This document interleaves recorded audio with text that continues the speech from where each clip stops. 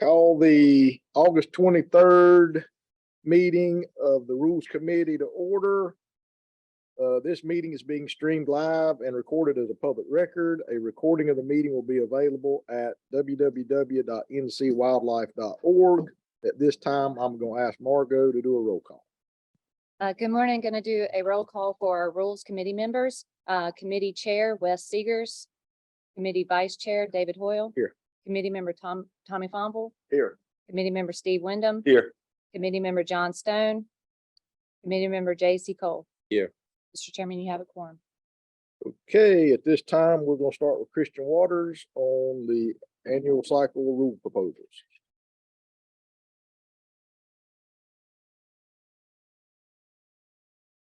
Good morning, Commissioners. Morning. So this morning, I'm going to first present to you the inland fisheries rule proposals for the 2024-2025 season. We have 17 total proposals, but I've tried to organize them so that we can move through them pretty efficiently and have grouped some of them together. So the first proposal, the first several proposals are deal with trout. The first two deal with boundary changes. This would simply change the boundaries due to posting against trespass. The second trout proposal is actually an addition to what was presented to the Fisheries Committee. It was a last-minute addition because of a request of a landowner who was fairly adamant that we take immediate action. So it's the delayed harvest trout waters on the Little River in Allegheny County. That individual wants the portion of the water that is adjacent to their property removed from delayed harvest trout waters. They're not interested in it being in public mountain trout waters, and they have already posted against trespass. So what we are proposing in this instance would be to remove that section. I think it's 1.3 miles section that would be adjacent to that property. The remaining 1.2 miles would be reclassified to hatchery supported trout waters and would connect up with a section of water downstream of there to make a more extensive area for hatchery supported trout waters. The next trout proposal basically just simply removes wild trout waters from the Watauga River in Watauga County. Broken record, but it's been posted against trespass.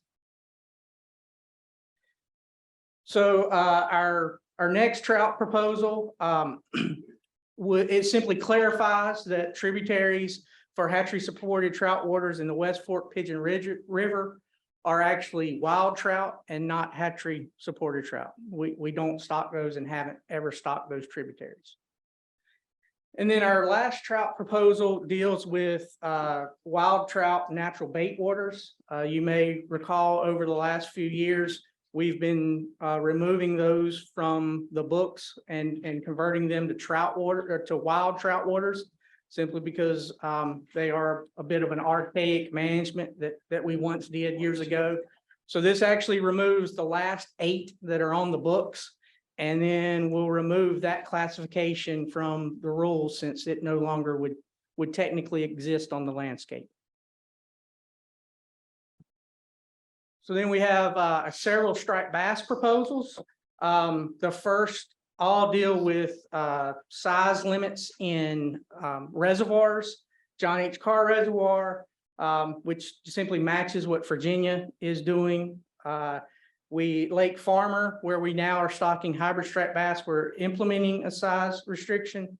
And then Mountain Island Reservoir and Lake Tomilax, where we no longer stock hybrid striped bass, we're removing that size specific restriction. For striped bass in the Neuse and Tar rivers in particular, and including the Pungo off the Pamlico in the Central Southern Management Area, we are basically codifying in rule what was put in place by proclamation back in 2019, which basically closes it to harvest. And that's been in place, like I said, since 2019. This actually just formalizes it in rule. We have only one largemouth bass population, and it removes the protective slot limit from largemouth in Sharon Harris Reservoir. I have one for American Shad, which deals with the Yadkin River, which because we're moving, actually Duke Energy is moving shad above Blewett Falls Dam. We, for restoration purposes, we are prohibiting the harvest of American shad upstream of Blewett Falls Dam. And in addition, we're clarifying that the rule that is already in place on the Roanoke also addresses tributaries. We have one crappie proposal for crappie, I should say, and it would remove the limits on Ramsor Lake. Christian, when are they gonna start the trap and truck at Blewett Falls? Do you know? Yes, sir. So the plan was to start this this coming spring. They may do some pilot work this spring, but they've pushed off the bulk of it till 2025. So then Muskie, we have one Muskie proposal. It would add the Pleasant Grove floodplain slough to the rule we already have on the books that prohibits harvest. That's a new restoration floodplain area that's been done by one of our partners. Flounder. So this is a permanent rule change for flounder. I know everybody's interested in talking about flounder. I'll talk about the current season later today, but this wouldn't go into effect until next year. But basically what it does is brings us in conjunction with what Marine Fisheries is doing now, which is 1 fish per day harvest for flounder. That doesn't include commercial, does it? No, that would just include that would ultimately apply to our waters where there is no commercial flounder fishery, and in joint waters where it would be hook and line only. Thank you. So then the last two rules I have are new rules, but they're the topics and the subjects aren't new to most of you. Real quick, a very quick background. We have joint rules in place with Marine Fisheries Commission, and in those joint rules, specifically 10C 0106 and 03Q, which is Marine Fisheries Rules 0106, it says that the Wildlife Resources Commission, our rules as they apply to our waters apply to hook and line fishing in joint waters. And that has been something that's been in place for a while. We've been working on that for a while to clarify that and make sure everybody understands that. We actually proposed these rules a couple of years ago. At the time, Marine Fisheries Commission asked us to not move forward with them, that they wanted to work through it with us and come up with a better solution in their mind, I guess. And those efforts have failed to date. So what we're proposing at this point is to bring this back and to clarify what our role and authority in joint waters is, to basically reaffirm that. And so there's two parts of this rule. The first part of the rule deals with what are considered inland game fish, regardless of where they're found in state waters. And so this would be 0801, which would be a new rule. And it simply would affirm the Wildlife Resources Commission's authority over those certain game fish species that are when they're found in all public fishing waters. And then it clarifies as the size and creel limits. And it also confirms that it's can only be taken by hook and line, can't be collected by a commercial fishing operation, and then also you can't change the appearance of those fish because they all have size and creel limits. And that would clarify and apply in joint waters what already does apply in joint waters. It would just be much more clear to everyone involved, partners and constituents. And then the second piece of that rule actually deals with all other fish that when they are caught by hook and line, reaffirms that we also have authority over those. And so those fish, when caught by hook and line, our size and creel limits would apply. And we have made restrictions on some of those species that cannot be sold if taken by hook and line. And we also have clarified again that you can't change the appearance of a fish that has a size or creel limit. And like I said, all of this would simply reaffirm our authority, which we are already trying to exert in joint waters. And that's all I have for fisheries. Any questions? If not, I'm gonna do endangered threatened species. Sure. Brad had a question. Oh, So these new rules are just new language to clarify what's already in the rule. correct. Right. Yes, sir. Yes, sir. The way it works right now is that the rule, the statute and rule combined would say that the rules we have on the book, size and creel limits, apply in joint waters. But it requires that extra step of understanding that happens. What this does is it clearly firmly says the rules in 0301 or 0300 and 0400 apply in joint waters. Reason for this is that certain people or entities either didn't understand or claim not to understand the Yes, sir. existing rules. Yes, sir. Yes, sir. And the lack of the effort to move forward delineation. of Yes, waters. sir. Yeah, We, we did everything we could. We followed every guideline we got from the governor's office. We followed every guideline that we had tentatively agreed with the chairman of the Marine Fisheries Commission. And then, and, we all, keep beating the dead horse here, but we did everything we could to keep them moving forward on this path. And we got absolutely no cooperation from Marine Fisheries Commission to move forward. So we are clearly moving forward with our statutory authority. Yes, sir. In lack of, or in lieu of, meaningful negotiations and delineation of waters that would have removed joint waters at coastal waters and inland waters, and we could have resolved this overlapping conflict. Yes, sir. And I would say that this may not, and as you'll see this afternoon when we talk about flounder, probably will not completely rectify this issue, but it is what is on the books and what I would say is not just our authority, but our responsibility for regulating. Tell me about altering a fish. So simply, that's a scenario where if a fish has a size or a creel limit where an officer would have to identify it and be able to measure it, you can't cut it up. You could maybe take a fillet off of it or something like that, but you couldn't cut it up so that it would change it so it couldn't be identified or measured. Or take the fillet off of it and put the carcass back in the water. Yeah, well, I think that would be a different violation, but that would be enforcement. Any other questions? Okay, well, on behalf of Brad, whether he likes it or not, I will do threatened and endangered species rules because it applies to both fish and wildlife.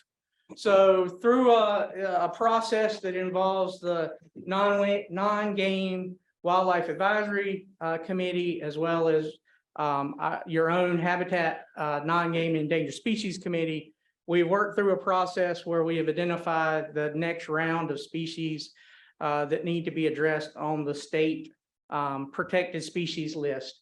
And in this case, there are actually, I think, 5 species that we are planning to, yes, there's 5 species that we are planning to move forward with. It would add rusty blackbird to the threatened list.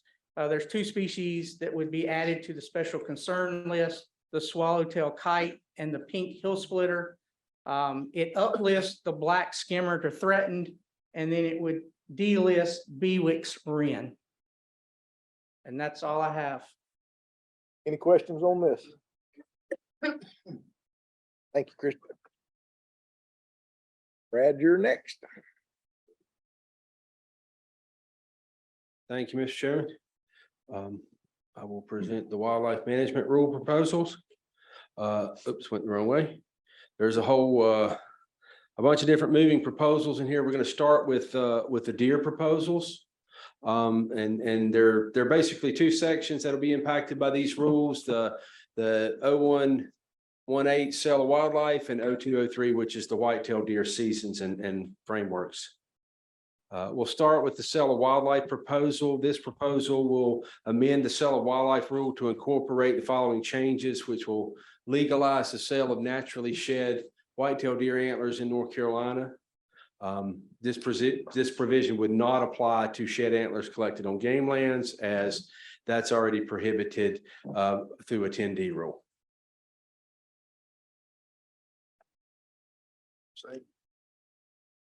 We'll do it now. Let's go ahead. Questions? Let's just we'll do Keep it going. at the end, Okay, yeah. go through the deer rules. So now we get into a lot of the moving parts with the deer rule. This is the whitetail deer season rule. The first rule number 2 in your package is to amend the deer rule to incorporate the following changes. This is the change to the Western season deer frameworks, basically. The first would be shift the timing of the framework to move black powder season and the Western seasons from October to November. And under this proposal, that time frame for black powder would open 2 Saturdays prior to Thanksgiving. So we would shift the black powder season into November, and it would open the 2 Saturdays prior to Thanksgiving. Then some changes to the either sex portion of black powder season. Since the black powder season would now, under this proposal, would encompass the week of Thanksgiving rather than having the first week of black powder be the either sex season. We're proposing in those counties that just have 1 week of either sex season for the black powder season, we're proposing that the second week, the Thanksgiving week, be the either sex week for black powder. And then this proposal would open the firearms deer season on the Saturday after Thanksgiving and would extend through January 1st. Deer proposal number 3 addresses either sex seasons primarily in the Western season as well. It will introduce a 1-day antlerless gun season on private lands and increase the antlerless black powder season from one day to 1 week in Cherokee, Clay, Jackson, Macon, and Swain counties. And this would be the first time, well, at least in my career, that we would have an either sex season. But the deer populations are doing really well on private lands in those counties. Under the new season proposals, the first Saturday of firearm season, which would be the Saturday after Thanksgiving, would be the either sex day in those counties. So not only would deer season, gun season open on the Saturday after Thanksgiving, it would also be either sex. And then the second Saturday of black powder through the following Friday would be the Thanksgiving week, would be the either sex week in these counties for black powder. It also increases the antlerless gun season on private lands in Buncombe and Henderson County from 1 day to 1 week. And of course, that doesn't apply to the special part of Buncombe and Henderson that are full season either sex, which is that area around Biltmore State, Biltmore Forest, in that area. I've been that way for years. And then it'll increase the black powder season in those 2 counties from 1 week to 2 weeks. So the entire black powder season will be either sex in Henderson and Buncombe. And then the final whitetail deer rule is one that we did not introduce in July with the big game committee. This came a little bit later. Travis came to me and asked if we could, Travis Casper, the chief of the Wildlife Education Division, asked if we could address these youth hunts. And just for a little backstory on these youth hunts were established when we first started doing youth hunts, especially when they were outside of the normal deer season. And so at that time, the protocol was to actually create a season in the deer rule for these 3 hunts. Well, now we no longer need to do that because we've got other provisions that we can conduct these hunts through our permit hunt program and the like. So we don't really need that established in rule the way it is currently anyway. Pulling it out of rule, which is what this would do, gives us more flexibility. One of the requests that the Education Division had was that of late, we have not been filling all the youth slots in these 3 hunts at Lewis Creek, Warriors Creek, and Mountain Island State Forest. These are all over in the northwestern season. And so one of the requests was to allow us to fill the vacant slots that didn't fill with youth hunters with hunters from our R3 hunter initiatives and get newly recruited hunters, making it available to them. We can do that through our permit hunt system. So the proposal here is just to strike that section that establishes those hunts in NCAC rule and just let that be administered through the hunt program. So go ahead, Dave. One quick question. Yeah. So is youth 18 and under or 16 and under? It's 18 and under, right, Travis? Because that's the way it's defined now in rule. Under 18. So if you're 18, you're not. You're not 17 and 17 and basically it's 17 364 and you are. yeah. Okay. But we've more and more as we've moved along, we're not filling all those youth slots. And so that one of the things requests we get from our hunter mentoring programs, and Travis can speak to this later if we need to, and those kind of things is opportunities to say, hey, you went through this new hunter recruitment program, you can apply for this hunt. And then get those folks out there hunting as well. And so this is a really good opportunity to do that. So the first step is just get it out of rule because we don't need it in rule anymore anyway. And that's the end of the deer proposals there, Mr. Chairman. Okay, anybody got any discussions? Steve Windman. Thank you, Mr. Chairman. I don't think we need, Brad. I'm opposed to anything. If you're selling a deer part, I'm gonna let the chairman sell jerky. So we need to take selling sheds. I think that's a bad idea. Just go ahead and table that one. I just get it out of the new rule proposal. Yes. We're doing fine with what we're doing with it now. I don't think we need to do anything else with sheds. Everybody got any other suggestions on that?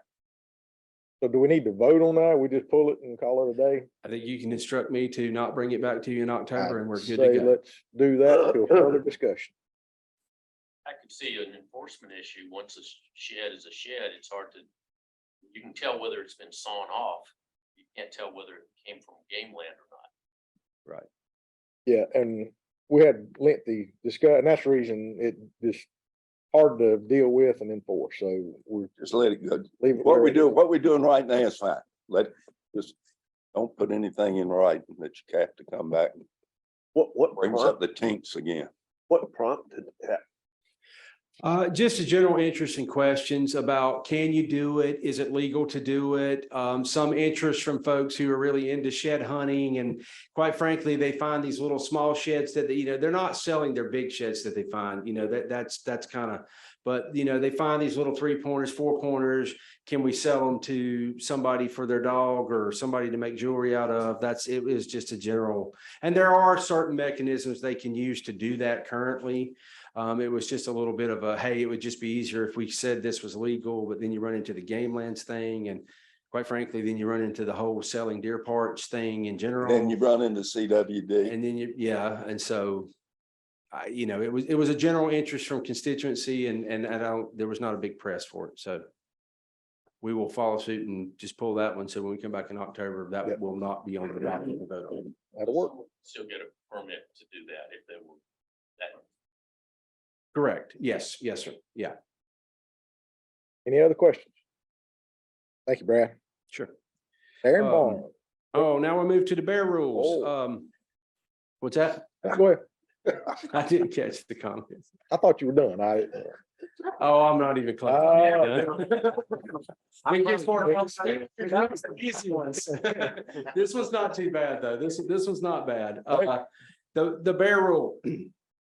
As you might remember, when we presented the ideas in July to the committee, we were going to take those ideas out to 3 different forums, bear forums with bear hunters to discuss the ideas. We did that, had excellent turnout at the forums, a lot of comments, a lot of dialogue. So we did adjust a little bit of what we're going to propose for the bear seasons, but not significantly.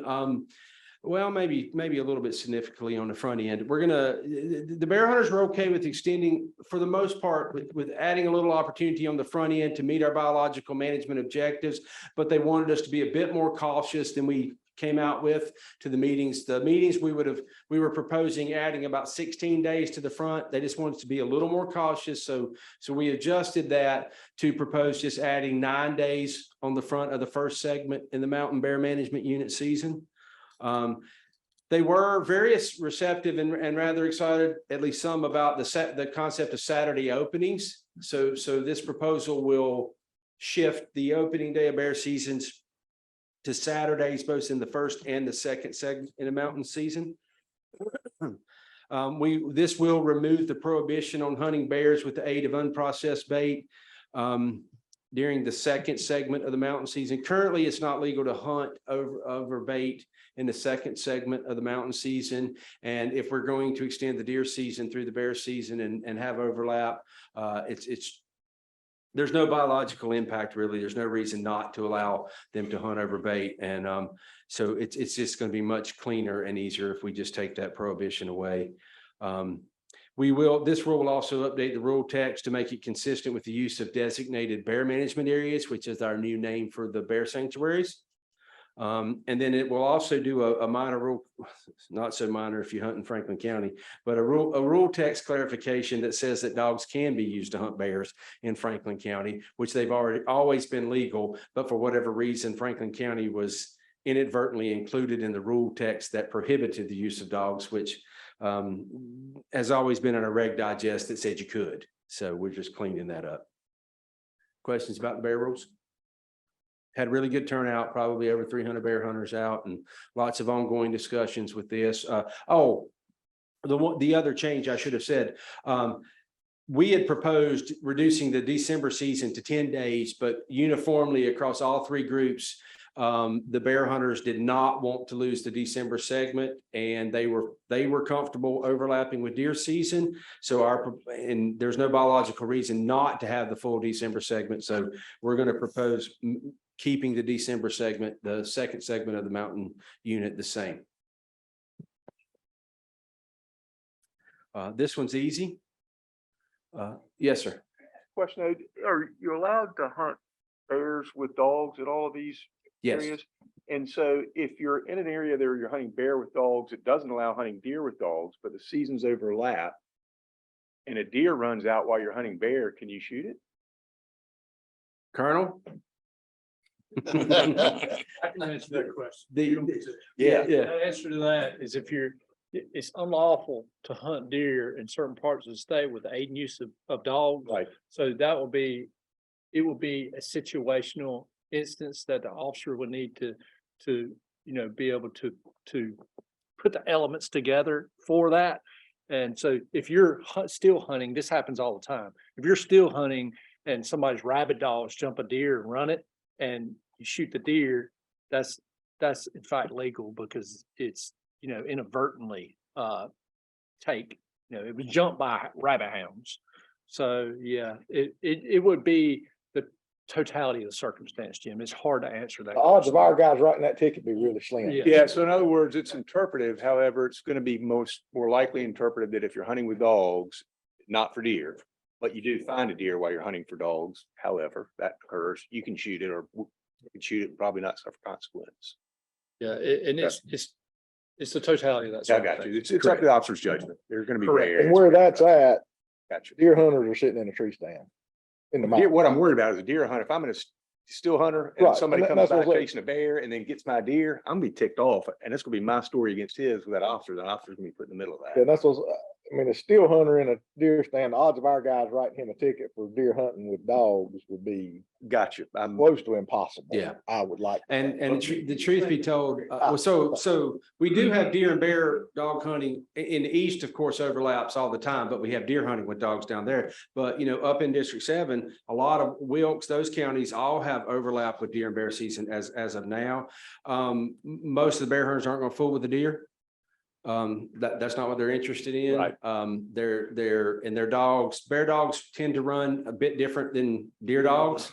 Deer dogs are pushing deer hard. Bear dogs are just trailing the bears. They'll be bumping deer around. So, but I don't see a huge conflict with that. And the bear hunters that I spoke with, they're happy to work with deer hunters and maybe make bear hunters out of some of the deer hunters. As a couple of comments that I heard, but it will be different in really in District 8 and District 9. It'll be something that we haven't seen in a number of years with the overlap of deer and bear season. But quite frankly, that's the only two places in the state that it doesn't occur right now. So they seemed the bear hunters seemed very comfortable that they could make this work.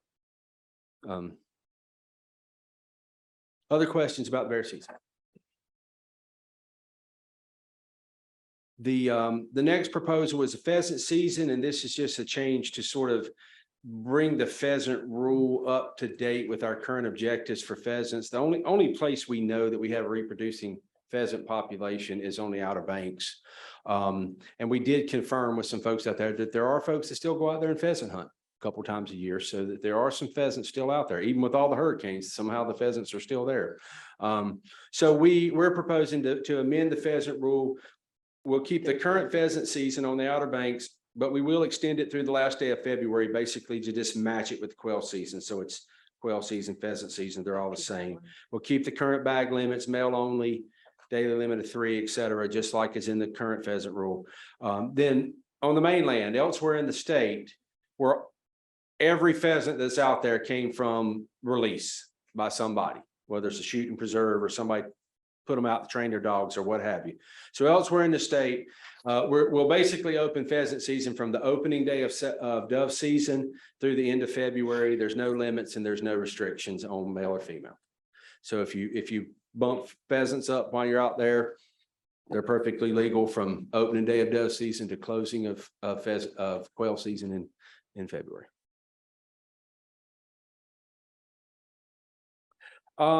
As a result of our communications with the bear hunters over in these forums, one of the things I realized, I hadn't really put 2 and 2 together, but I realized when we got over, especially over in Macon, that they really wanted to retain that December bear season, but it was less about bear hunting and more about hunting pigs, feral swine in the historic wild boar areas of Nantahala and that part of the state. For those that don't know, the boar have been established over there for 100 years now. They were escapes from a shooting preserve, a hunting preserve way back in the day, and they've been established on those areas, the national park and the national forest for years. And even within my career, wild boar were a big game animal where you had tags and you had to check them in. Now that's shifted over time. We've changed them all to feral swine. There's no closed season on private lands. But one of the uniform things I got asked at the meeting in Macon and the meeting in Waynesville was to extend them because currently the way that the game land rule reads is you can only hunt feral swine. Well, the feral swine rule itself reads, you can only hunt feral swine on game lands where you can hunt either deer or bear with dogs. So on a game land where it's not legal to hunt either one of those with dogs, you can't hunt pigs with dogs. So, but also in the game lands rule, the current overarching rule says you can only hunt pigs with dogs during a deer or bear season. And they were very irritated with that. They wanted a little extra opportunity outside of the bear season. I talked to Darren. We talked about Nantahala, which is the traditional wild boar national forest. That's where the pigs are. It butts up against the Great Smoky Mountains National Park. So we're going to propose basically striking some of that stuff out of the game lands rules and putting it into the feral swine rule, and then fixing it though so that the commission can allow the use of dogs outside of deer or bear seasons on specific game lands by specific game land rules. For this particular proposal, it would be to allow we would amend the Nantahala game land rule to allow hunting with feral swine. Hunting with feral swine is already legal on Nantahala in January and February, just not with dogs. This would let them hunt with dogs for the month of January on Nantahala National Forest game land only. No other game lands in the area. You're expanding dog hunting, I guess, jurisdiction. On game lands, 1 month. Yeah, So- and on that one game land. Why just that 1 month? Just to work into it, see how it plays out, how it works. There's so there's a lot of issues with feral swine, a lot of moving issues. We don't necessarily want to expand hunting on game lands where we don't have a long tradition of feral swine hunting or wild boar hunting is what those guys call it over there. So this was an effort to work with those hunters to give them 1 more month of opportunity. Bear season goes out January the 1st. And, you know, they can hunt pigs for the month of January. We get into issues with forest road closings as you move into the winter and different other things. So my recommendation was let's test the month of January and see how it goes on that game land. Good. Any other questions?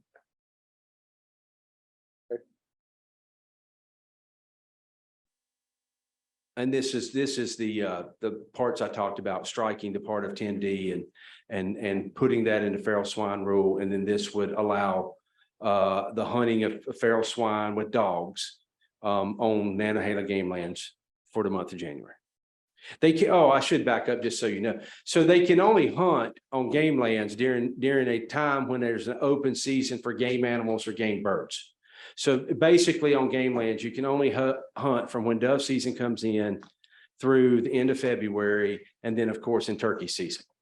So everything else is you can't hunt on game lands because there's no open season for game animals or game birds. So this would just allow them to hunt with dogs for one more month. Now for the one with all the moving parts in it. This is our effort, as we mentioned in the Small Game Wild Turkey Committee meeting in July. This is our effort to try to really clean up our rules associated with controlled hunting preserves, field trials, and dog training. There was a lot of confusion in those rules, contradiction in those rules. So thanks to a committee we put together that represented wildlife and law enforcement, we tried to work through this and really simplify and clean this stuff up. So the first thing we're going to do, since controlled shooting preserves, field trials, and dog training are actually regulated activities, they're not hunting seasons. They're currently in the 10B section, which is typically our hunting season section. So we're going to strike all that out of 10B and move it to 10H. That's just a simple strike it and move it over here.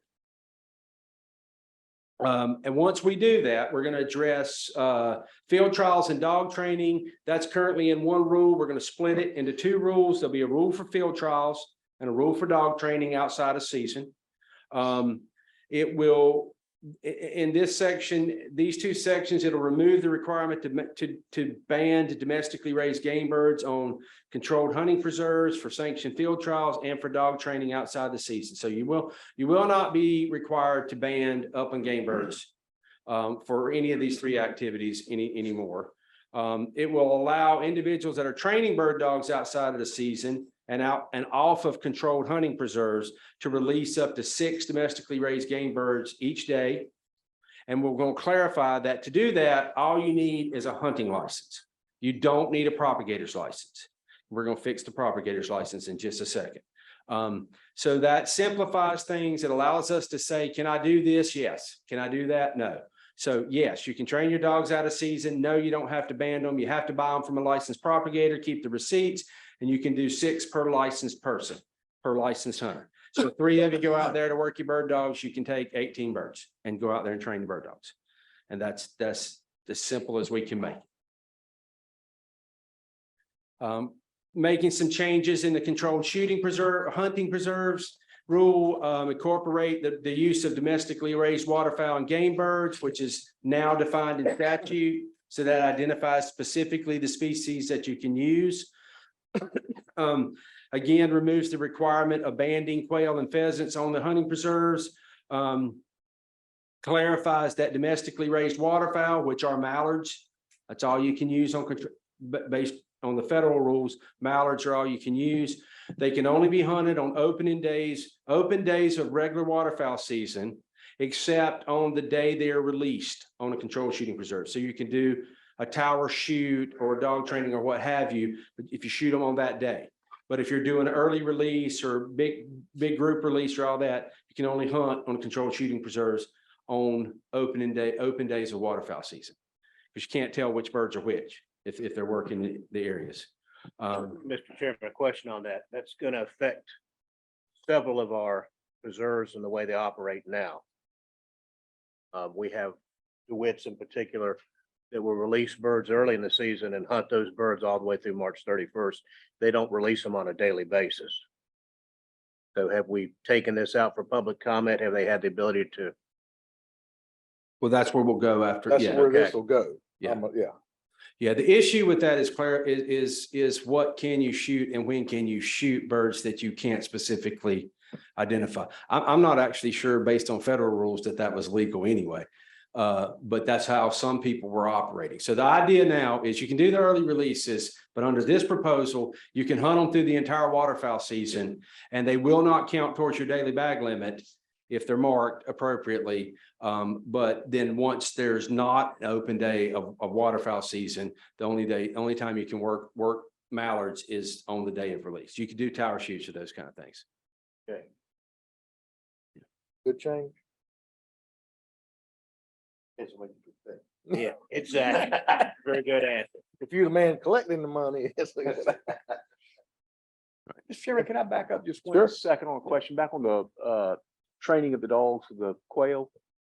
Help me understand how we got to a limit on how many birds you can release for training and how we got to that number 6. We use that number because that's the quail limit, bag limit per day for wild quail, if you were hunting wild quail. So the concept of having a limit of quail per licensed hunter who is training their dogs, that's the number that we picked to use. And we'll take that out to public hearing, and I'm sure we'll get feedback on that. Personally, I think that number's fine. We possibly could use a few more birds per hunter. If you go too much further, then basically you're circumventing the controlled shooting preserve rules. Because you're putting out a bunch of birds, basically. You're not training dogs, you're going to hunting. Right. You're going to hunt quail. So if the concept is training dogs, then whatever that right number is that keeps us out of, you probably shouldn't be going out there and releasing 25, 30 birds and then training your dogs. You're just having an afternoon quail hunt on some property without going through the shooting preserve process, really.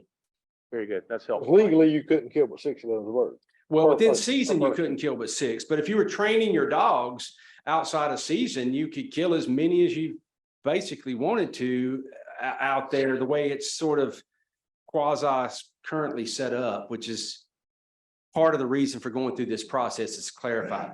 Now, one of the things we are proposing, just to follow up on that, is to reduce the acreage limit on controlled hunting preserves from 100 to 50, and also significantly reduce the signage requirements.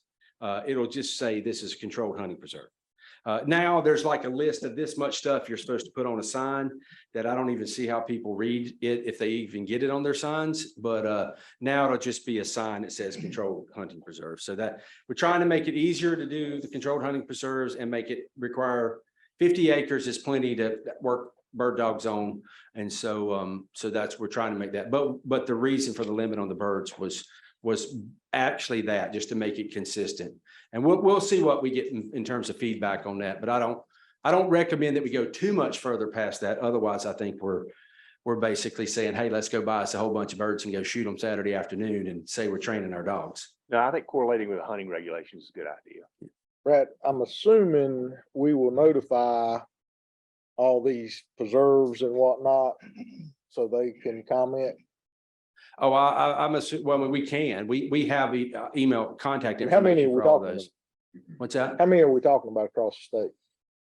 I don't know if Ballpark. I don't know if I've got any, do you have I really don't even, a bunch. Got 5 or 6 right down my area. There's a lot, I don't know that there's a lot of them that are doing it. But I think that's a fairly small. Where I'm Oh, going with that Darren's is, back not, It'd be relatively easy. Make yeah, it aware. Absolutely. I don't like catching people off. I don't like to be caught off guard, and they tend to think we're trying to sneak something in on them. Right. So It'd be relatively. bring them to the table. Let's get their input so they don't feel like we tried to sneak something under I the table. mean, most of these changes are for the better for them. They still have to keep their records that they've always, no changes to that, but no banding, reduce the acreage size, all that stuff is really, the only big change would be to those limited number that do early release mallards and then hunt them. Extending past the opening day to waterfowl season, shooting ducks in March is, you can shoot them as long as they got their band on them or whatever, then you're good. But what do you do when you shoot one that don't?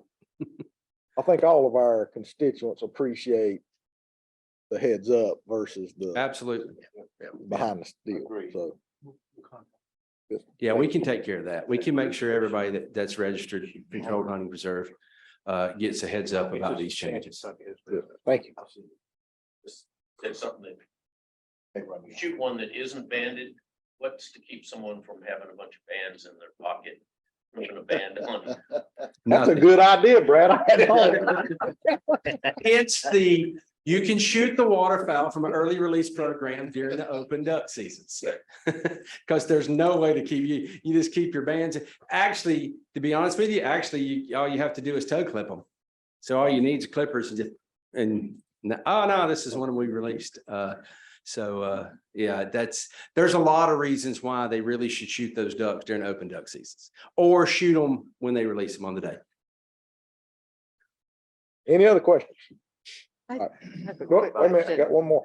This might be more of an enforcement question, but That- the federal always regs are a little murky there. Aren't they with mallards that are put out? I think what US Fish and Wildlife tell you, you just better be right. If you shoot one that's not, you're violating the law. Same thing with the bait and everything with the whole hunting for. I think that's kind of where we're trying to go with these rules to protect that. Right. Wild duck best not fly over a hunt reserve. In March. March.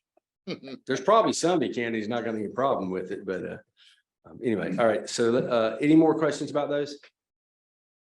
And of course, we're certainly available to continue to discuss these before we get to October and firm these up, but we're really trying to clean these up. Propagator's license, we took an effort to really clean this one up, and basically, and I'm not going to go through this, it changes all the things that we changed before. Make sure it's clear that all you need is a hunting license to train your dogs out of season. The only thing you need a propagator's license for now is to propagate upland game birds and sell them. That's it. Right now, there's a whole list in rule. You to sell them, release them, transfer them, blah, blah, blah, blah. We're just going to clarify, if you're raising upland game birds and you're selling them, you need a propagator's license. Otherwise, you don't need one. All you need is a hunting license. And then this one pertains to wildlife control agents and wildlife control technicians. And this is just simply clarifying in rule that if your license, if your WCA license is suspended, you can't come back and apply as a technician and keep working. If one gets suspended, both are suspended. So you can't do that. We actually had that occur a couple of times where an agent got their license suspended and just joined up with somebody else as a technician and kept working. So, which was not hard on people. which is not really the purpose of that. So. Brad, before you move on to water and action, I just Yes, got a question that text to me from somebody listening. Let me give it to you. What is the basis for removing the banning requirement of domestic upland game birds? It doesn't really serve a purpose anymore.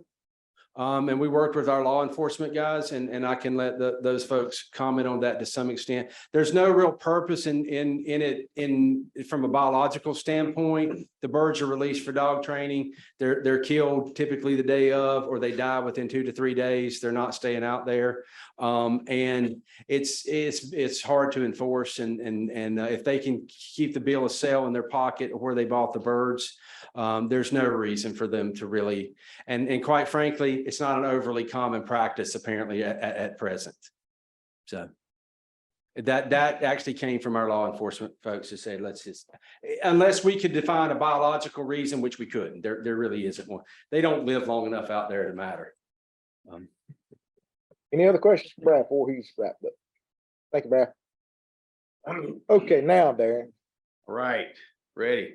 All right, we're going to go through our 10 land and water access rules, and I'll go quicker than Brad. I'd hate to think you couldn't. That's right. All right, so we are first 5 that have deal with game lands usage. Our first proposal is from law enforcement. They want to just change the language where it says under the influence of alcohol or any narcotic drug to under the influence of an impairing substance as defined by the statute. So allow us to regulate that more efficiently on game lands. Our next rule addresses Dover Bay game land, and we're going to prohibit target shooting on that game land because there is a problem with that there.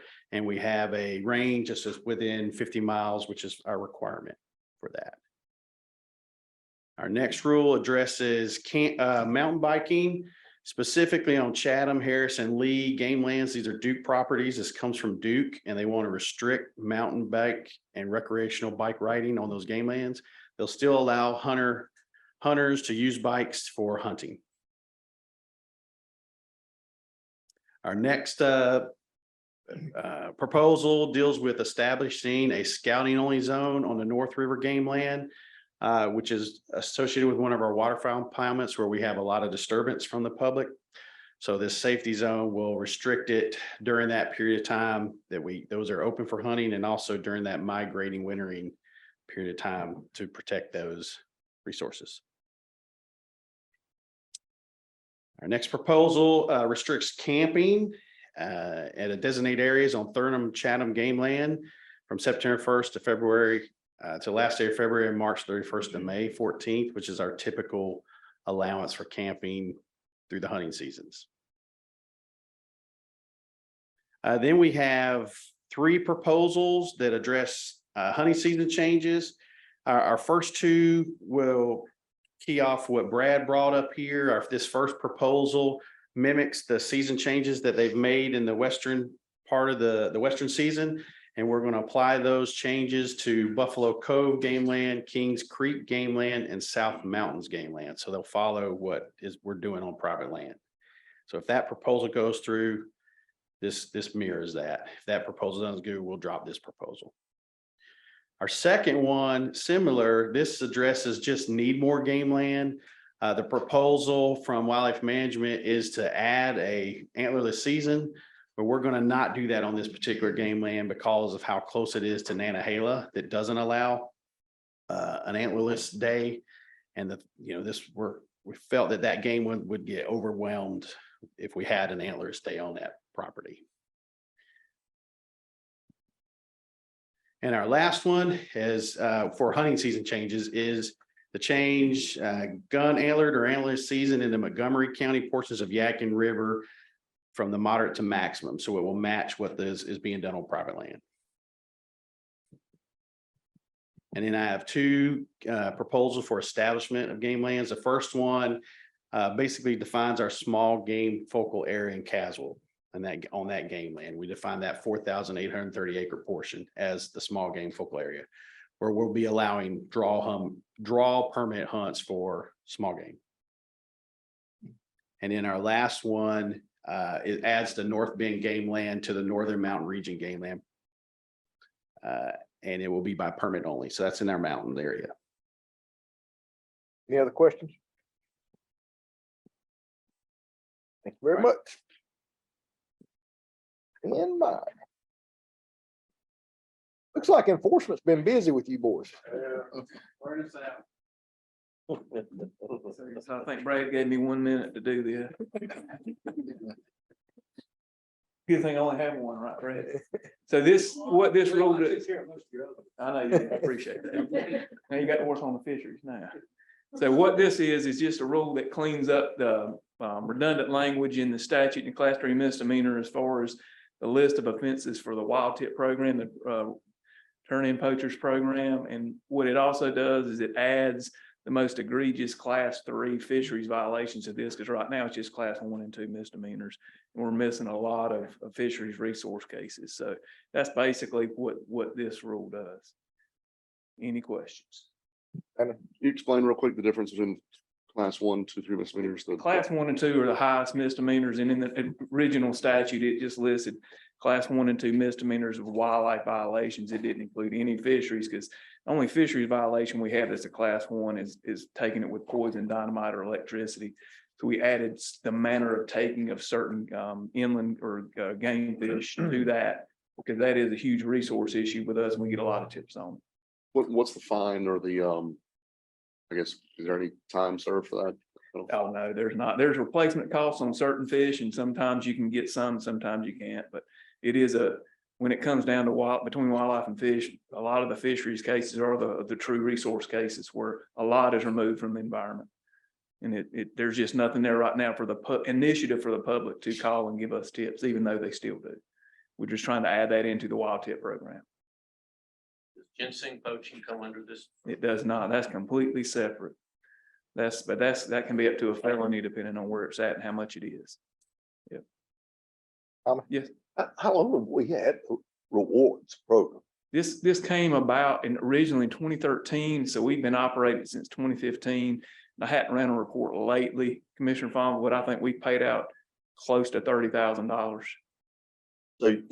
So it's relatively successful. It is. Is it widely known by the public? It is, it was on all the license stock, so everything's on there, everything, we put it out on social media. Until we changed our website, there was a floating tab on there for it. It's that you can text, you can send a online tip form in. So we send those out. We're in a transition period with software vendors, so that's kind of a holdup right now, but it's been successful and moving since 2015. Good. Yep. Any other questions? Thank you very much. Thank you, man. Gary? Good. All right, I'll go as quickly as possible here, but I've got some new rules to discuss. Care you take as long as you want. Thank you. I don't know. Did Margot, are they on here? Okay.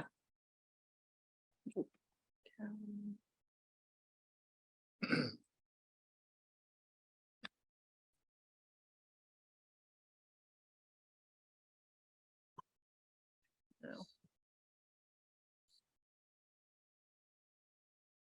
All right, well, let me just go ahead and start while we find them. So the first thing is proposed amendments to fishing and boating access areas rules.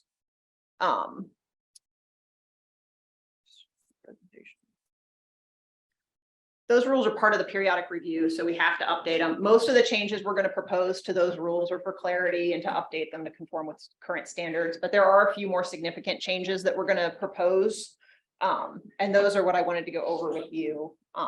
So they're not on there. Okay. So in the first PFA and BAA rules, that's our definition rule, right? So that's where we define public fishing areas, we define boating access areas. Currently, there's a definition for each of those things. We've simplified them to just say that they are properties developed and maintained for either the purpose of fishing or launching and retrieving vessels. Currently, the way we do things on the ground, we have some non-motorized vessel launches that are classified as public fishing areas. We are proposing to make two classifications of boating access areas, one for non-motorized and one for motorized, so that we can call all boat launches boating access areas. So that's one of the big changes that we're proposing to make for clarity. We're going to repeal two of the rules because they're requirements on ourselves to put signage up for the public. And then the last rule in that package, we just made some major organizational changes to it for clarity, but we added some detailed requirements for requesting a permit for events on boating access areas. And then we are prohibiting concessions on both public fishing areas and boating access areas. There's not enough space in those parking lots to set up hot dog stands and do all that kind of stuff. So we're going to propose just saying it's a no-go. And that's the changes for those rules. Are there any questions on those ones?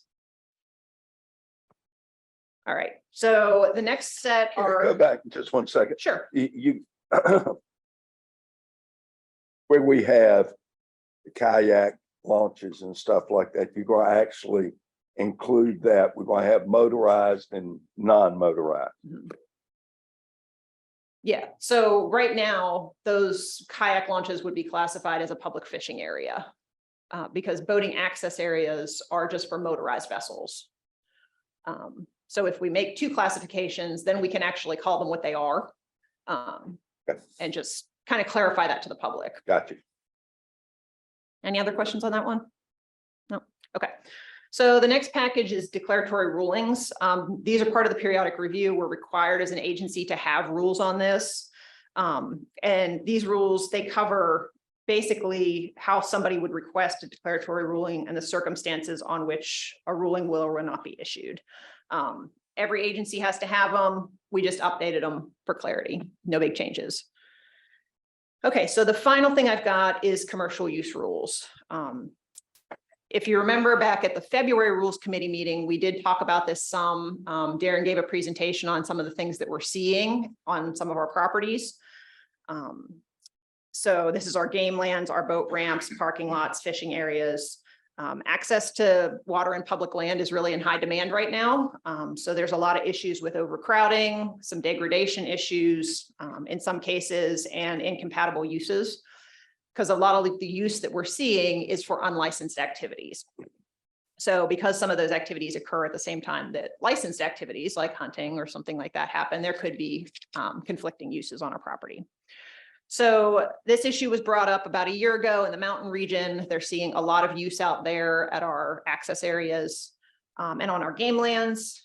And so we went out, staff went out and met with some of these folks that are commercial users.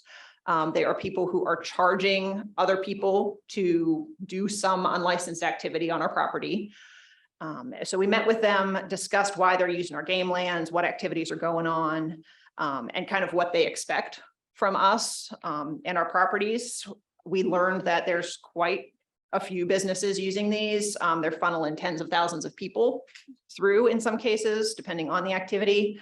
There's also a lot of big events occurring. And folks were really surprised that we don't charge anybody to be on there, especially folks who are making money from bringing people. So we drafted up some rules. We sent you all those rules to take a look at. I do want to go through a couple things because we're at the part in the process where we need to do a regulatory impact analysis and a fiscal impact analysis. And so we want to make sure that we have the fees right and that we are kind of classifying these things appropriately. So can walk through these pretty quickly. We've got 3 rules proposed. The first one is just a general description. It defines commercial activities, commercial use, and commercial events. Sets requirements for the information that we need to obtain to give someone a permit to use our activity or our access areas. And it sets fees for commercial use permits and event permits. So the fee for a commercial use permit would be $100, and the fee for an event permit would be anywhere from $50 to $250, depending on the number of people at the event. In addition to that, it establishes a $3 per person fee for each individual participating in the event. When we spoke to some of these commercial users, that's how other agencies have it set up. There are 2 different ways to do it. They either get charged a flat rate per person to bring people onto the property, or they get charged a percentage of the total amount of money that they make. We determined based on our capabilities that a per person fee would probably be the easiest way to do this. So we would propose a $3 per person fee. Question? Yeah, I'm so off base here, and that's why I'm hesitant to ask, because I know this is not relevant, but I got to understand. When we're saying event, for example, why it has to be an event? No. So no. what's the difference between that and any other thing we do? So that's a licensed activity, right? We already collect money from those folks. This is for unlicensed activities. So an event would be like a mountain biking race or a triathlon or something like that, where they're coming onto our property for some other kind of activity. Thank you. Does this include that, what was that crazy? Tubing? Yeah. Tubers, yes. Yeah. Yep. So because they stage people on our property, then they send them out, then they pick them up, they would be included in commercial use. How about, does that allow them to dam it? Like, I know there's a lot of trash and stuff to pick up. Are there any fines and? So that is actually part of our rules in the commercial user permit rule. We have specified that they are responsible for cleaning up after themselves. And what if they don't? There's a provision in the general rules that says we can revoke the permit. They're subject to also prosecution. So the permit is just to be able to keep up with who's there, when they're supposed to be there, so we can. What they're doing, it hold them sets accountable. and sets some parameters on them. So if they want to hold an event at the start of deer season on a heavily used game land, we can be like, whoa. We have something going on. You guys, it's not a good idea to be out here. We can't issue that. By requiring a permit, are we opening ourselves up to any liability? Is there some expectation that we have to have these properties maintained or managed to a certain level? So when we discussed that with them, we told them we will not be providing additional amenities. Our properties are what they are. You are welcome to use them. Most of the folks who have set their businesses up around them will continue to use them because there's some feature that they really like. In terms of liability, we are requiring them to certify liability insurance. So that's covered in these rules. You had two charges that you went over first. You said an event charge and then a use Commercial charge. use, yeah. Yep. So you're gonna charge what for what? An event up to $250. I'm just taking a number. Yeah, so you're you're in one category or the other. If you're bringing out people every weekend, then you're a commercial use. So you would get a commercial user permit. If it's a one-time thing, you have an event on this weekend, then you get an event permit. I got you. Yeah. Thank you. Any other questions? Does everybody feel comfortable with the fee? We will do an impact analysis to figure out what kind of impact this is going to have, and you'll all see that. But I just want to make sure that we're good to continue with rulemaking. I think we've done a good job of what we charged you to do earlier this year. All right, that's all I've got. Okay, thank you very much. Anybody have any other additional topics? Comments, questions? If not, we'll adjourn.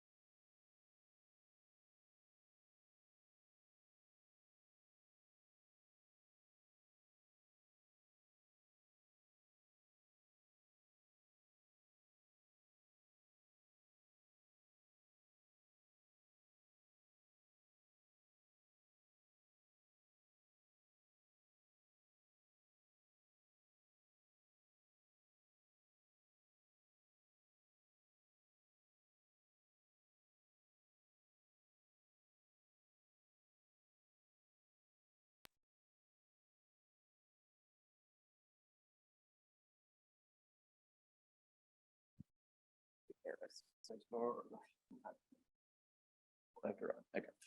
morning. Morning. Thank you for allowing us to come, have the opportunity to speak this morning.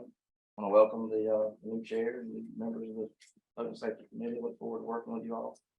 Thank you, sir. Learning a lot together. Amen. Thank you, Betsy. I just want to start off this morning and present some of the boating safety program updates for the law enforcement division and what we've done mostly for this year, but looking back on some previous years as well. Just want to start off by some of the methods that we use to promote safe, responsible boating, which is part of our mission. And it's a large part of what law enforcement officers do annually. Some of the things that we do is provide boating safety education in classes and programs. We do pre-launch safety checks, and we'll talk about those a little bit more in detail. Proactive law enforcement by different methods, media outreach, and a lot of personal contact. And I will say that in my career, 26-year career, that it's always been my belief that boating law enforcement is probably the most hazardous thing that law enforcement officers do for the Wildlife Commission. It's very dangerous. And I do want to emphasize the hard work that the enforcement officers put in the elements and conditions that during the boating seasons with the heat and things that we have. So some of the outreach, we've worked very closely with the CMDE team. We feel like we've been joined at the hip here lately with a lot of the programs that we've been doing to provide fast and accurate information and utilizing the different media outlets that we have. Some of the things that we've done this boating season, officers have conducted over 67 media interviews. That's either with local media outlets. As you can see, here's an example of conducting an interview at one of our events. We've created some safety campaign videos to put out on social media, some press releases to a lot of the media outlets about the events that we're doing. And I'll explain some of the events in more detail. I've created social media posts on multiple platforms such as Facebook, Instagram, Twitter, YouTube, LinkedIn, those types of things to try to reach as many people as we can to promote boating safety. I think it's very important that we utilize every aspect of our resources to be able to reach the public to promote these programs. We've created the Wake Responsibly campaign, which is a very popular sport these days, is the wake boats for wake boating. The Preserve Your Life webpage was created, and that's a PFD or a life jacket awareness campaign. And then we've created multiple homepage web banners to promote these programs. All right, so we talked about the pre-launch safety checks. If you're not familiar with what a pre-launch safety check is, it's basically where officers set up a display at one of our boating access areas, usually on busy weekends where we can reach as many constituents as possible, to look at their vessels and ask them permission to be able to inspect their vessels prior to launching and going out on the waterways. This allows an opportunity for the officers to educate the public on the things that are necessary and needed before they're reaching on the waters and going out to maybe be checked and be cited for violations. It's a very popular campaign. I think we've probably been doing this 15 years now or more, something like that, 10 or 12 years. So just looking at some of the numbers from those safety inspections, and usually the officers set up for a couple hours at different places and it's random types of checks.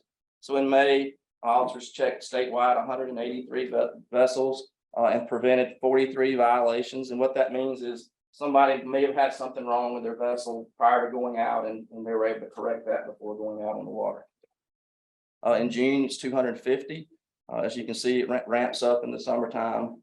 47 violations were prevented, 206 in July, 44 violations, 66 in August so far, 17 violations. So overall, 705 boats were checked, 151 violations were prevented.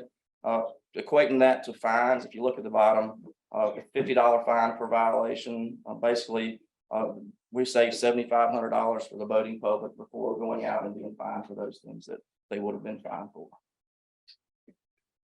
Is Yes, sir. there one more common failure of the boaters one more common violation? Most of the time, it's like a safety equipment. Fire extinguisher. Life jackets, fire extinguisher, not charged or not having one, those types of things. Numbers missing, some of the things that, that they would get stopped for, registration, maybe an invalid registration that they're not aware of, so it varies. Thank you. Yes, sir. If a person says, hey, yeah, come, I'd love for you to inspect my boat. Let me see what I got. And you go in there and you inspect it and you find like there's a fire extinguisher that's lost its charge or something minor violation, not minor, but a violation like that. Are they then, you don't write them a ticket, obviously, you just tell them that they've got to get that fixed, but they can't go out on the water until they do get that fixed. Is that correct? That's how we recommend Okay. that'd be correct. Yeah, that's what I. And they know that if they do go out there, they're subject to be cited or warned, whatever. Okay. it is. Thanks. Some of the educational campaigns that we talked about, and these are some of the signs and things you will see around some of the access areas. You'll also see them on the web pages, just promoting some of the campaigns, and you can look through those and see some of what those are. A lot of our campaigns revolve around life jacket wear, because that's one of the things we see as the most hazardous things on the water. One of the fun things that we do to reach as many children as possible to promote life jacket wear is officers, if they come across a boat, they have children on the boat wearing their life jacket, they basically give them a ticket for getting caught wearing their life jacket. And what that ticket is a free ice cream cone from Sonic. So we've collaborated with Sonic to promote that program, to provide ice cream to kids that are wearing their PFDs. So that's, as you can see, that's probably been one of our most popular campaigns. That is great. Is there an age limit? No. Big kids too. Yeah. I wanted the same thing. One of the campaigns that we do annually is called On the Road, On the Water, Don't Drink and Drive campaign. And that's a collaborative effort that we do with Highway Patrol and other partners to kick off the boating seasons, to promote the awareness of operating while impaired on the waters and on the highways. So some of the weekend totals, and that was the Memorial Day weekend. We worked a detail at Lake Wiley for that weekend. The weather was not very good for that entire weekend, so the numbers were pretty low as compared to recent years past. But as you can see, we had 163 officers working that weekend, had contacted 455 vessels, issued 129 boating citations, 3 boating while impaired charges. The highest of those boating while impaired was 0.10, 207 warnings, 22 media contacts, and 413 non-boating violations. We had 3 boating incidents that weekend, which are could be anything from damage to vessels sliding, anything that constitutes a boating incident. And that's a big campaign that we do with Mothers Against Drunk Driving, as well as a big promotion through the Department of Forensic Testing for alcohol as well. You had a question? Hey, Mr. Chairman. I know in years past, we talked about BWIs and how they relate to a DWI in your driver's license. Sure. Could you explain that, I guess, again? Because I get asked that question. And Absolutely. I'm not real clear. Your boating, your driver's license doesn't extend to boating. So it's not tied to your operator driver's license for the highway. So there's no implied consent. There's nothing that would revoke your driver's license for operating a boat while impaired. Like points on your insurance, any of that? No, not for driving, no, sir. All right. The only thing that really could be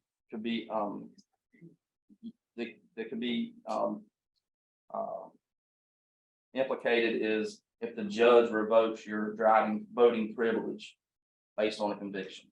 So your privilege to boat could be revoked by a court order. So that's some of the things you'll see that are common for boating while impaired charges. So basically it's a fine. How would anybody know that if you don't really have a license to boat anyway? Know that there's a boating while impaired charge. That what we do, awareness campaigns, the promotions, the education, everything that we do, just the same as, it's obviously a boater's responsibility to know the laws when they go out on the water. And it's the same thing, but we do as much as we can to promote the awareness campaigns for operating while impaired. Perfect. Thank you. Thanks. Yes, sir. I'll just add, one of the advances that we've made with our new licensing system is our law enforcement app that'll hold everybody's licensing information in it. And we'll also be able to link into their criminal histories. And so we're going to be making some great improvements with our law enforcement app through Go Outdoors. Even though there's not an actual boating license that you have, if they go and run a check on you can see that your voting privileges have been revoked. Yes, that comes my question. I'd like to ask. Those. Good. And this is just a picture from one of the events showing the collaboration between the different agencies. We typically hold a media event prior to these large events to promote the awareness. And we work closely with our media folks in promoting those. Another one of our operations is Operation Dry Water.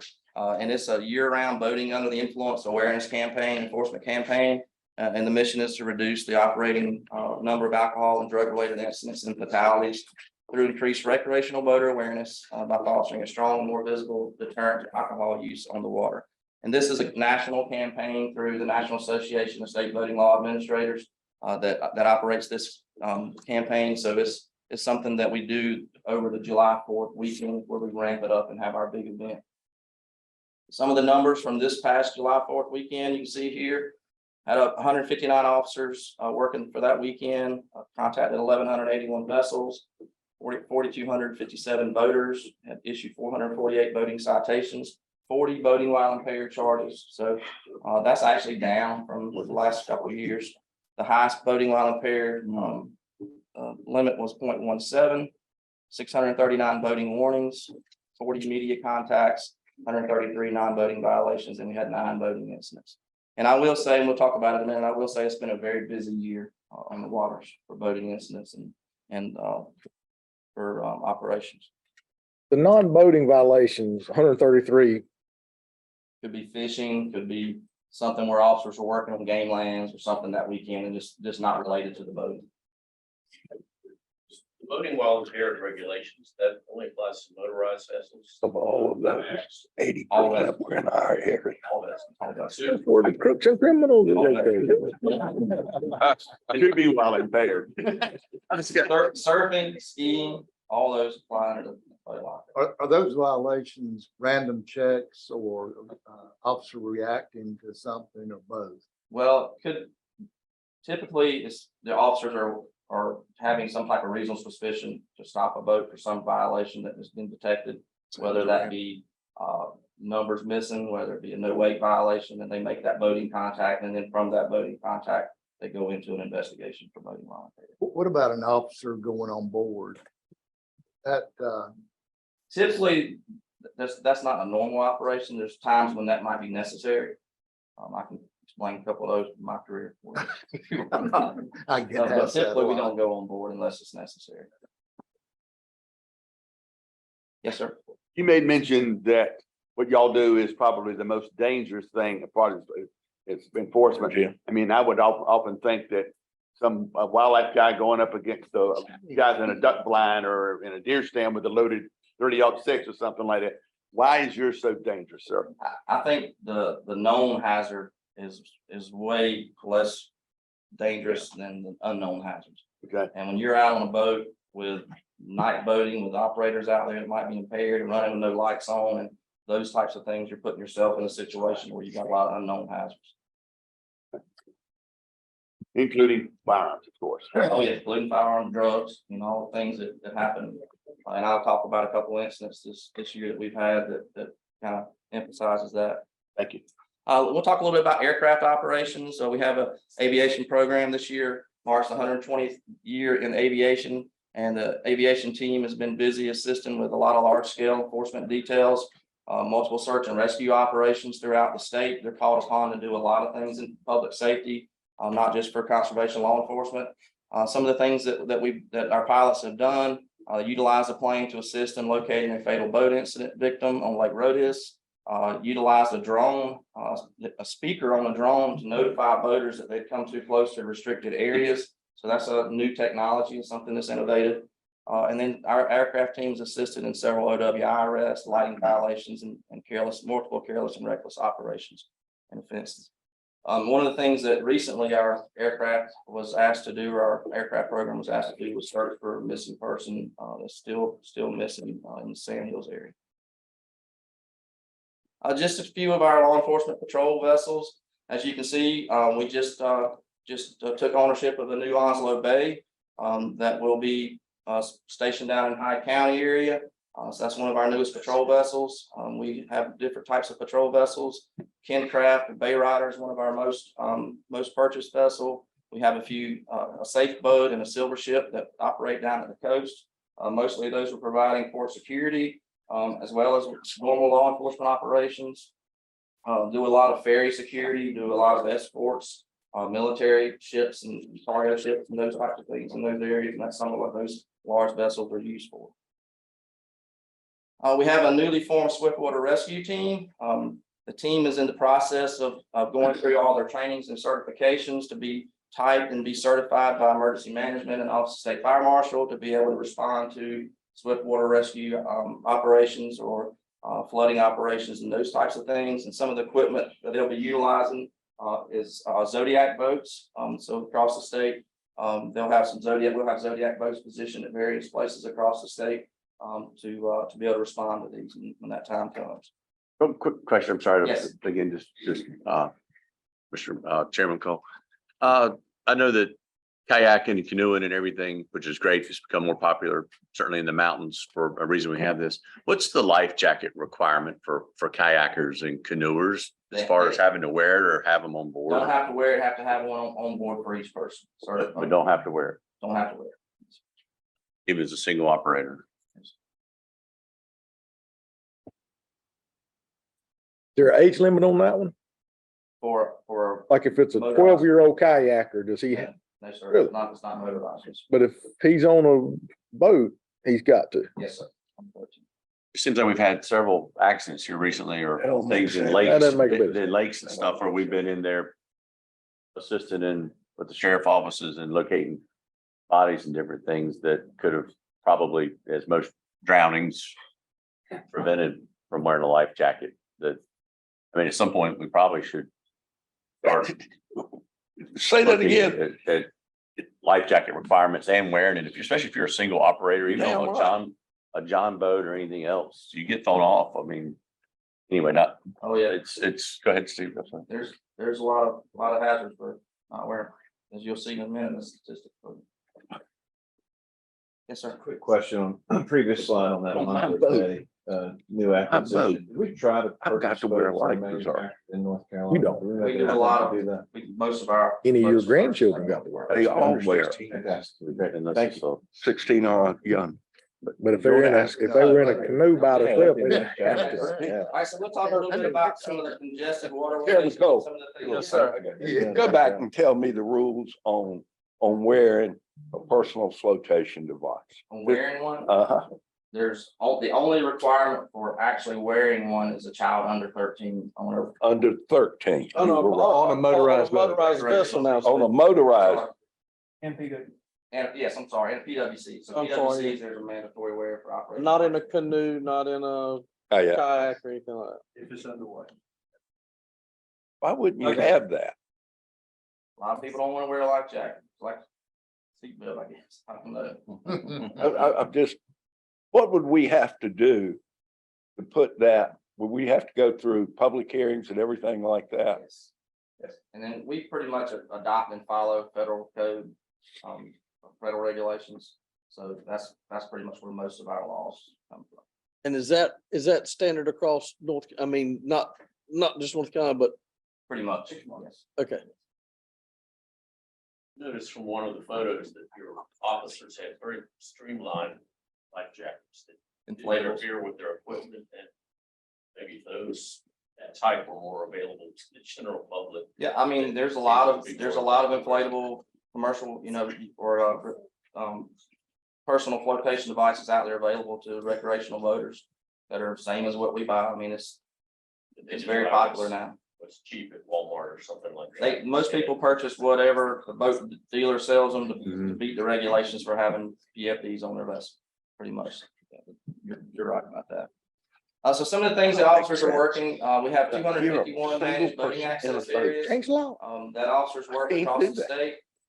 North Carolina has over 5 million acres of water, that officers, we have under 200 officers pretty much out there patrolling these areas. Last year, we had 153 boating incidents resulting in 20 fatalities, and I'll talk about some of the current year statistics as well. And only 4 of those incidents reported any use of a personal flotation device. So majority of the fatalities and the accidents, the drownings and those things, people do not wear personal flotation devices. Not wear it. And this is a common photograph here that we see now across the state. Busy weekends. I think this was at Bogue Sound. It was an event down at Bogue Sound. So this is very common that you see on the waterways. All right, so some of the annual boating statistics over the last 10 years, you can see some different things. This year to present, we've had 93 boating incidents, which is actually down from the recent years. 12 fatal boating incidents. So that's some of the numbers that we're looking at. 153 boating incidents last year, 20 fatalities. So that number's down. And we hope, some of the things that we're doing, providing those safety campaigns and the education is contributing to that. So as you can see, we have over 400,000 registered boats in the state of North Carolina now. That's a lot of boats. So you can see there's a lot of things out there that officers are facing when they're working.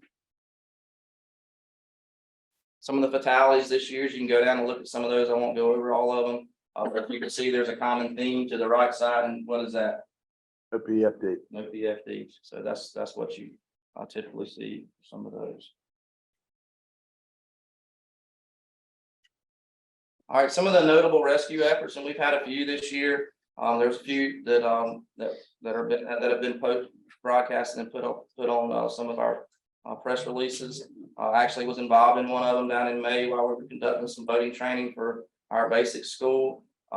We had a vessel that basically started to swamp and capsize within about 2 minutes. I saw that vessel on plane, and within 2 minutes, that vessel was almost underwater, completely flipped over.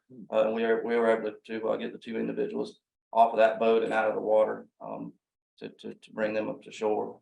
There was an incident that happened down on Noosa River. Officer Sergeant Daniel Kennedy was off duty, responded to a call of distress and was able to go out in some pretty rough conditions and rescue 5 boaters and their 2 dogs.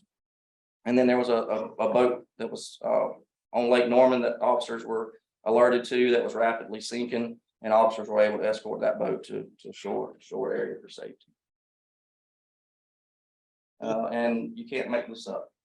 So there's a lot of things you see out there, when you're out there on the water. And I will go back and talk about a couple of things as well. We've had a couple of incidents in our boating access area this year, where officers have been involved in some other situations with the public as well for some other efforts.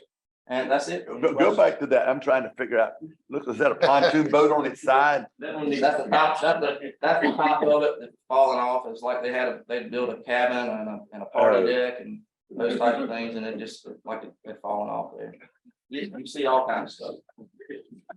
So people got a crowd right there in the shade. They're still having a good time. Oh, yeah. That looks like Town Creek. Town Creek.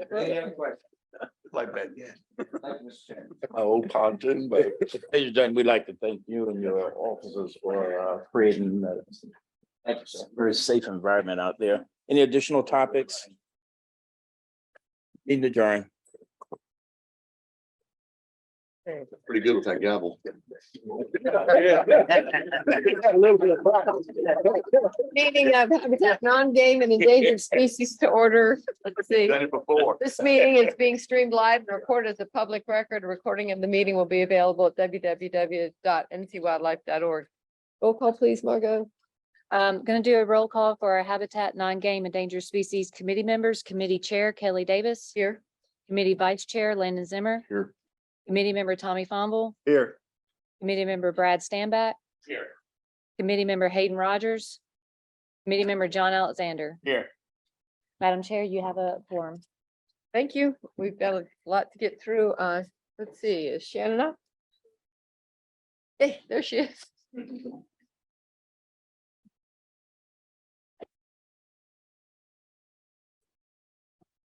Good morning. Morning. You all remember that at your last committee meeting in July, you were asked to consider 3 nominees that were recommended from the Non-Game Wildlife Advisory Committee. for the Thomas L. Quay Wildlife Diversity recipient for 2023. And you were all asked to vote, review those materials, and based on the votes from the committee members, the recommendation was for David Allen, who is, you may recall, is a former Wildlife Commission employee, but when he was originally submitted, there are some criteria for our award that we do not nominate Wildlife Commission employees if they're nominated while they're employees of the commission. So this nomination period, he was not, and he's still within that 2-year window. And you guys, the committee voted to recommend him for full commission consideration. So staff recommends that for the committee report out tomorrow, that you take that vote result to the full commission for consideration for the 2023 Thomas L. Quay Award. Okay, we'll do that. Thank you, Shannon. Okay, thank you. Okay, next up, Rachel or Michael? It's first? Michael. I'm just Okay, gonna, thank you. it's my pleasure to introduce Michael Fisk. Michael has been with the commission since 2013. He's served in positions such as the District 5 Assistant District Biologist, our D4 District Biologist, and then our Sportfish Piedmont Research Coordinator. In 2018, Michael joined the Aquatic Wildlife Diversity Program as our Eastern Coordinator. And with that, I'm gonna let Michael take it over. Thank you. All right, thank you very much. Yeah, just want to highlight some of the work that we've been doing with 3 species in the eastern region. The Carolina Mad Tom in the top picture, the yellow lance in the bottom left, and the Tar River spiny mussel in the bottom right. And just want to emphasize, I'm highlighting, I'm going to tell you a bunch of different projects that we're working on, but not go into a lot of detail. And so if y'all have questions about any of that later on, please get up with me or Rachel. So getting right into it. So the 3 species I'll be talking about are highlighted in red there. In the tar Neuse basins, we have multiple federally listed species. And the tar River spiny mussel, the Carolina Mad Tom, and the Neuse River water dog are all endemic to these basins here. So for these species, their distributions are mainly up in the Piedmont in these 2 basins. There are historical collections in the lower upper coastal plain, but those are largely gone now. And really, the upper tar is where the stronghold for all these species are occurring now. A lot of the species have dropped out of the Neuse as well. And so with their distributions, we kind of break those up into 5 different management units for these species. We got the Fishing Creek management unit up in the top right there, Swift Creek, and then the Tar River management unit. And then down in the Neuse Basin, there's a little river in the Swift Creek as well.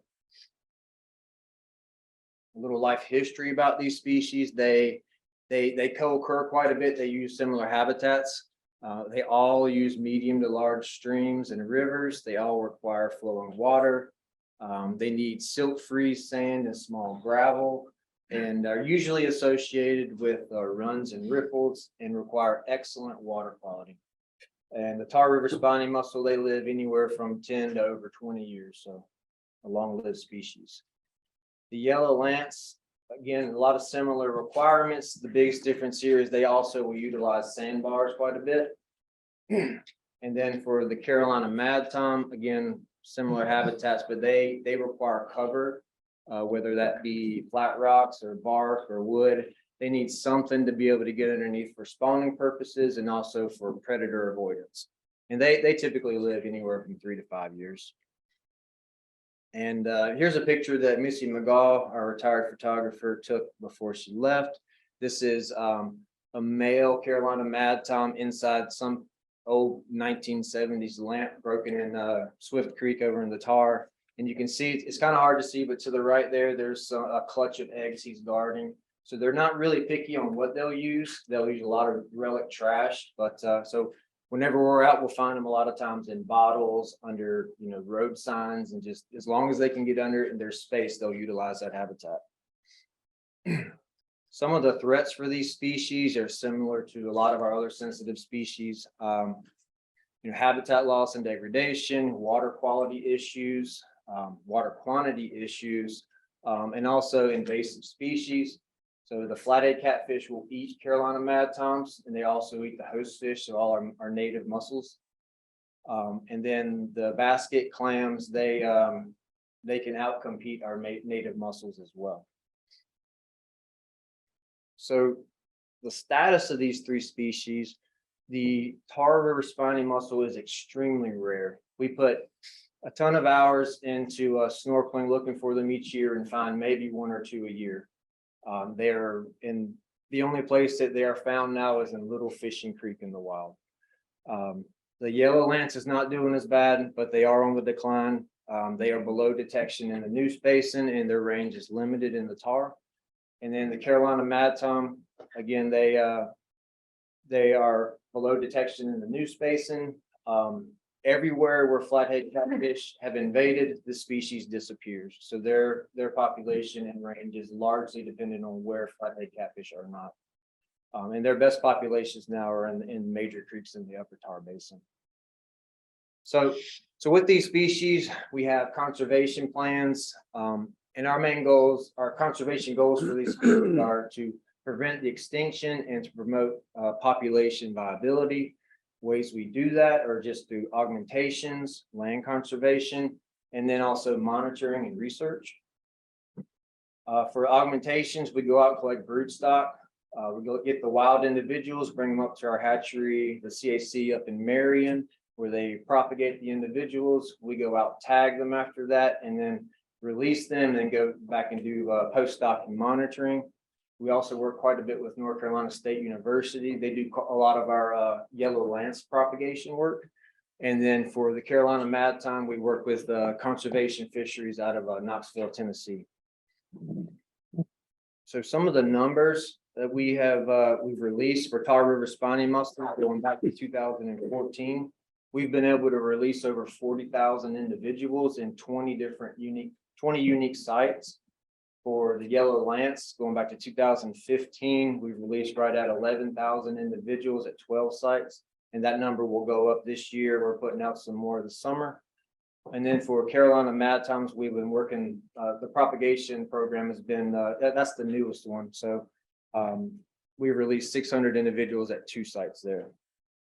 It's just a pretty picture of Carolina mad toms that Missy McGall took for us as well when we're releasing them last fall. Now, is that a mature one or is that a baby? That's a juvenile, yeah. So how big will it get? That's right there is about 50 to 60 millimeters, and they'll get to well, like 3 or 4 inches. 5 inches is a big one. Okay. So they're really small fish. Thanks for saying inches. Yes. So where do we put these individuals? You can see in that Fishing Creek Management Unit up there, the top right, we have the majority up there just because there's really good protected land. There's suitable habitat, and that's where a lot of these species are thriving anyways. We also have some in Swift Creek. The Tar River has a few. We're adding more to the tar with yellow lance this summer. And we've also been able to release some tar spiny mussels down in the Little River in the Neuse Basin. So with these augmentations, we like to go back and monitor them, looking for survival, growth, gravidity in the mussels, and recruitment. See how successful these augmentation sites are. And for the Tar River spiny mussel, we've been able to kind of check a lot of these benchmarks. There's a question mark there for recruitment. We haven't found any obvious recruitment yet, but we have picked up some individuals last year that we're still awaiting some genetic results to tell us if they're propagated. They're recruited from propagated individuals. With the yellow lance, we can check all of those boxes. We have some augmentation sites where we see all of these things happening in recruitment. And then for the Carolina mad tom, we have not done the evaluation yet. We're going to go out in September and do the evaluations at our 2 augmentation sites to see how they're doing. So for land conservation, you can see there's a lot of land that's been conserved, especially in the upper Tar and that Fishing Creek Management Unit. And then zooming into that a little bit closer, the dark green there is actually WRC game lands. So we piggyback and utilize a lot of the land that's been conserved for game lands and find suitable habitat there and be able to develop or to have augmentation sites there. You can see at the bottom right there, the brown color, the polygons, that's other state land that's in conservation. So like Tar River Land Conservancy easements and state parks. And we've worked quite a bit with the Tar River Land Conservancy and been able to create augmentation sites on those as well. So as I mentioned, there's a lot of game lands in that Fishing Creek Management Unit, over 40,000 acres. Big picture here, there's a lot of easement land as well. Two main points I want to make here is that, the Tar Basin has a ton more land set aside in conservation than the Neuse Basin. The Neuse has just a fraction of the land set aside right now. And also, our efforts, the Eastern region and the Aquatic Wildlife Diversity Group, we play a role in kind of identifying habitats, but we're also able to benefit greatly on all these other lands that are other divisions in our agency, as well as, other state agencies and conservation groups that they set aside land, and we're able to utilize those for some of our species restoration work. Getting into just highlighting some of the research that we've done. We have some long-term augmentation sites that we've been monitoring in Little Fishing Creek for Tar River spiny mussels and just collecting tons of data. These are really intensive surveys every couple of years, really to get a better understanding of stocking densities, overall success, and just lead to more informed decisions for our future augmentations. We're doing some Tar River spiny mussel fish host work, where we're collecting fish hosts, that potential fish hosts, pulling Glaucidia off of those gills and working with our geneticist Heather Evans to genetically identify those. And this has been really useful in just helping us to kind of get a better understanding of factors that are influencing recruitment and just an overall better understanding of life history of this species. We've done some macroinvertebrate surveys we're using those as indicators of water quality and trying to develop some thresholds that'll lead to more informed augmentations sites that we select. And also working to how to manage beavers where their range overlaps with some of our sensitive mussel species. Beavers are great, but they can alter the mussel habitat, and so we're trying to find ways that we can deal with them in these areas where we have co-occurrence. And then we do a lot of work with the universities, especially NC State. We've got multiple projects going on with mussel health, working with a graduate student on a mussel health indicator project with multiple species in our region. There's a parentage-based tagging project with Tar River spiny mussel and yellow lance going on right now. So that's very similar technology that y'all probably heard about our coastal striped bass stocking program. And then also there's a water quality fish host project that's kind of coming up in the next couple of years. And we also work with Georgia Southern on a genetics project right now that's describing the genetic diversity of these species here and looking at differences between basin and between watersheds. So just real quick in summary, some of our augmentation work, we've been able to spread out a lot of mussels throughout the landscape, especially for Tar River spiny mussels where they're really only found in one location right now. We've been able to spread those out, reduce the risk of extirpation for that species. And so now that's the short term. Now we're looking long term. We're going to continue to monitor wild and augmented populations, identify suitable habitats, and then address factors that are impacting all these species. And these are all going back to our overall conservation goal, just trying to prevent the extinction of these species and promote population viability. Moving forward, we do have several species that we would like to move forward with safe harbor. So they will be on the horizon. So be looking out for those. And there we go. I'd like to acknowledge all these folks here that have played integral parts in all the projects I mentioned and all the work that we've been doing. So with that, I'll take any questions. Sir. Yeah, thank you. Nice, very nice presentation. I guess with trying to promote these, I guess, different threatened or endangered or classified species for the next 100 years. I mean, there is a plan to, get them to back to, I'm just thinking about the magnificent ram's horn, for instance, ram's horn, is that right? Yeah. For one of them. I know they're only in captivity right now. And I mean, there's plans to get these things to multiply, put them back out there, grow, find new habitats for them if they aren't currently available. That's, I mean, with every threatened or endangered, that's the plan to get them back out there. Yeah, that's the plan for all our species. Yeah, so I can't say that it's laid out like a decade by decade plan, but right now we're looking to establish self-sustaining populations and see what works, see how we can do that, and then replicate that. To build those populations, back up the way we like to go back and propagate and release into they're doing well on their. The ultimate goal of delisting, right? Of course. Yeah. We have a conservation plan, it's been approved for these species. And then, as Michael mentioned, these species, in order to really meet those goals, like magnificent ram's horn and delisting, will be the safe harbor in the coming years to create additional populations within historical rights. Jeff Harbor. Have we not put the magnificent ram horn? I know we've been preparing a site. Have we not released them back out in the wild yet? Not yet, we are close, but not yet. Where's the site? We can't tell you that, Steve. I know that, but where in Brunswick Castle? It is on WRC Game Lands and the Green Swamp Tract, of the Swain Tract of the Green Swamp Game Land. Gotcha. So the criteria from when you decide to do that is, I don't remember from the presentation, when you're gonna release them. Well, I'm gonna hit on this in some additional topics. Is that okay? We're waiting. I'll come back. Absolutely. All right. Certainly a charismatic species. I have a question about the spiny mussel, the tar spiny mussel.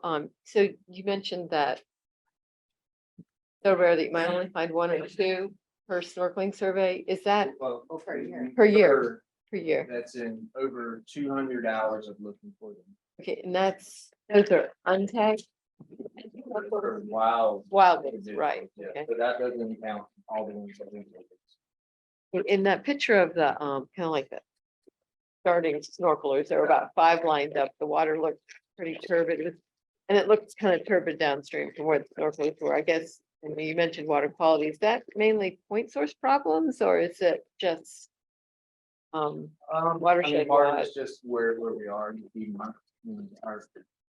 Everybody that comes, Heather came with us the other day and she's like, oh, this water looks horrible. I'm like, this is clean. What are you talking about? She was used to going up there to the mountains where it's just crystal gin clear. So part of it's just the region we're in, but there are a lot of issues. Agricultural influence, urban development, it does have its impact there. So it's not. I thought the water looked pretty good myself. Okay, sorry. It's a great slide. It's a great slide. Okay. So would you say that the work, in addition to augmentation, how much more conservation easement can be worked in that area? I mean, you said you've gotten quite a bit. What else can be done? I mean, there's a lot that's been protected, but we could use a lot more. There's more opportunity. Yeah, so we have over 40,000 acres of game lands up in that area, but that's not all riparian habitat. We could include more riparian habitat there. And there's plenty more to get. This will be important for safe Harbor, yeah. implementation. Any other questions? I would encourage when you get your first safe harbor implementation that you use that success story on our website or something to spread the word for more landowners. So we get one and we augment it. Let's tell people about it. Yeah, we have worked with CMDE and hopefully sometime today or tomorrow, our website for Safe Harbor will go live for the public. And so if we work out all the comments today, they might go up by lunch. So we definitely have that piece. So how long does it take to propagate thousands of mussels? So we go collect, so this year we've collected 2 wild tar spiny mussels. They're up in the hatchery now. Next year, hopefully they will reproduce. They will have those individuals all next summer, all the following summer. So we usually don't release them until the mussels are 2 years old. So it's a multi-year process. And then once you get them out there, it is a big lag time. Like I showed you, like we've been putting tar spinies out for a long time and just really haven't seen recruitment because it takes so long, because the juveniles stay down in the substrate and they're really hard to find. So how many, so like a breeding pair, how many do they produce in one cycle? So like, Yeah, Rachel Tar- probably better answer that question. for like something like Tar River spiny mussel, their brood size, potential brood size is like 5,000 to 6,000 larvae. And in the hatchery, only about 30% of those make it from the fish to the next stage. And then from there, another 30% make it to actual stocking. They got a tough life. Yeah, it's hard to do. Why I took an assistant chief.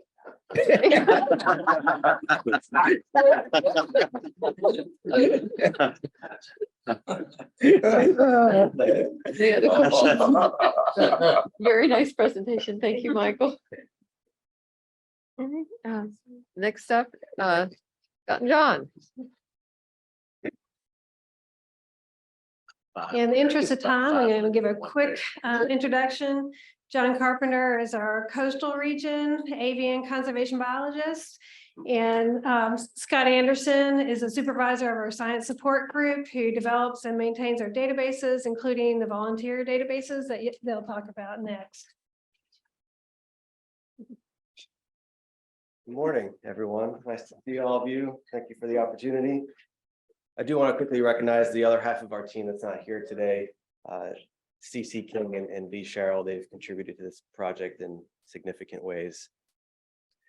So to start, it's been a while since we talked to you about this project, and this may be completely new to some of you. So I want to give, as quickly as I can, a little bit of a background on what we're trying to do here. The where, the why, the when, the how of an atlas. So we officially launched in March of 2021. It's a 5-year project. So data collection will go through March of 2026. It is a large-scale systematic survey across North Carolina. So we're trying to get into the far corners of the state as well as everything in between. And we're surveying for all bird species, so game and non-game. And we're trying to hit up all of the major habitat types in North Carolina. This work is being carried out primarily by 2 groups of individuals, volunteers. These are people who are just kind of our local birders in our community, as well as we are hiring some seasonal technicians. And those seasonal technicians are being mostly deployed in the summer months for about 2.5 months. So why are we conducting an atlas? So there's 2 main reasons. The first is to improve our knowledge about birds. If you read our wildlife action plan, there are lots of species that have what we call knowledge gaps. So we're trying to close the number of gaps for the most number of species in the shortest period of time possible. The results of this atlas will be, like for most atlases, are maps. So we're gonna have maps of abundance of these species, occupancy, distribution, and breeding status, just to name a few. We're also trying to build a community of conservationists from various backgrounds and groups. And Scott will get into that here in a little bit. So North Carolina is way too big to survey the whole state, so we had to break it up into more manageable, sampling or survey units. So we decided to use this block system. So we created 937 what we call priority blocks. You can see here on the map in the red. And we're using a program called eBird to collect our data. And this is eBird's been around for about 20 years. It's well known by the birding community. They have a mobile app which makes data collection in the field really streamlined and I would say it's a pretty intuitive app. It collects your location. If you're moving around, tracks where you're going, calculates the distance you've moved and the time you've been surveying. So that's our primary mode of collecting data. And when a volunteer or one of our technicians goes out in the field, they create what we call a checklist, or it's basically just a survey of the birds that they're encountering during that specific time period. So they're documenting the species that they're finding in the field at that location. We're also having them count the number of individuals that they're detecting. So now we have a measure of relative abundance for these species. And the third thing that we're having them do is, and this is really what distinguishes atlasing from birding or even more passive bird watching, is we're having them document behaviors that they see. And these behaviors are oftentimes indicative of their breeding status in the state. So everything from possibly breeding, so a singing, maybe a singing songbird on a territory, to confirm. So if they find a nest with eggs. And you may wonder, well, why do we want that kind of information? Why do we want to document breeding? And I'll give a couple of reasons. So if an individual or a group of individuals is putting all that time and energy and resources into defending a territory, building a nest, raising young, like there's something likely important about that area, that site, that they would be doing that. So we may want to conduct more intensive researches after the atlas to learn more about it, or we may want to turn into a game land and protect it, or work with some of our other partners or land conservancy agencies to try and protect that habitat. The other reason is the phenology, the timing of these events, when birds are setting up territories or building nests, to see if there are any changes over time. Virginia, for example, just finished their second bird atlas, and they were able to use that data and compare it to with an atlas that they had conducted decades ago. And they saw significant shifts for some species, for many species, of building nests earlier or later in the summer. So that type of information will be really important for us for managing these species. So hopefully that kind of helps set the stage a little bit for what we're doing with this project. And let's get into kind of some of the results from where we're at now in year 3. So this is after our first summer in August 2021. The areas where you see no shading or where there was no effort done at all, no surveys were conducted. The light yellow represents less than 5 hours of effort, and the dark blue is greater than 40 hours of effort. So this wasn't, I think, surprising for us to see, like after the first summer, people are still learning about it. We're still trying to figure out how to manage. It's a big project. So a lot of the effort, a lot of volunteers are still concentrating around major urban areas where they live. So obviously still, we recognize room for improvement. And so we kind of fast forward to, we'll skip over 2022 just for dramatic reasons here, and we'll go right to 2023. So significant improvement, really filled in a lot of these gaps where we didn't have any data. Still concentrations around urban areas, but we're getting people out across the states. This is due to the technicians we're hiring for certain, but also just we have what we call as block stars, some of our volunteers who are just really going above and beyond, and we're getting them out into areas where they typically don't go, and they're just really helping us with data collection for this project. Here's a map of where all of those checklists or surveys have been conducted in the state. Again, just across the whole state, from the mountains to the coast. Lots of good coverage. Over 150,000 of those checklist surveys, over 2,100 volunteers, and nearly 120,000 hours of effort. And that's as of August 8th of this year. And on top of that, those technicians that we're hiring, these are skilled workers. They have we test them so they have a certain level of knowledge for bird identification. We have them doing what's called a point count. So that's a much more standardized type of survey. And they did over 2,200 of those across the state. And that's one of the main reasons for that, is to obtain density estimates for many species. So we can have almost a real abundant estimate, population estimate, and also for detection probabilities for many species.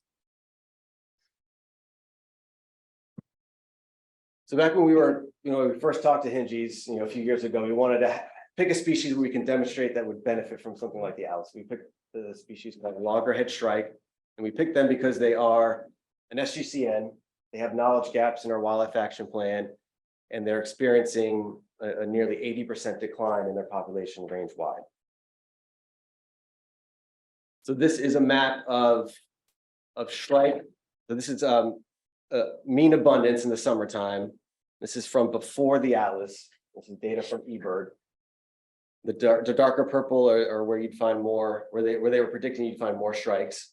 And if you kind of trace along the outer edges of this shaded area, kind of just an extent of their breeding range, I would say, years ago, I would say that was a pretty good representation of where I think you find them in the state. I would be a little more cautious with their saying that the abundance is concentrated in the southern part here. I would say, yes, they are more concentrated and more abundant in these southern counties, but from my experience, I would have been seeing and finding some more in the sort of central coastal plain. So I'm not so sure that their modeling was as accurate as it could be. So how what did we learn with the atlas so far for this species? Now, unfortunately, we don't have abundance maps yet for shrikes, but I guarantee you we will when the project's over. And so what I've used instead is to try and compare is a map of their breeding status. I think there should be a legend. No. So the darker squares here are where they've been confirmed to breed. So already we can see them confirmed breeding beyond that breeding range extent from the previous map. So out west past Charlotte, up near almost into Virginia, near Hosky, and then out near Morehead City. And then we just see breeding confirmations, throughout the whole coastal plain or significant parts of the coastal plain. So we're learning a lot about this species with this project. We've got 2 more years to go. I think we'll continue to learn more about them and other species. And this information is just going to really help us develop much more robust and meaningful conservation plans for them and others.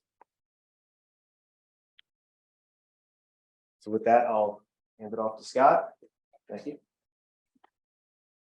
Morning, everyone. Thanks for having us. I want to talk a little bit about the other half of the atlas, and that's sort of the outreach component where we're trying to build a community and a relationship with some of the birders and the commission. And some of that work that we've done, again, through the other 2 members of our team, Lee Sherrill and CC King.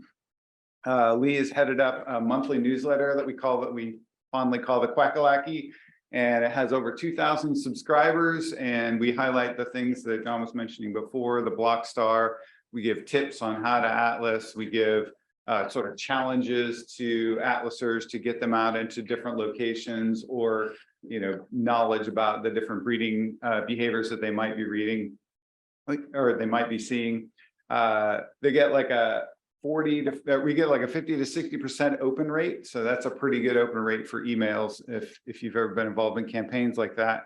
And about half of those folks are atlasers, so have contributed to the atlas. And we interpret that as there's a lot of people out there who may not consider themselves birders or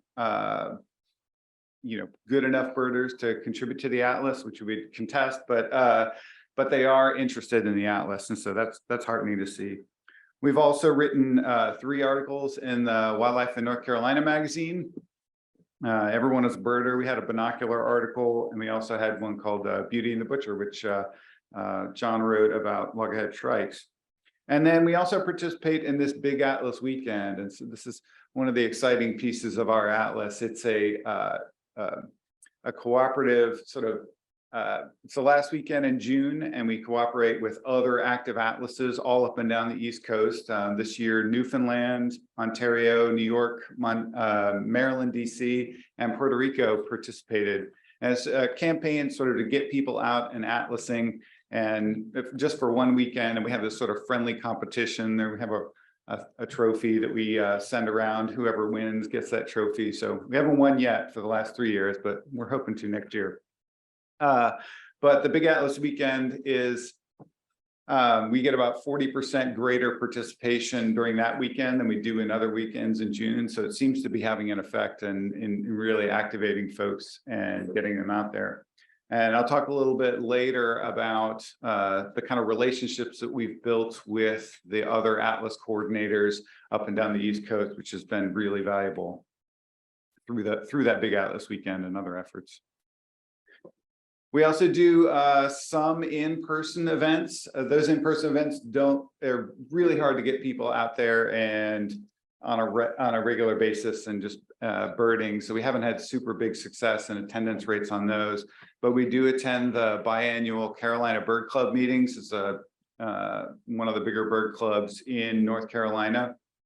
And we're pretty active in those. We give updates every time we talk with folks. We go out on field trips. In fact, some of our technicians that John mentioned will lead some of those field trips. There's a lot of face-to-face time with some of those birders, a lot of whom are Atlasers. And we also provide regular webinars. You know, in the beginning of the Atlas project, we were giving sort of Atlas 101 training sessions or breeding bird behaviors, just deeper dives. We've sort of transitioned into a question and answer session, and those are just sort of a very quick update from us.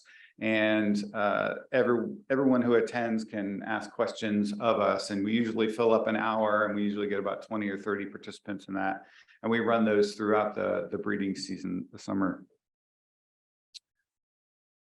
Another thing we get from folks, there's a lot of things that we're asking of our volunteers, and it's a lot to sort of browse through a website or keep all in your head. And so John started building this field guide to atlasing. All of you should have a copy in front of you there. And it's just sort of the quick and dirty, all the things you need to consider if you're atlasing, some pro tips, what you might see at different times of the year, a guide to the breeding codes, what the requirements are for completing a block.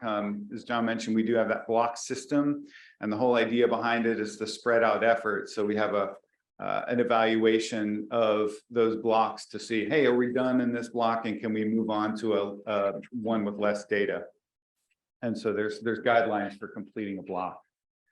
So we've got those out. We'll be distributing those, and of course, this is also available online at our website.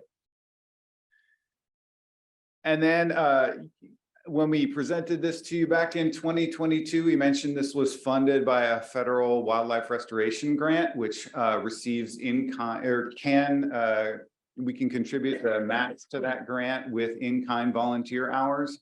And we anticipated at least 3,000 hours per year being contributed to the project. And our volunteers knocked it out of the park. And we got about 32,000 hours in this past fiscal year from our volunteers on the Atlas. And that's about 60% of the eligible hours as people have agreed to donate for us. And that's almost over $500,000 worth of in-kind. It well overmatches the cost of the project, and but we can use the excess in-kind to match other wildlife restoration projects on our grant.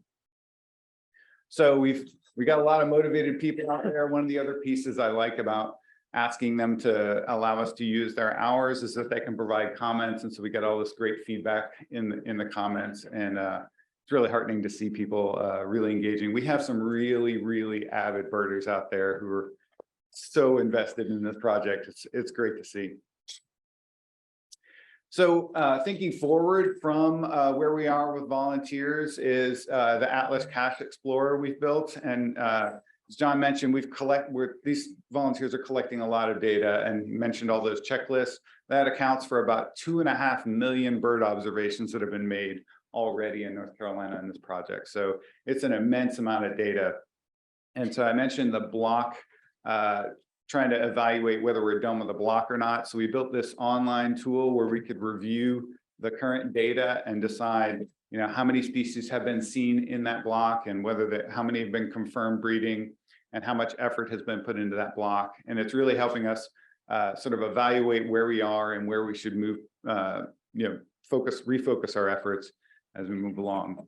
And we built this Atlas Cache Explorer sort of looking forward as a potential final product for the Atlas as well. It's dynamic. You can move around. You can look at all the data and sort of mess with it. So we've done some other experiments to moving towards this final product. And so this is a map of the breeding status of the red-eyed vireo, and the priority blocks filled in with either the sort of confidence and how how much, how likely they are to be breeding in those locations. And so these maps are already up there on our website, pulling from the data that we have, the database that we've already built. And it's updated every month, so we can get, again, reevaluate where to send people for effort. You're done with that block, move on to this one now. This one needs a red-eyed vireo and this one doesn't, so. In addition, John mentioned the timing of breeding, and so we already have that data, and we've got this graph up there on that website as well. For each species, we can look at when those breeding behaviors have been observed throughout the year. And so you can see they get 27 choices of breeding behaviors. So there's all sorts of things you can observe and record in eBird. And then we can look at the timing. And as John mentioned, you know, we hope in future years we can use this to detect any shifts in breeding over time. And then lastly, I'll mention this network of Atlas coordinators up and down the East Coast. We've been fortunate to get connected with them, exchange ideas with them. They're super great resource for us to avoid pitfalls and challenges in administering an Atlas. And so, you know, all these kinds of points. I'll mention that graph we just saw before was actually computer code written from another Atlas that we were able to sort of steal from them or borrow from them and then hook up our data to. And so we're really trying to be efficient about administering the data and getting the products out of it that we want to. And so being involved in this committee has been super useful. And that's all we have for you today. We really appreciate your support of this project. It has, we've really enjoyed working on it and so happy with the results so far. And we still got 2 more years to go though before we get to start really crunching the data. So thanks again for your support. Great presentation. Questions, anybody? Comments? If you remember, we were one of how many states that had, this is the first time we've done this? Yeah. And we were just one of the few states in the country that had never had an Atlas. when On the we East started. Coast, On yeah. the East Coast. Yeah. Okay. There are some It kind of stood out on that map. Yeah, And we filled in that hole now. Yeah, we're filling it Going, okay. Absolutely. Y'all done a great job. I know you got a late start with a couple of personnel changes. Yeah. But y'all done a great job picking it up and moving it forward. Thank you. Really nice.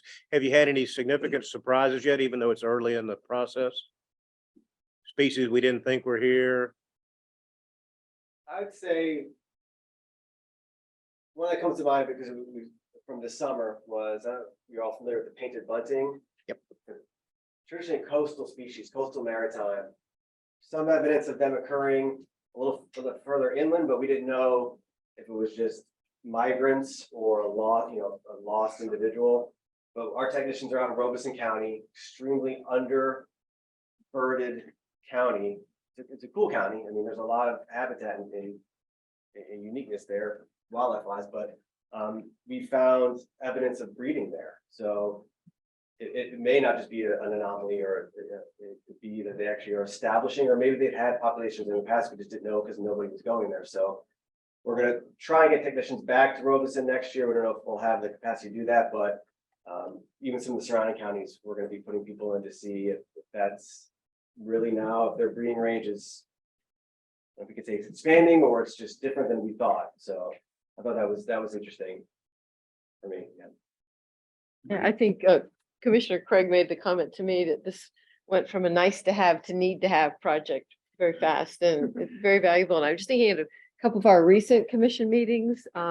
Another comment that Commissioner Craig shared with me, we mentioned using Bird Atlas data for future discussions about mourning doves. I'm a nighthawk, one of my beloved species, or I think of species of greatest conservation need, northern bobwhite, how valuable that'll be, or even something that's a little tricky, king rail. So yeah, broad use, exciting project. Thank you. Great presentation. Great. Thank you.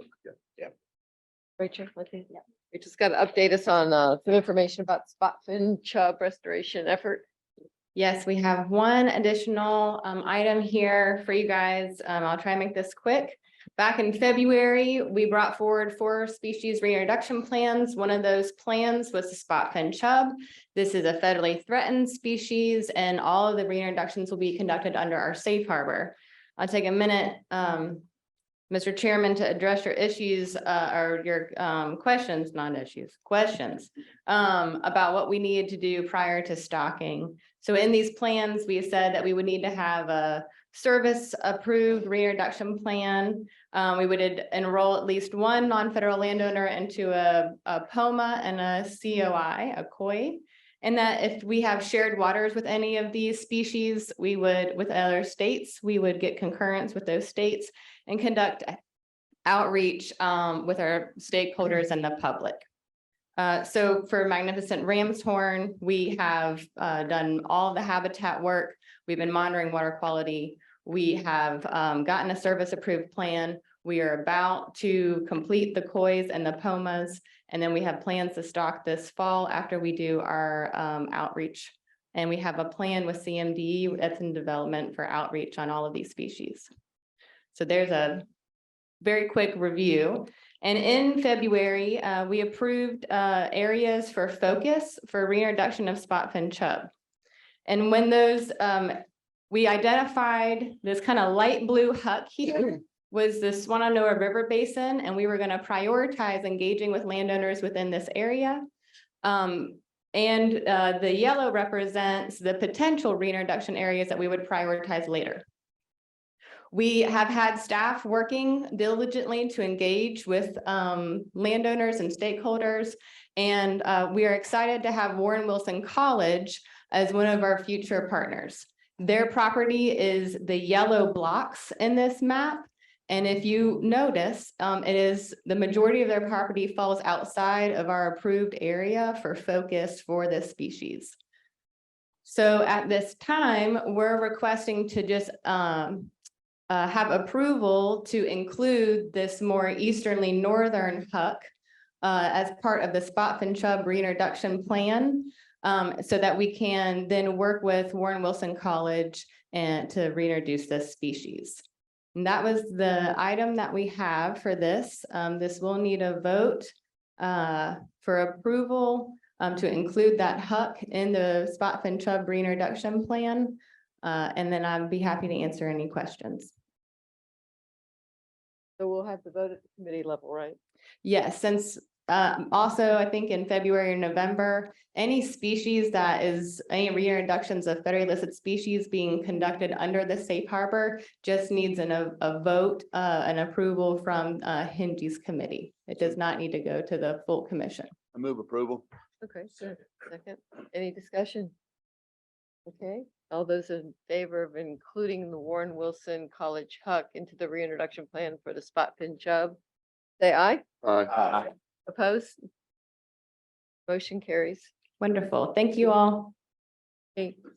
I got a question. Go Yes. back to the Magnificent Ram's Horn. Yes. Okay, it was my understanding, or I had it in my notes, that their original habitat in Brunswick County was primarily Big Pond and Orton Pond. Correct. Why are we doing it in the Green Swamp? It's within their historical range. We have ownership over this pond. And it's a good place to start to reintroduce the species back into the wild. Since we are the owners of the pond and we've been monitoring the water quality and modifying the habitat for a long time by including vegetation through our plant nursery, it's a good place to start. Thank you. Any other? Yes. How many Magnificent Rams, I mean, just as an example, how many do we have up in Marion? And when you go down to Brunswick County, how many will you take? I know you're not going to take them all because you're not sure it's going to work down in Brunswick County. What would be your numbers there? So right now, we're going to target anywhere from 500 to 900 individuals for stocking in the pond initially. The plants when they were planted, they were also given an exclosure. So things like turtles don't eat them. So we're going to focus on stocking the snails into these exclosures with the plants and then monitor that. The species oftentimes kind of goes dormant during the winter. So we will not know if this is truly successful until spring. And I don't have a good handle on the numbers right now at the hatchery, but I know that's a small proportion to what they have, and they're quite fecund. They can reproduce rather quickly. Any other comments? Any other additional topics? Not meetings adjourned. Got that in. No more questions about the rail. That charismatic snail, isn't it? Here's the thing about it, Sarah, you've got a real good partner in Orton Plantation. There's a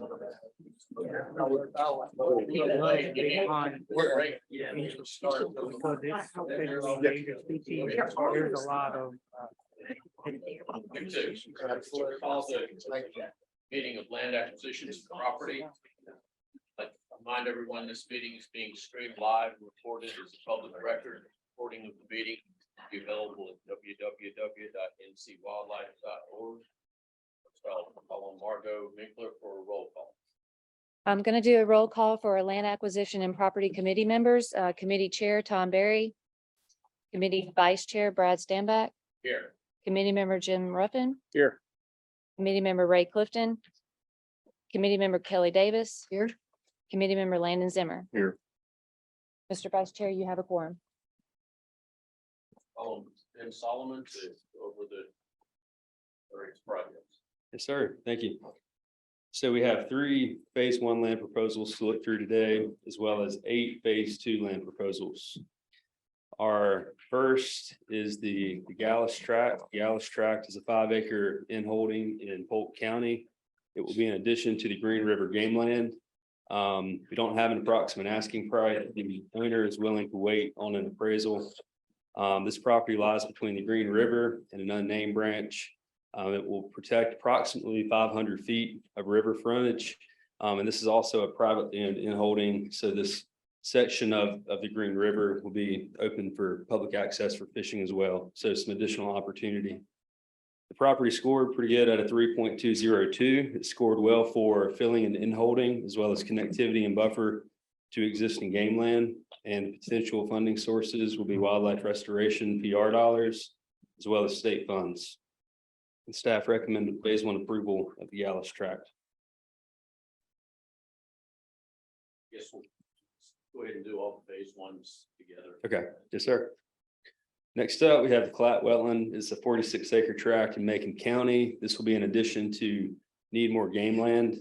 It was appraised at $516,000 recently. This tract is unique as it's already owned by Mainspring Conservation Trust and enrolled in game land. This would just further solidify state ownership and public access by WRC owning it. Very unique tract with a lot of biodiversity. The spot-fin chub is present in this section of the Little Tennessee. Bog turtles are known to occur in this wetland area of the tract that Mainspring Conservation Trust is working to restore as we speak. Is also rated exceptional by the Natural Heritage Program. I'd just like to point out, like so many mountain tracks, this one is pretty expensive, but it's also in a really very biodiverse area with it's got river access and road access. That's one reason it's more expensive. I think worth it. Yes, And sir. If I remember, it also helps our access to our game lands we already have too. So there's some real benefit to that premium price for us as well. Correct. Okay. And I'll speak a little bit towards the funding, potential funding here in a minute, but I don't think there's a lot of room for concern for that price. The overall score was a 5.767, scored well for overall biodiversity, restoration potential, public access, SGCNs, and game species. So this tract really it checks a lot of boxes for us.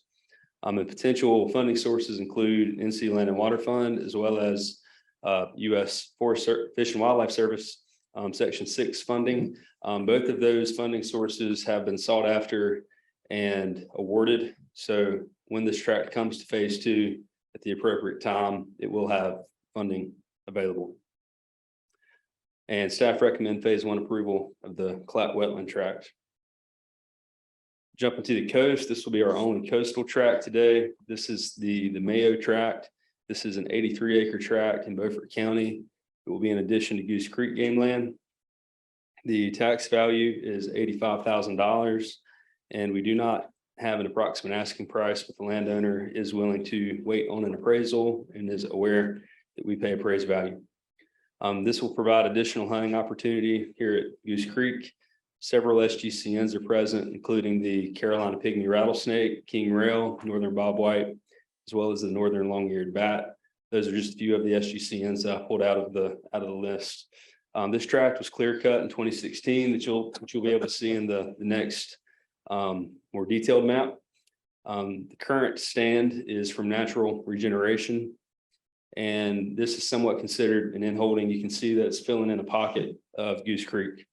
Potential uses will be consistent with the existing Goose Creek game land, scored at a 2.533, and it scored well for compatibility with adjacent lands, connectivity and buffer to game lands, as well as habitat conservation for SGCN species. And the potential funding sources for this will be NC Land and Water Fund, as well as wildlife restoration PR dollars and state funds. Staff recommend phase 1 approval of the Mayo tract. And That it for the phase one? correct, yes, sir. Go ahead and take a vote on just the phase 1. Move for proposals. approval. Second. All those in favor? Aye. Opposed? Motion carries. Move on to phase 2. Yes, sir. So first up will be our Reuben tract. This tract was presented as a phase 1 to the board in 2017. The deal fell through at the time. We have a renewed interest. And this is a 36-acre tract in Ashe County. It'll be in addition to Pond Mountain Game Land, our northwesternmost game land in the state. The approximate asking price is $162,000. SGCNs present on the tract include the Northern Pygmy Salamander, Weller Salamander, Blackburnian Warbler, and Eastern Box Turtle. Plenty of game species on the tract consistent with the rest of Pond Mountain Game Land. And the management objectives for this tract will be to restore and maintain the oak forest, which is a priority wildlife habitat for us here at Pond Mountain. It scored at a 2.594, scored well for filling and in-holding and for hunting and viewing. And we did receive an appraisal for this tract, a recent up-to-date appraisal. It was appraised at $142,500. We conveyed that offer to the landowner.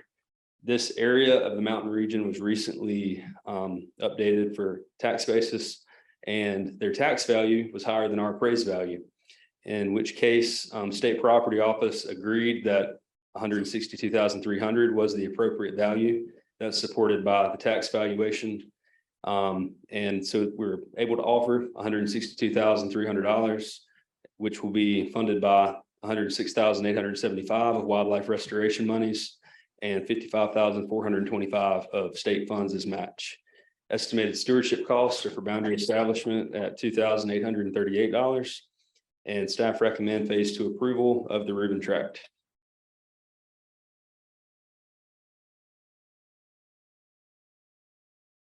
Going through. Yes, sir.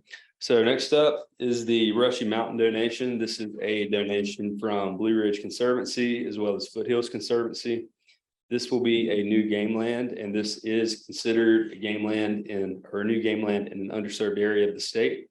The 1,125 acres are in Alexander, Iredell, and Wilkes counties.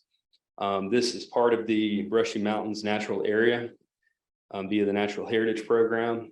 The habitat consists of montane oak hickory as well as chestnut oak. And the tract was logged within the last 20 years. So everything timber-wise on the tract is from regeneration. There is 1.65 miles of protection on Brussel Creek, 0.33 miles of protection along Dishmond Creek, and great internal road network from those logging activities. So great public access and great road network for management of the tract.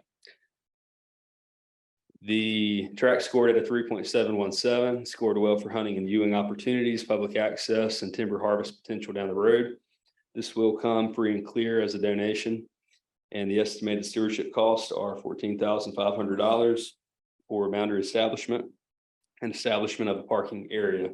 The staff recommend phase 2 approval of the Brushy Mountains donation. Any questions? And I would point out, this is close to population centers where we're underrepresented with game land, so he's not close to a lot of game land, but at over 1,000 acres, it's a good start. Perhaps potential for adding to it later. Yeah, that's a good point. And I'll note that staff have looked at surrounding parcels and there's a lot of room for expansion, a lot of large tracts surrounding this 1,100 acre assemblage. All right, still in the mountains, we're in Ashe County, Three Top Mountain Game Land. This is a 96.2 acre tract. This will be a donation from the Nature Conservancy. This area is part of the Three Top Mountain Natural Area. Rare plants exist, including Meehan's mint, Highland rush, as well as Carolina saxifrage. Habitat on the tract includes northern hardwood forest, as well as red oak forest communities.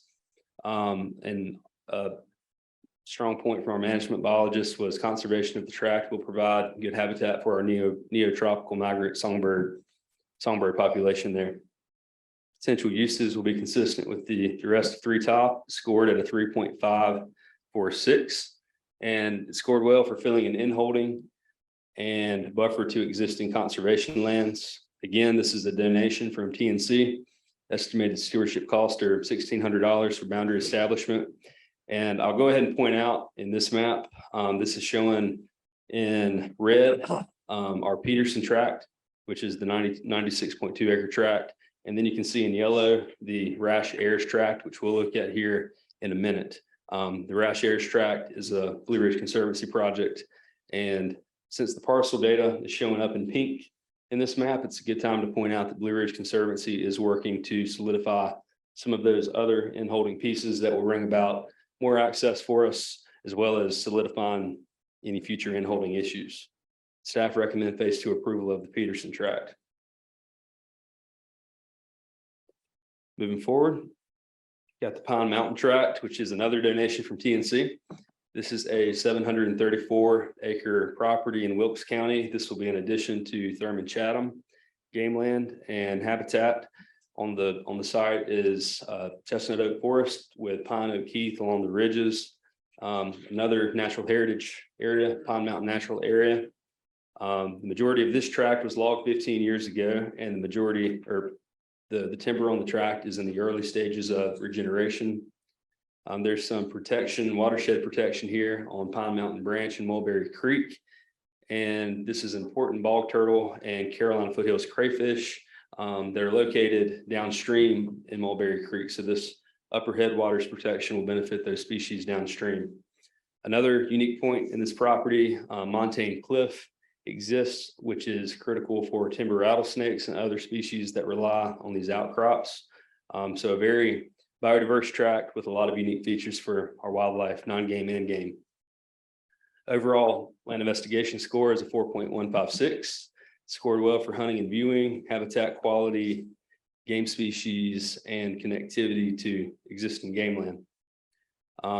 Again, this is a donation, and estimated stewardship costs are $69,000 for boundary establishment of the 734 acres and establishment of one parking area. And staff recommend phase 2 approval of the Pine Mountain tract.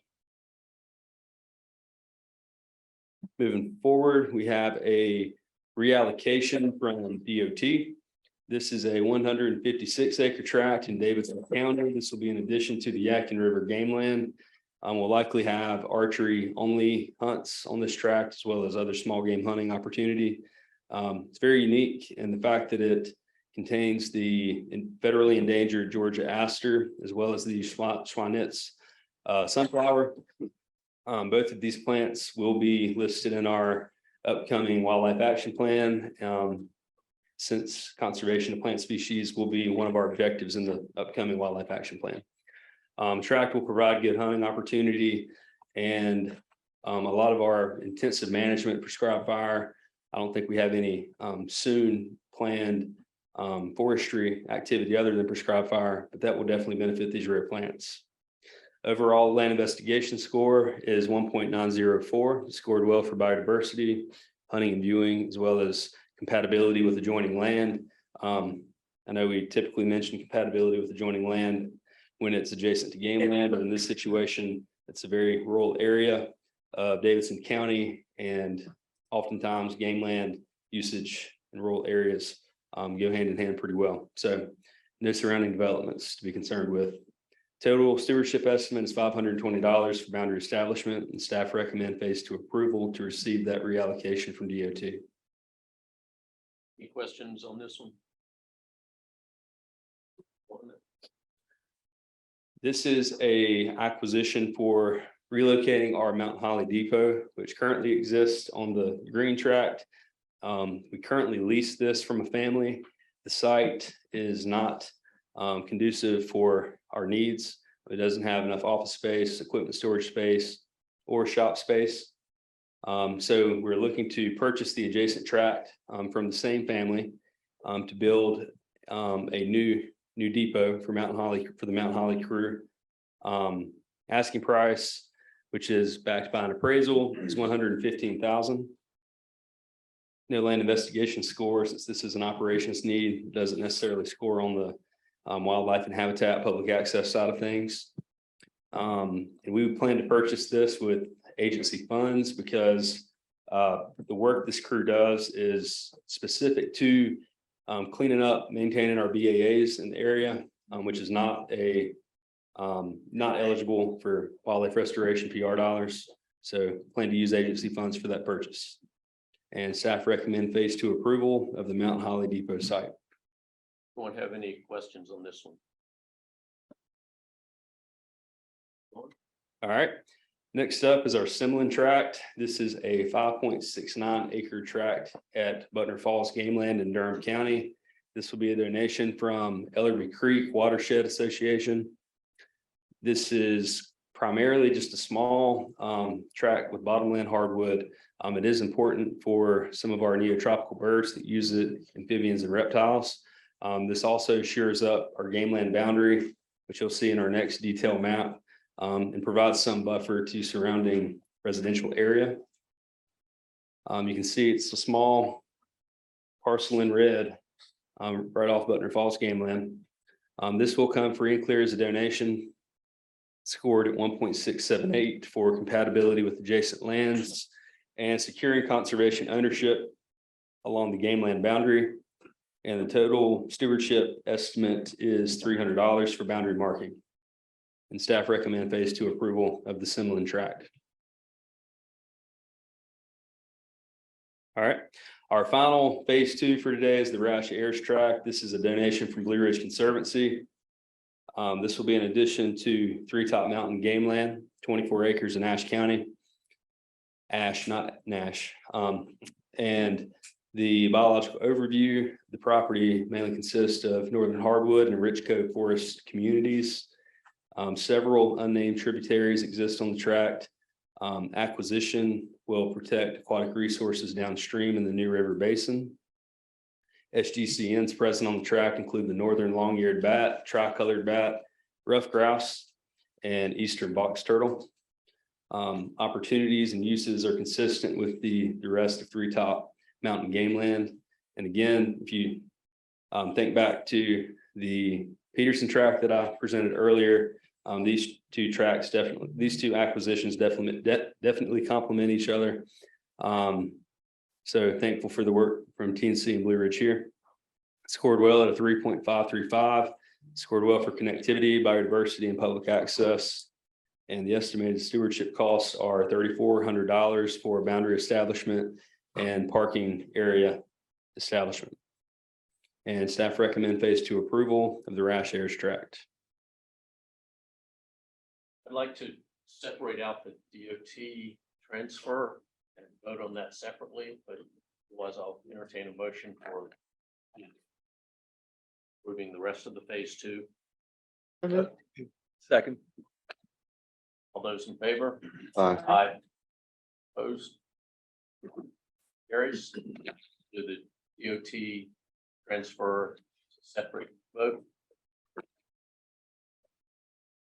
Motion to approve that. So moved.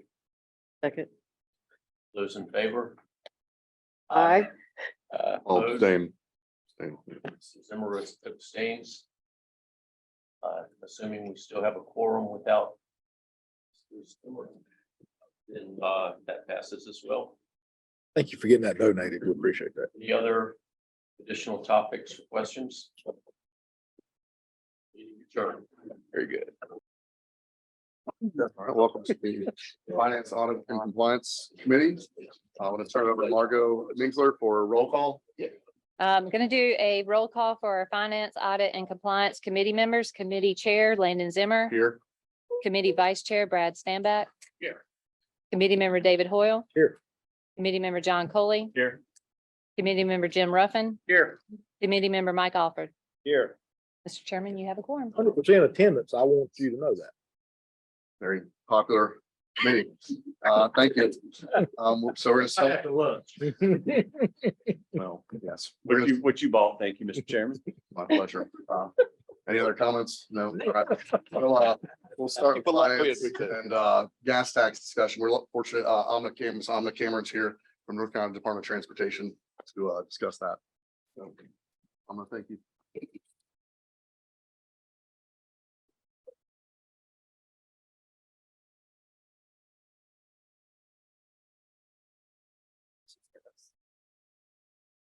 Well, good afternoon. I work at the North Carolina Department of Transportation, and I am going to talk to you about the gas tax and how it affects you as commissioners.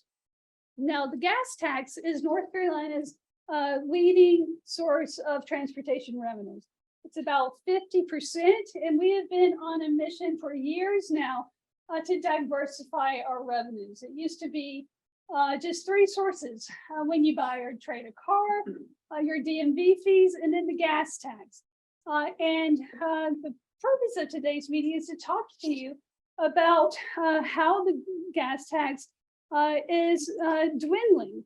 As the way transportation works is we have a highway fund that supports maintenance activities, our DMV, the modal operations. Then we have a highway trust fund, and all of that money goes into a 10-year construction program. Now, with the gas tax, about 80% of that money, I'm sorry, 70% now, the legislature changed it this year to 75-25.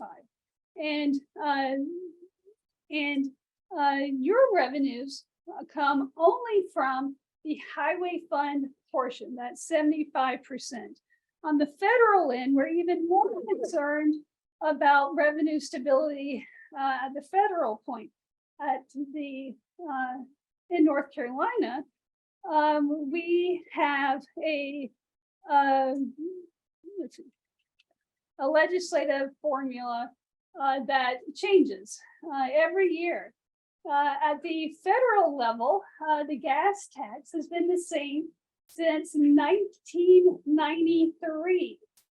So with any type of inflationary formula, you're looking at about 40% buying power that it had at the last time it was raised.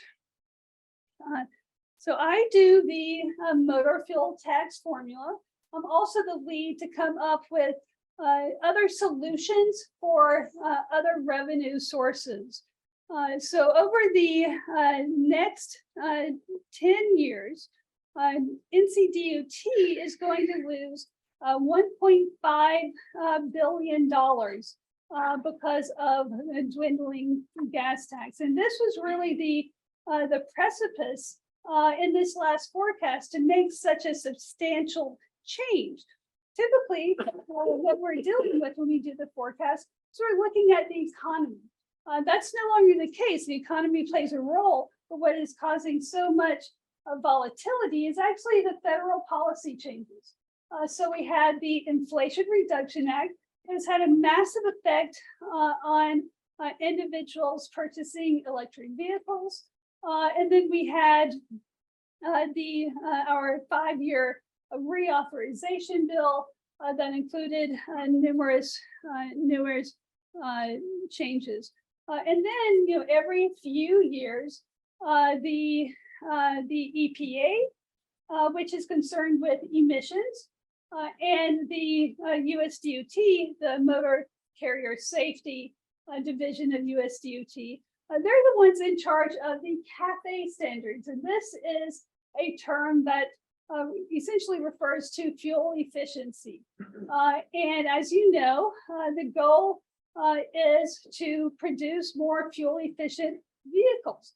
Now, when I stand here, I assume most of you are thinking that our revenue loss is being caused by electric vehicles.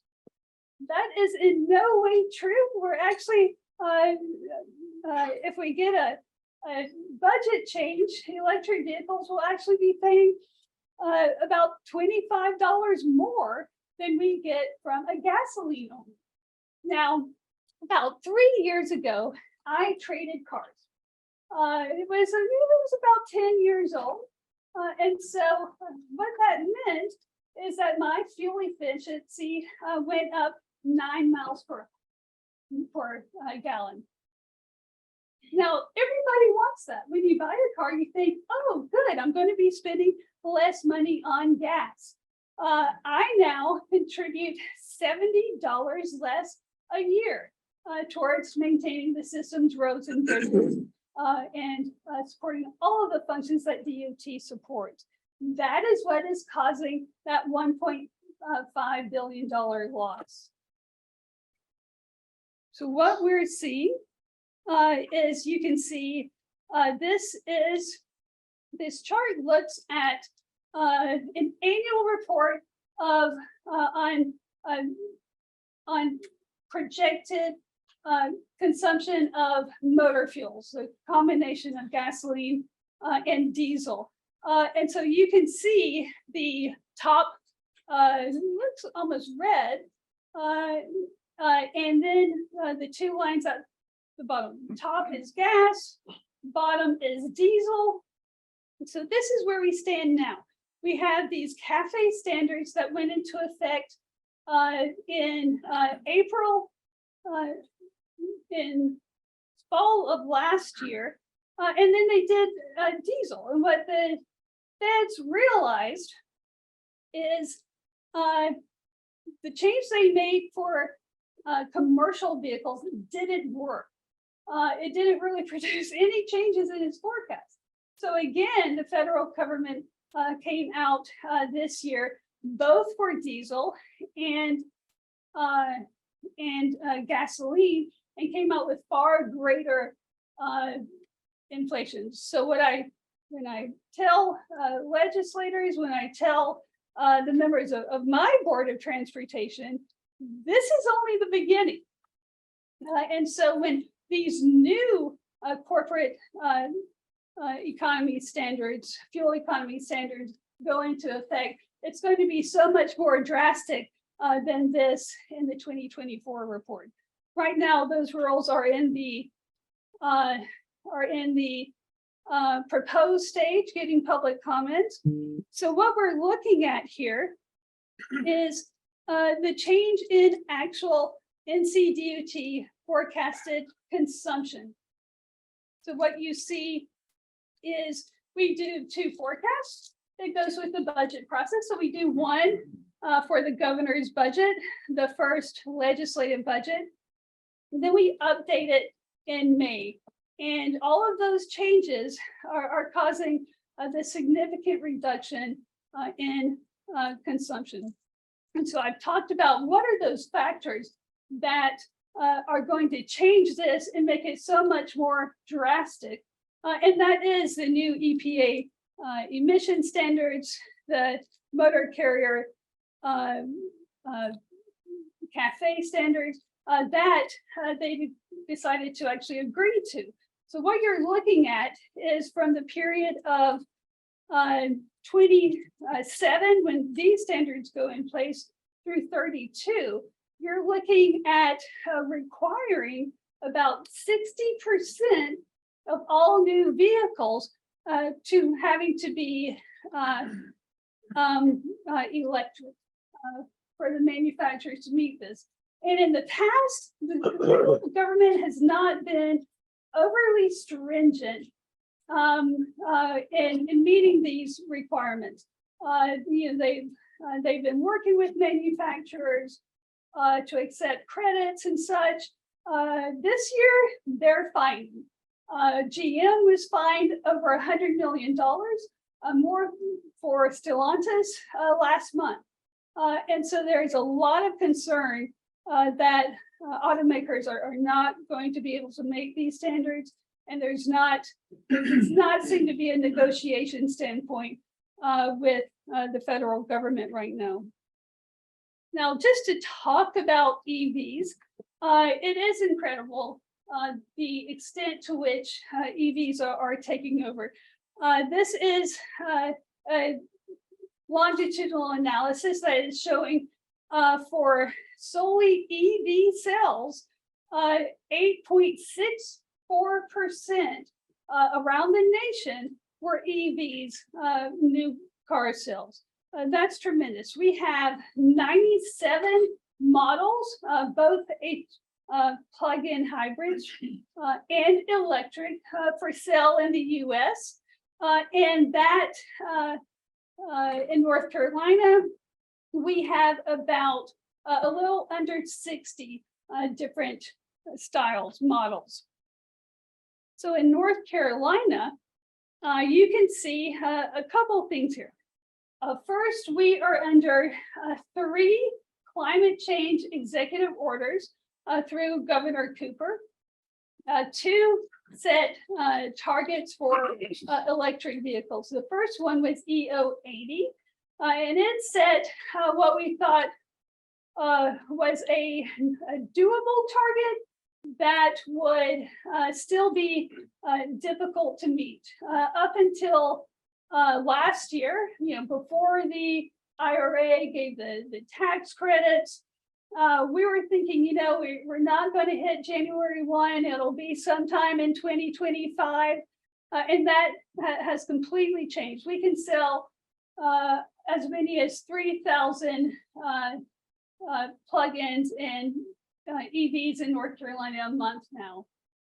And so we've drastically changed that. The EO80 essentially said by January 1, we will have 80,000 ZEV on cells and registered in North Carolina. And you can look at these numbers to see how much they're changing. So from year over year, EV sales increased 57%. And we expect it to go even higher in the next fiscal year comparison. And we're also seeing some movement that North Carolina is gaining market share around the country. So whereas just 2 years ago, we ranked 23rd in the number of market share, we've now kind of jumped ahead to 18th. We can easily be at 15th based on our projection levels next year.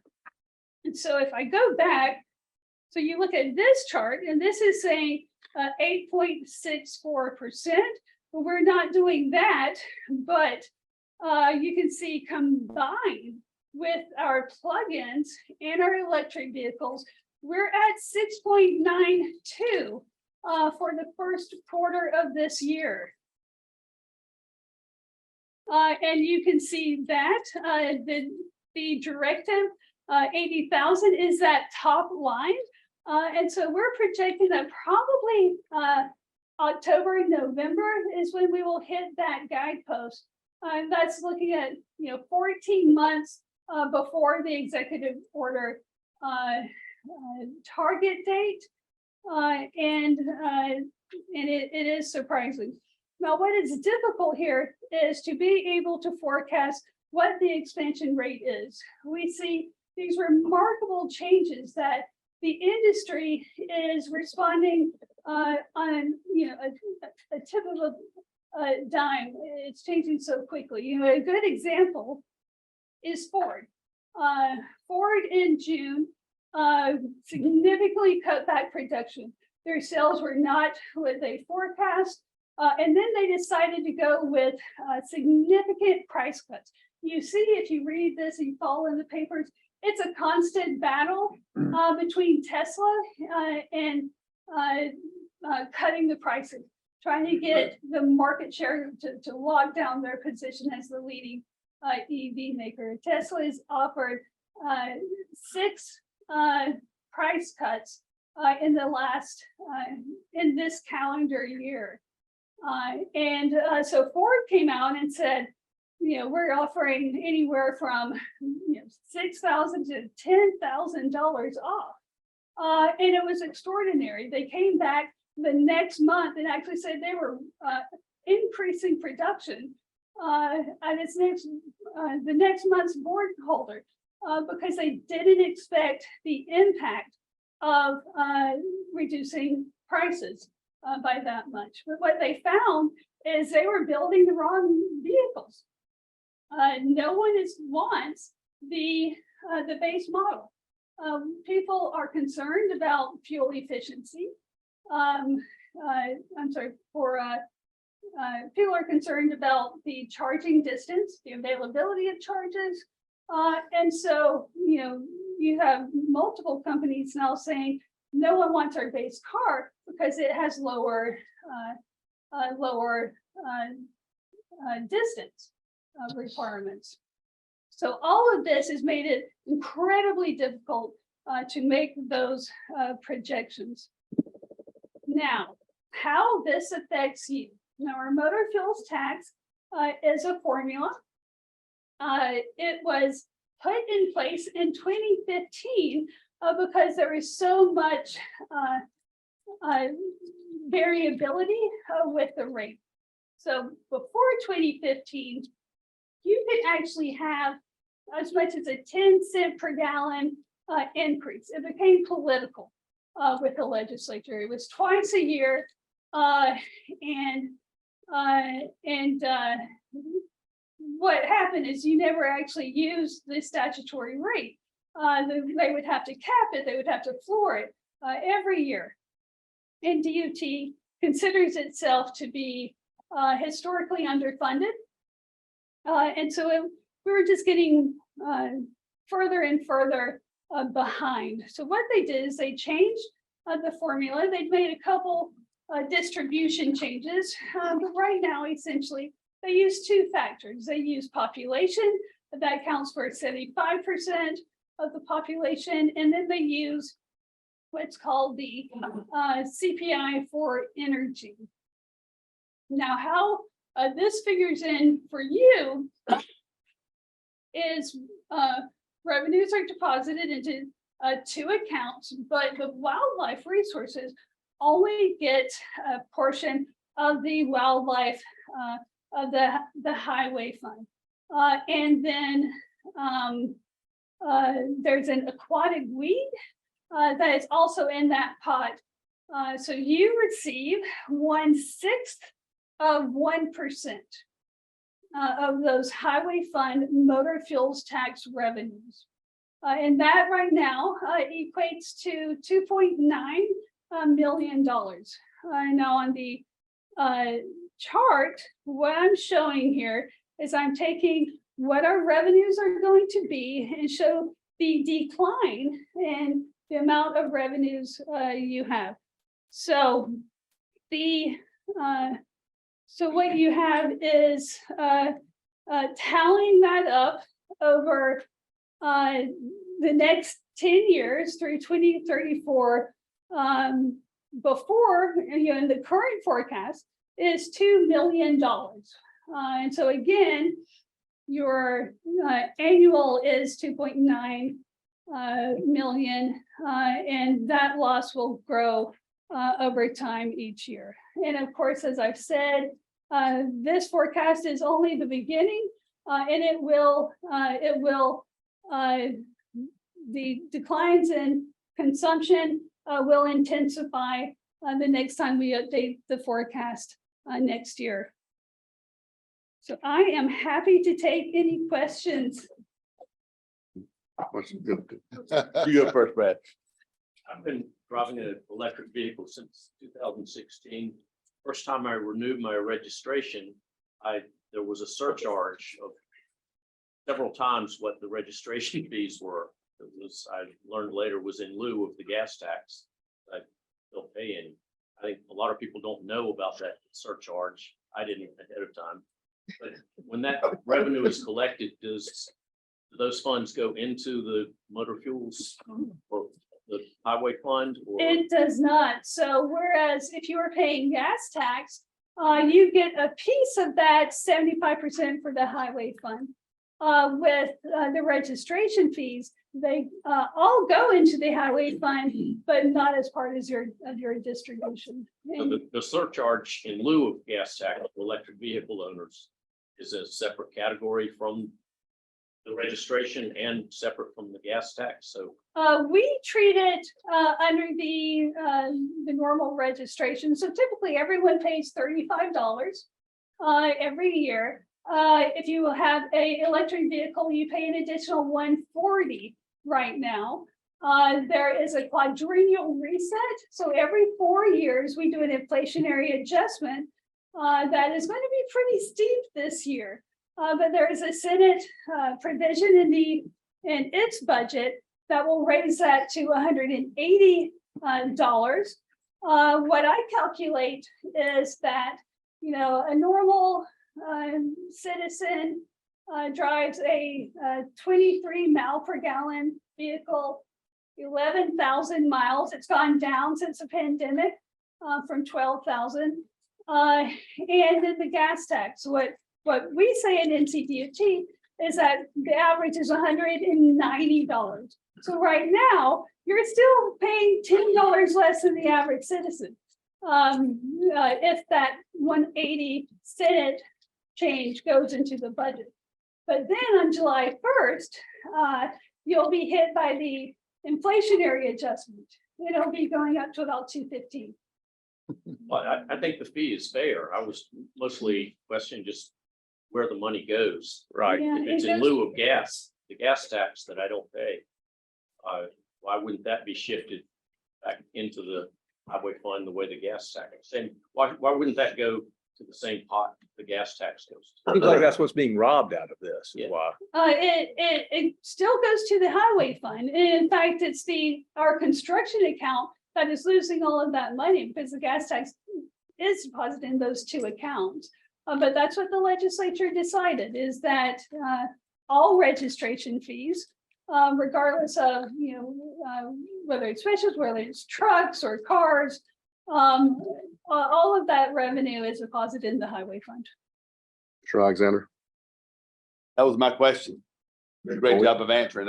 I'm happy. I think what Brad said makes a lot of sense. And then, of course, that can be adjusted too, but it looks to me like as a vehicle owner, you pay for, you pay property tax, you pay sales tax, and then you pay for the highway, the speed that he's talking about.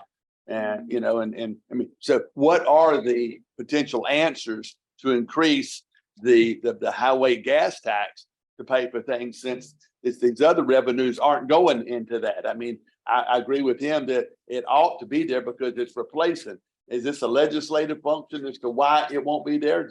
Or is it a DOT decision? I would say it's DOT's to recommend the best solutions.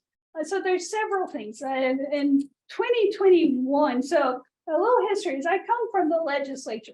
So I've been doing this for 15 years, working on a new revenue solution for DOT. You come up with anything in the last 15 years? I'm not sure the legislature did. First is, where are we not competitive? So where is it that our tax rates are just so low? The one is we are the lowest in the country of states that have a tax on cars. So if you're looking at any of the surrounding states, we are a half to even a quarter of what you pay when you buy a car. So that's you raise the rate 1%, that's $300 million. You talk about sales tax on a new vehicle, is that right? Or trade-in. Okay, traded. Now, and I think in North Carolina, there's a cap as well, if I'm not mistaken. There is not a cap unless it is RVs, any type of recreational vehicles, or if it is a commercial vehicle, and both of those are capped at 2,000. Okay. Mr. Toy. What is a national happening, because I talked to you, it is a crisis that Congress will not act because of the political pushback of raising the federal gas tax. And so the real issue is, how do you solve the federal problem? And so I lead the department's efforts for a mileage-based user fee program. DOT is now entering our third year of pilots. And this is simply where you essentially track your mileage and you pay by the mile. I personally think that is more fair, because really the amount you pay now is based on what type of car you drive. So if you drive a truck, you're paying a whole lot more. If you're living in a rural area and you're having, more significant commuting differences, you're paying more. But if you're living in an urban area, you have a newer car, there's a significant disparity between who pays what. But how do you, you say mileage, how is that reported and how is that checked behind? There's 4 states now in the country that have, there's 3 states that have volunteer pilots. And this is where I see, if the legislature ever approves North Carolina going, is first you start with EVs.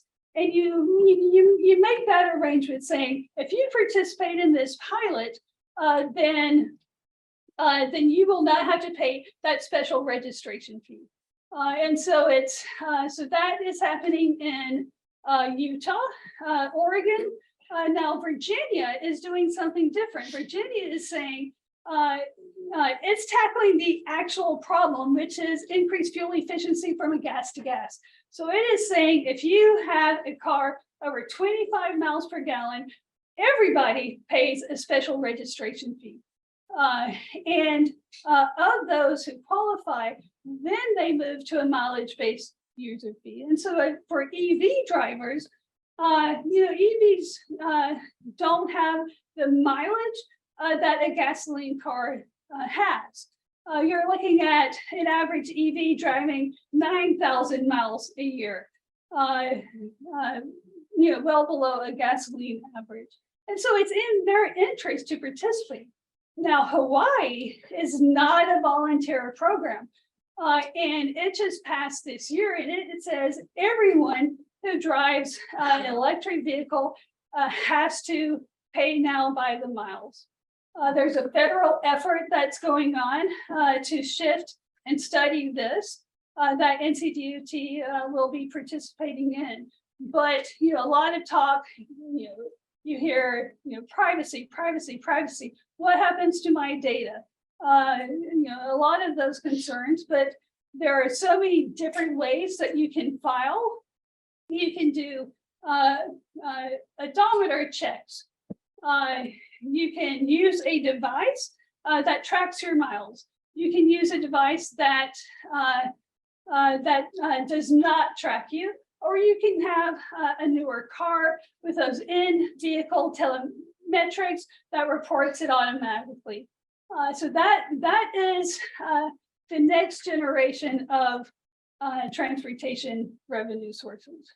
Commissioner, in the interest of time. Question, Jed. Commissioner Coley, real Since quick. we're actually the Finance Committee of the Wildlife Commission, sorry. how does this actually then relate back if we're getting $2.9 million annually from the gas tax? And it sounds like electric vehicles are all in, extra registration or all the other ways of raising revenue are not the gas tax. How do we as a Wildlife Commission then be able to project?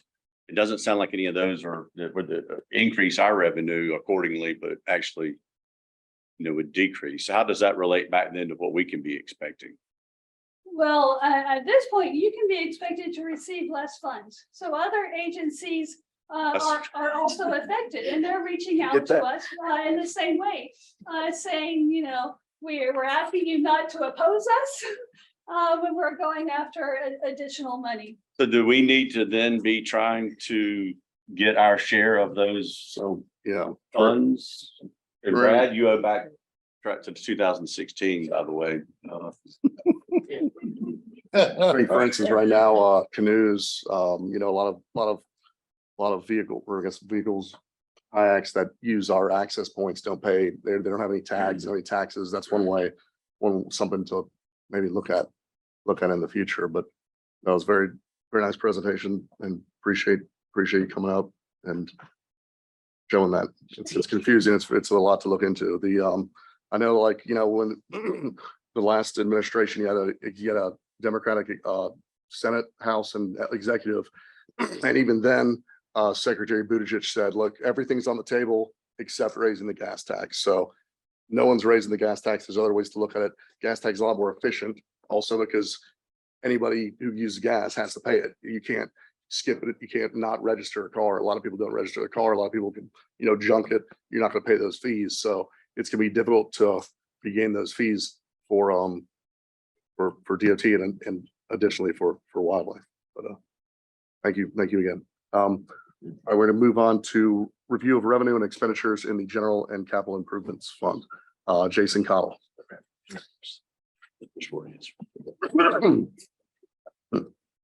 We'll get them canoe and kayak. All right, good afternoon. Thank you, everybody. We'll jump right into it. First thing we're going to take a look at, as we always do during the finance committee meetings, is a year-over-year comparison of the receipt and expenditure activity in both our general and capital project funds. What I'd like to do is pause on any increases or decreases that are in excess of $1 million, and I'll offer some additional context for those. Because this data is cumulative, some of these variances may have already been addressed in a previous meeting, but I'll make note of those nonetheless. And again, just due to the delay in closing out the month and fiscal year, the figures that we're looking at today are as of June 29. So moving down the general fund in the revenue category, we see an increase of about 1.35 million in federal funds. We would expect to see an increase there, corresponding with the increase in overall expenditures, particularly as we get down a list, we see an increase in personal services expenditures. Because so much of that is supported with federal reimbursement, we would expect that correlation there. We see an increase in the sales and services category of about $3.5 million. Almost all of that was attributable to timber harvesting, and those increases were consistent across the sources. So Falls Jordan, our game lands, and our raft game lands all saw an increase in timber harvesting. We saw a decrease in fees, licenses, and fines overall of about 5%. If we dive down into that, we see license sales for hunting and fishing licenses decreased by about 4.5% this year. Vessel registrations and titles decreased by about 7%. Those decreases were anticipated and were just an expected leveling off of the increased demand that we saw during the pandemic. Under these other financing sources, transfers in, we see a decrease of about 1.4 million. Largely that was attributable to a one-time funding source that we had in fiscal 22 for state emergency response and disaster relief. That funding source did not continue into fiscal 23, which is why we see that decline in that category. Again, on the appropriations category, we see a sizable increase of over $10.5 million. In fiscal 23, in addition to the usual approximately 13 million that supports our law enforcement salaries and benefits, we did have several other tranches of appropriated funding. There was about 7 million allocated towards dam removal. The Outdoor Heritage Advisory Council received a additional appropriation of 2 million to extend in grants to boards of education and local school systems. There was a little over $1 million allocated for chronic wasting disease.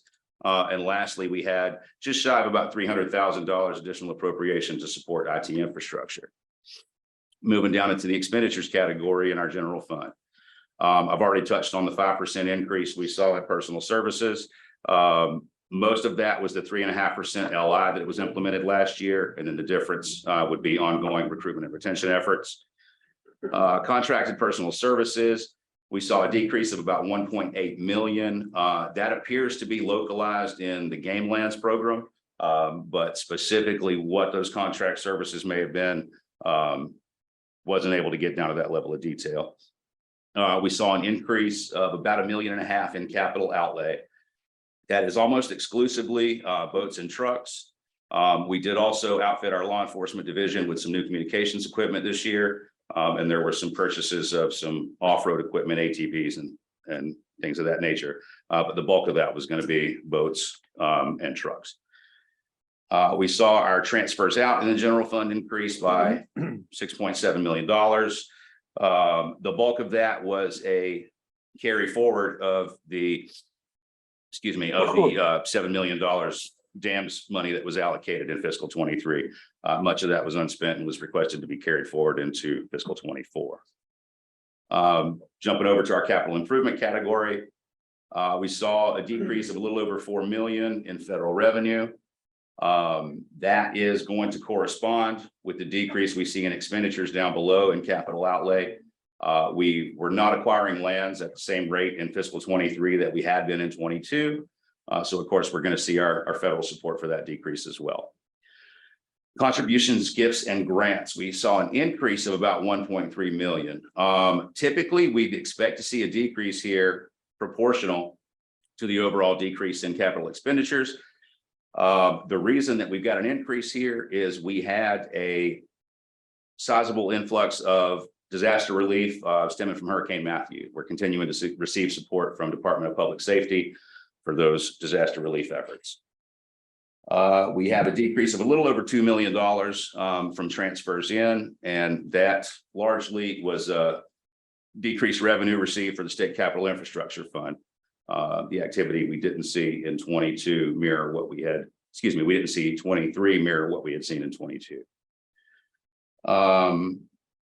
I think I've already touched on the decrease in capital outlay was land acquisitions for the most part. So we'll move on to take a look at our endowment fund as of June. We have a current total balance of $165,430,756.91. We see that that's comprised of about 76% equities, about 20% in the bond index fund, and about 4% in the short-term investment fund, or STIF, that we mentioned last month. Moving forward, I'll include all three components in future allocations so we can get a clear picture of bonds, equities, and the short-term all in one shot. That brings me to my next point. Can I stop real quick? Can I ask you a quick question? Sure. Would you explain or Executive Director Ingram explain kind of how that endowment fund works? That's not really a fund we can spend all at once, and how we're kind of hamstrung by that, because I know just for everybody's information here, kind of explain, go into detail on that a little bit.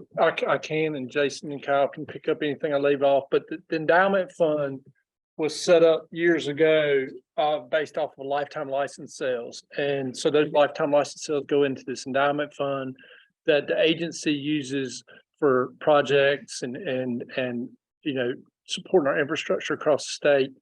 But the fund, we operate only on the expendable interest. So this 165 that's been variable in our investments, of that, basically 100 million of that roughly is in the principal. So we operate that endowment fund right now of 65 in expendable interest. And to give you an idea of some of those projects that we're doing right now, would be our Setzer Fish Hatchery in western part of North Carolina that we're funding, that started out when y'all approved that project years ago at about a $20 million project that supports a trout fish production across the state, which is huge economic impact in the state of North Carolina.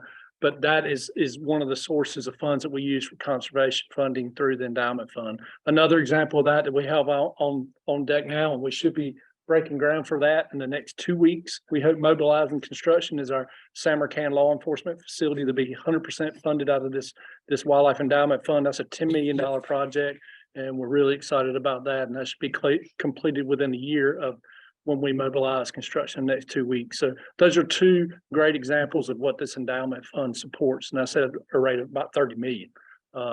So yeah, does that help? Do you need anything y'all like to add to that? No, I think you touched on it. The one thing I will add, in addition to the principal being restricted, the interest earned is restricted as well until those infant and youth license holders reach the age of 16. Okay, Well, so technically income rather than interest. Excuse me. Since we're close to 80% in equities now rather than bonds. Thank you, and I apologize for misspeaking. We talked about the short-term investment fund last month, and the fact that perhaps we've historically underutilized that option with our endowment fund. A charge was given to suggest a allocation proposal, so I did confer with the Finance Committee Chair and Vice Chair, and we'll dive into that. So our endowment fund portfolio has two main goals, and we discussed this last time, but I'll touch on these again.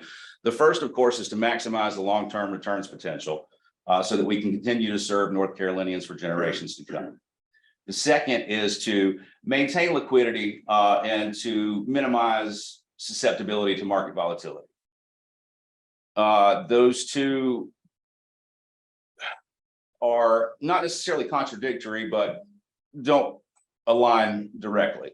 To achieve the first goal, I would suggest a minimum equity allocation of 80%. We're currently at about 76%, as we saw a couple of slides ago. So I think we're on track to achieve that target. As far as the short-term investment fund, I would recommend a maximum allocation of 20% and a minimum of 5%. We're currently at about 4% of our portfolio being comprised of the STIF. So again, I think we're on track to hit that minimum target without changing our processes or our frequency. Maintaining a minimum allocation of about 5% in the short-term investment fund, given our current balance, would ensure about 8.25 million funds that remain available and liquid at any given time to support those projects, such as San Marcan and the sets of renovation that we just mentioned. I think that setting a range of parameters rather than a hard stop on this allocation recommendation allows us a little bit of flexibility and hopefully reduces the need for constant rebalancing as the equity portion growth will outpace that of the STIF. As I said, we're on track to reach those two targets without major changes to our processes or schedule. We'll continue monthly with the incremental transfers from the bond index fund to the equity fund, gradually eliminating that bond position over time. Currently, we're moving $2 million each month out of the bond fund and into the equity. Those transfers are authorized through October of this year. When we reconvene in November, we can reassess whether that amount needs to be increased or whether it should stay the same. We'll continue to allow the lifetime sales revenue to accumulate in the STIF fund until such time as it's deemed necessary to reinvest into the equity. As endowment funds are needed throughout the course of fiscal 24, I would recommend that we draw down from the bond index fund only, and again, allow those funds housed in the equity index fund the opportunity to continue to compound. Are there any questions? No, but Mr. Vice Chairman, would you mind saying your annual public service announcement about bonds? Quote from Warren Buffett, he calls bonds certificates of guaranteed confiscation. In the long run, with any inflation, the value of a fixed term, long-term bond is going to go down. I don't think having money in a bond index fund protects us from market volatility. For a long time, we had everything in the bond index fund. And interest rates were near zero, earning very little income there. Now interest rates have climbed to more reasonable rates. That means the value of fixed term bonds has gone down. But in a short-term fund, we take advantage of those fluctuations in rising interest rates. We get more income from that.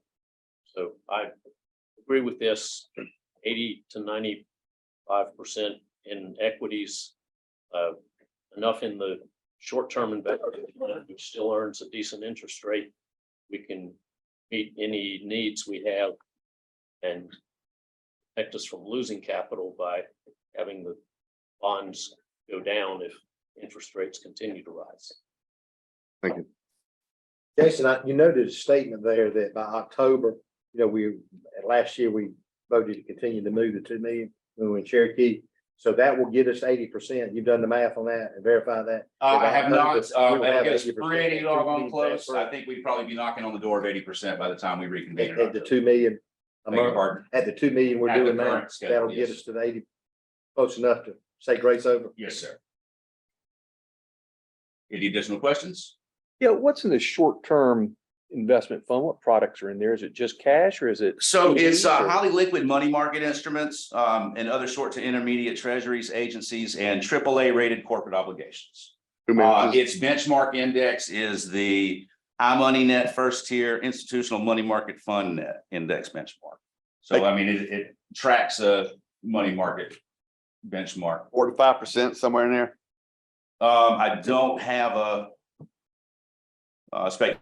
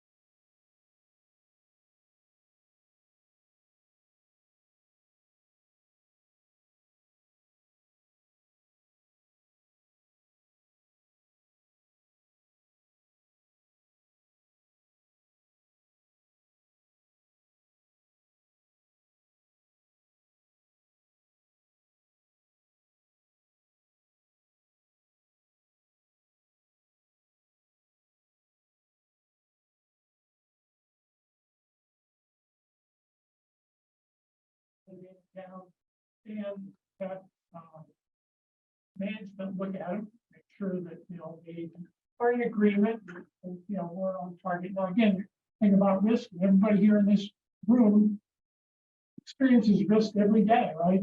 Across the street, taking risks in your business. Some you can control, some you can't control. So all the divisions did their review. Senior management looked at the risk assessments, gave their input, and below is the prioritized risk summary based on high probability and high impact. And again, risk is a subjective thing. The bungee jumping for you may not be risky, or you may like bungee jumping. I personally think that would be very high risk activity. So these four areas here, this is the summation, consolidation of all the risks from all the divisions and offices. One of the things that came up in discussion was the fact that with us implementing the Go Outdoors NC platform, that there has been some customer pushback. They're having trouble managing and moving around in the application itself. Now, we all know anytime you implement a new system or a new application, there's going to be some level of confusion. I think folks have done the best job they can to minimize it, but we're going to look at it and say, okay, is this just a really anecdotal thing that people are saying, I like it, or at least that person may not like any new application change. We're going to look at it and see if we can get an idea of, the breadth of it. Large swath of our customer base, and if so, what are the reasons? And then we're going to say, okay, can we do anything about it? Can we improve the system to make it easier for the user? Because at the end of the day, that's the last thing we want to do is to make it more difficult for folks to buy licenses or register their boats. The risk factors are out there. The second area we're gonna do is implement a purchasing card monitoring system, excuse me, that will make it easier for division chiefs, supervisors, managers to look and see if there are any unusual purchases being done by Steve or anybody else. It'll just be an easy way to get that information to them. The last 3 and 4 here, the last 2 are another topic that has come up. I'm sure everyone in this room is aware of the challenges that employers have in obtaining qualified candidates for the job. And then keeping, this is like we have R3 and the time and fishing areas, all this R2. That, you know, we want to look and say, okay, what can we do better for recruitment? I don't know. I'm trying to answer that question. What do we need to do? What can we do to get folks to apply for the jobs we have, right? And we want good qualified people. Make sure that, you know, keep the standards that we have and the expertise that we have in-house, and to replace that, you know, obviously institutional knowledge won't have the door is not a good thing. So that's on the recruitment side, and then the retention side, get the person to stay there. They want to spend their career here. Some folks like to spend their whole career here. That's a good thing. So, and again, we're going to take a look at those 2 things. And I realize that that's pretty nebulous. You know, what are you going to do with it? But I'm going to again do some surveys, see what people are thinking, see what the barriers are, and again, see if we can do anything to minimize, you know, the downsides to the recruitment category and the retention category. So in these 4 areas will be actually, you know, audits, user studies, whatever you want to call them, for fiscal 24 audit. Last but not least is the staffing analysis. Back in 22, Office of State Budget Management did a staffing analysis for all internal audit shops across the state. So we have 2 internal auditors, but we think you need another. This year, we saw 1 of them. So Steve, you only need, they said 3. At least for right now. But there is, and thank you, Cam, for doing this, and whoever else is involved in this. One WRC current employee was going to start assisting me sometime in September.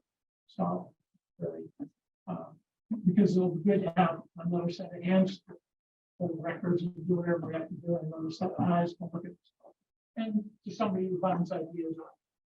So that's a good thing. So our productivity now should increase. And that concludes my presentation. Are there any questions?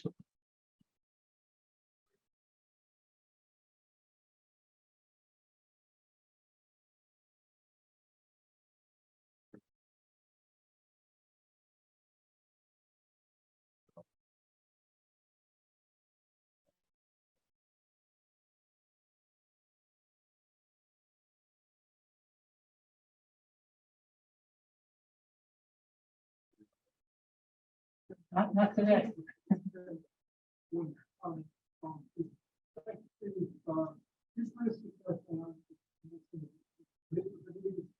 helps if you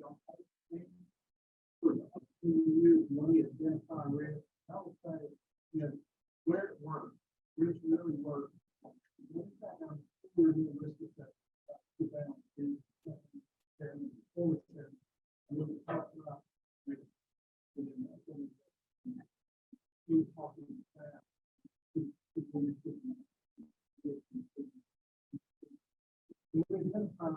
That we would really good at even talk about.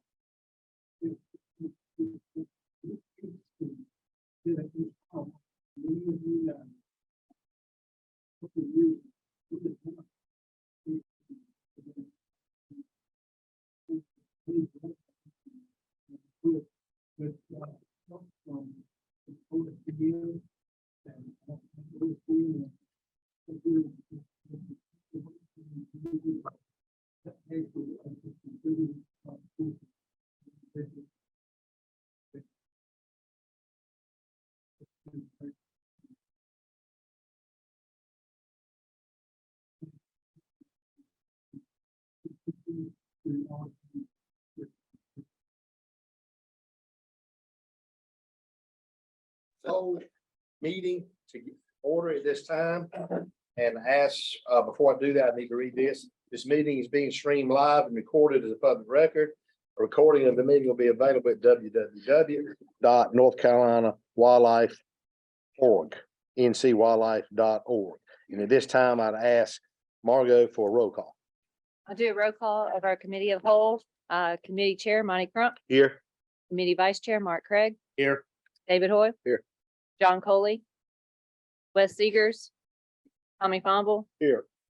Tom Barry, Brad Stanback, Here. Jim Ruffin, Here. Ray Clifton, Here. Kelly Davis. Here. Steve Wyndham, Here. Landon Zimmer, Here.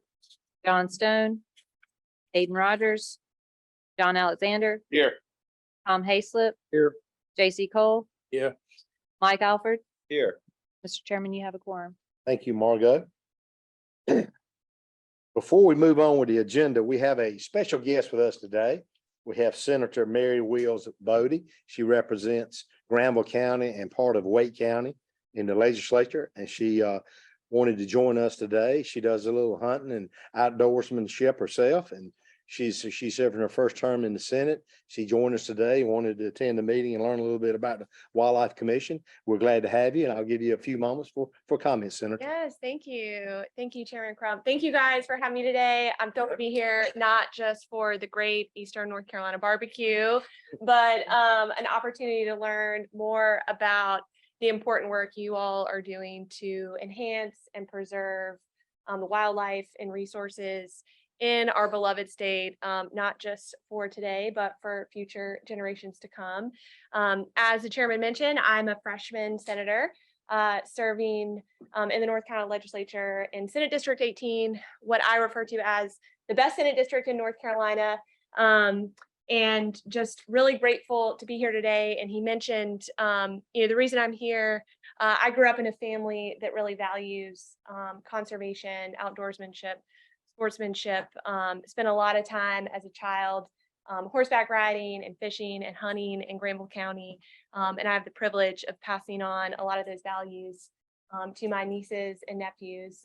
So I just wanted to come today to learn more about the challenges and opportunities that are facing you all, so that I can be a good partner in the North Carolina legislature to help you guys effectuate on your vision for how you want to solve all those issues and problems. And so thank you for having me. I know that you spend the time away from your jobs and your families because you, like me, love North Carolina and want to make sure that its best chapter is up ahead. So thank you for letting me come today, and happy to answer any questions you may have. So thank you, Chair.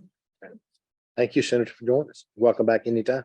We look forward to working with you. I really want to see where big game committee met earlier, but boring finance and whatnot. I know, I really missed it. Yeah. Next time. Come back anytime. I will. I appreciate that. And I'm so sorry y'all don't seem to have any fun. Really kind of dull around. A lot of thin skinned guys around this Yeah, table and girls. Thank you. We'll move forward at this time with permanent rulemaking. Melva, Anna.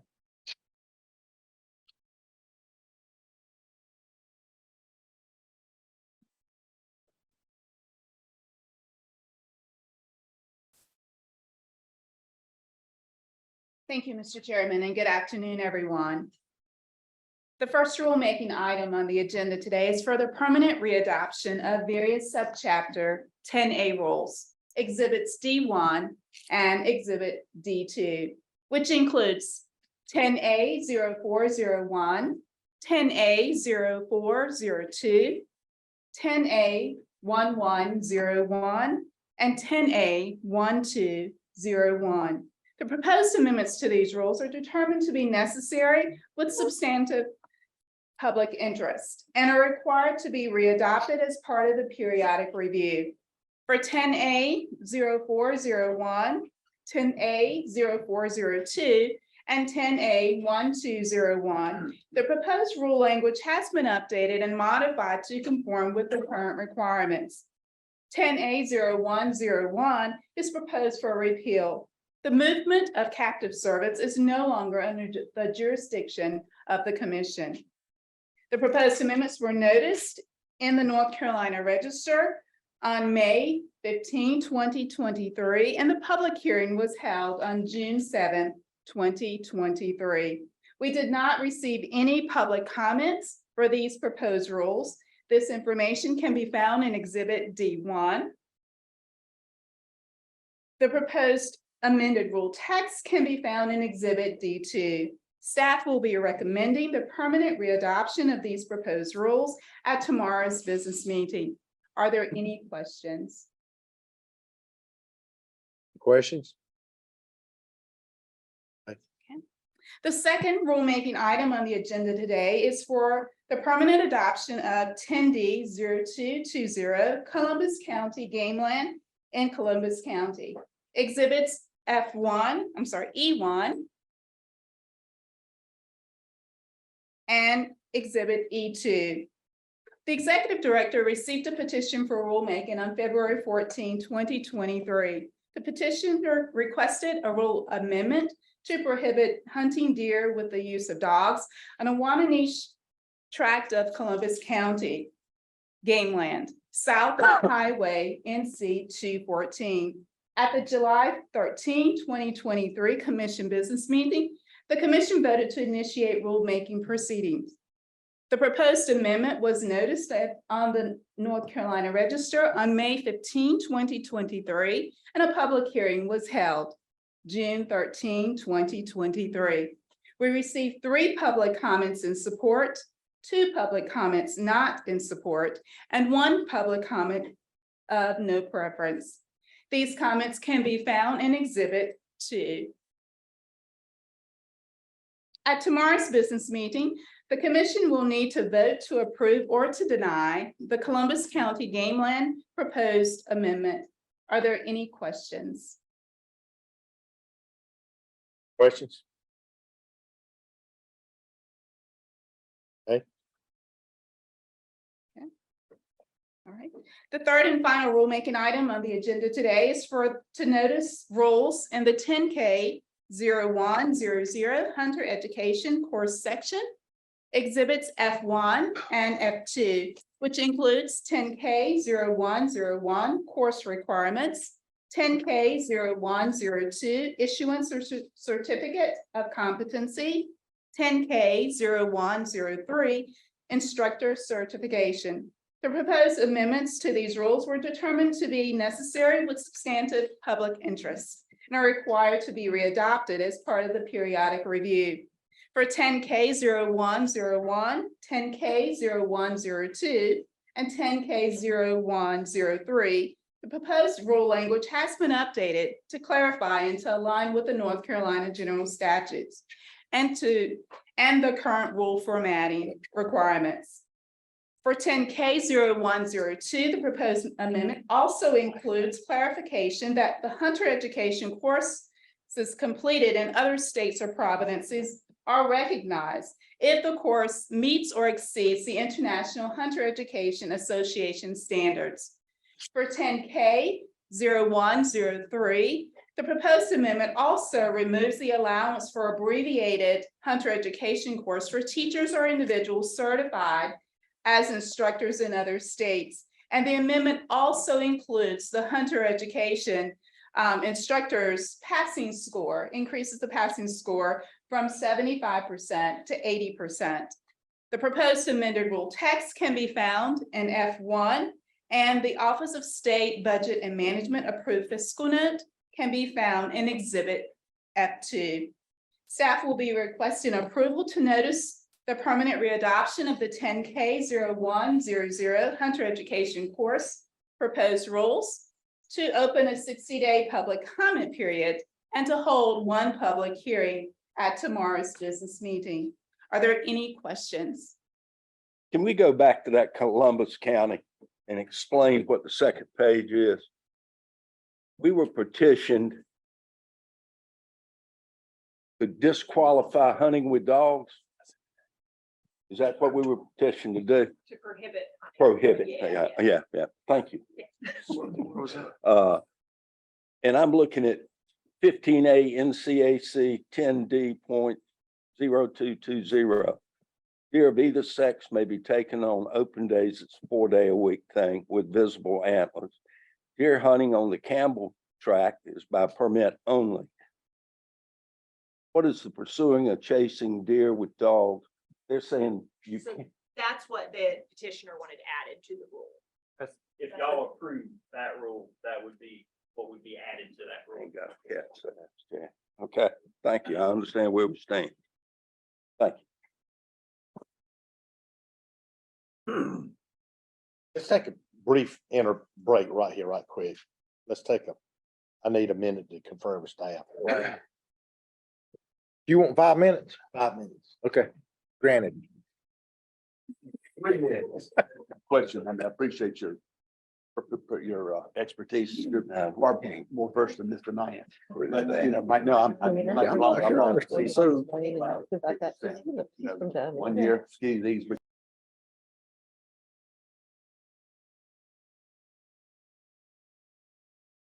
Session, I think what the confusion was, it was not clearly noted, or at least I missed it. That it was a recommendation of staff that this petition not be approved.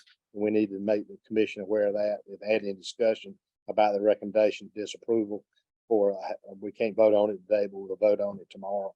But that was the recommendation from the staff. To disapprove. To disapprove. Thank you. And we had a similar situation, other stuff like that, but this one was recommendation disapproval for various different reasons. One was that you saw the low amount of comment, and then on top of that, it's who was there first kind of deal. And this is a subdivision stuff that has been built into an area in our game lands where this was traditional use and ongoing use.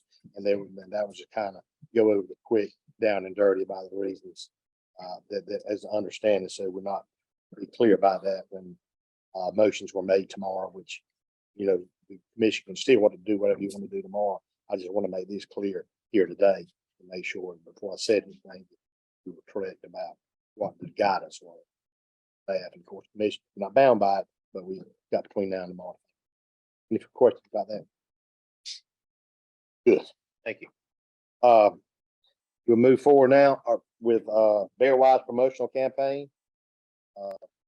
Fairly and Jane.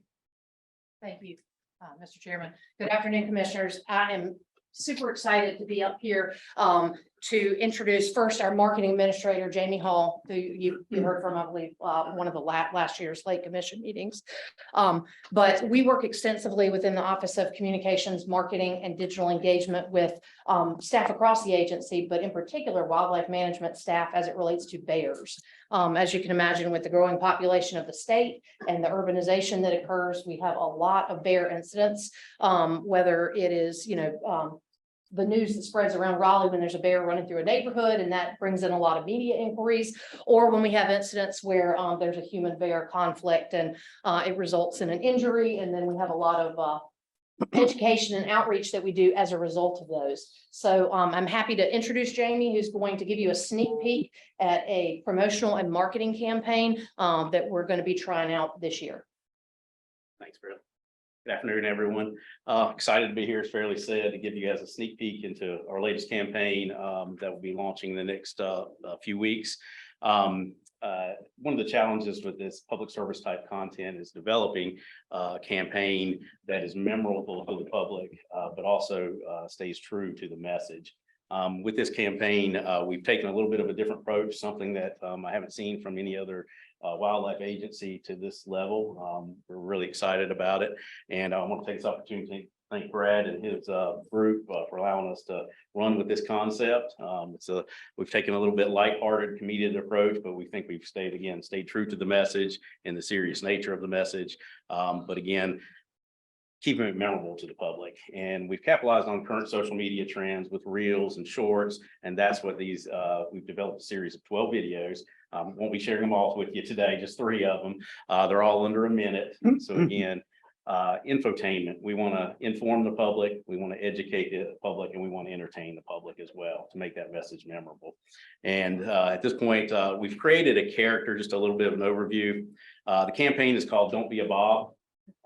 So we created this character, Bob, and Bob just can't seem to do anything right. And so we presented Bob and utilized all 12 of the Bearwise basics and allowed Bob to show what he does on a daily basis and what not to do. And with the juxtaposition of the rules of the Bearwise basics and what you should be doing. So we hope, again, we're going to, part of our roll-up plan with this as well is to share these videos with other state agencies as well to do a coordinated rollout. At the same time, we're going to launch with paid and organic campaigns across the state. So that'll increase our reach as well as our engagement with the public. So we're excited about this, and I want to just run through with 3 of them real quick. Got them queued up.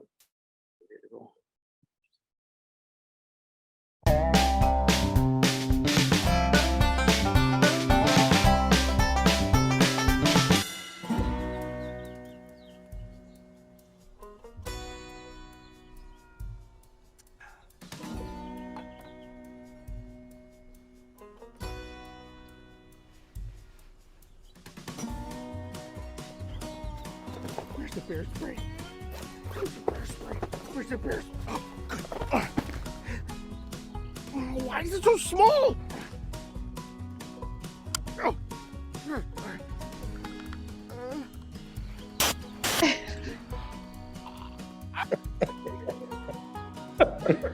Oh, what did I do? That was a bad idea. Fire in the hole.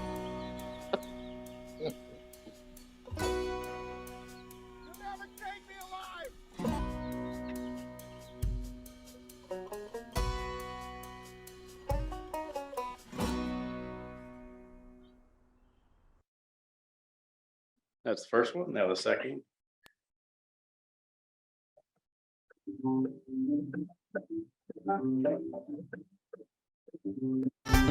It's called relativity. There's a bear. What do we do? It's something like if it's brown, make a sad face clown, and if it's black, eat a snack. If it's white, black. Okay, so eat a snack. Then. No, black. You attack. You don't attack a bear. It'll kill us. Or maybe we sing it a song. Yeah, we'll sing it a song and we'll soothe it. Like, you're a beautiful black bear in the forest. Oh, let's all play dead. Yes, play dead. Yes, and then we'll be safe. We'll be safe. We all play dead. Remember me!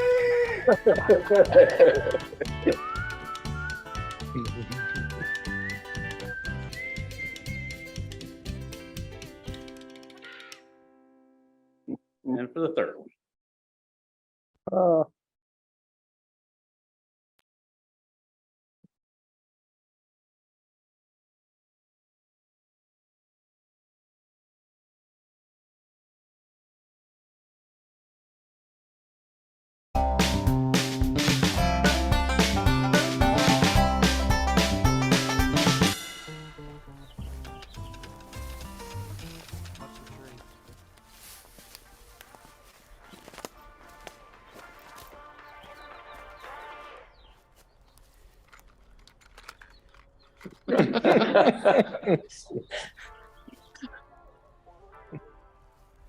John?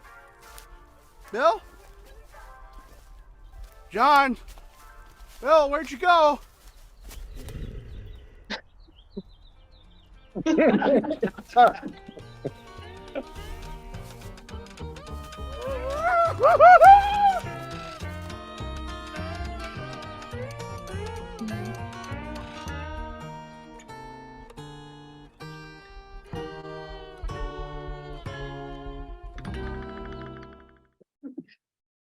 Those are the 3 we'd like to share with you today. And That's pretty daggone good. Any questions? Can we get Bob's autograph? He is available. He lives in Greenville. And we do own the bear suit, so if that's open for option.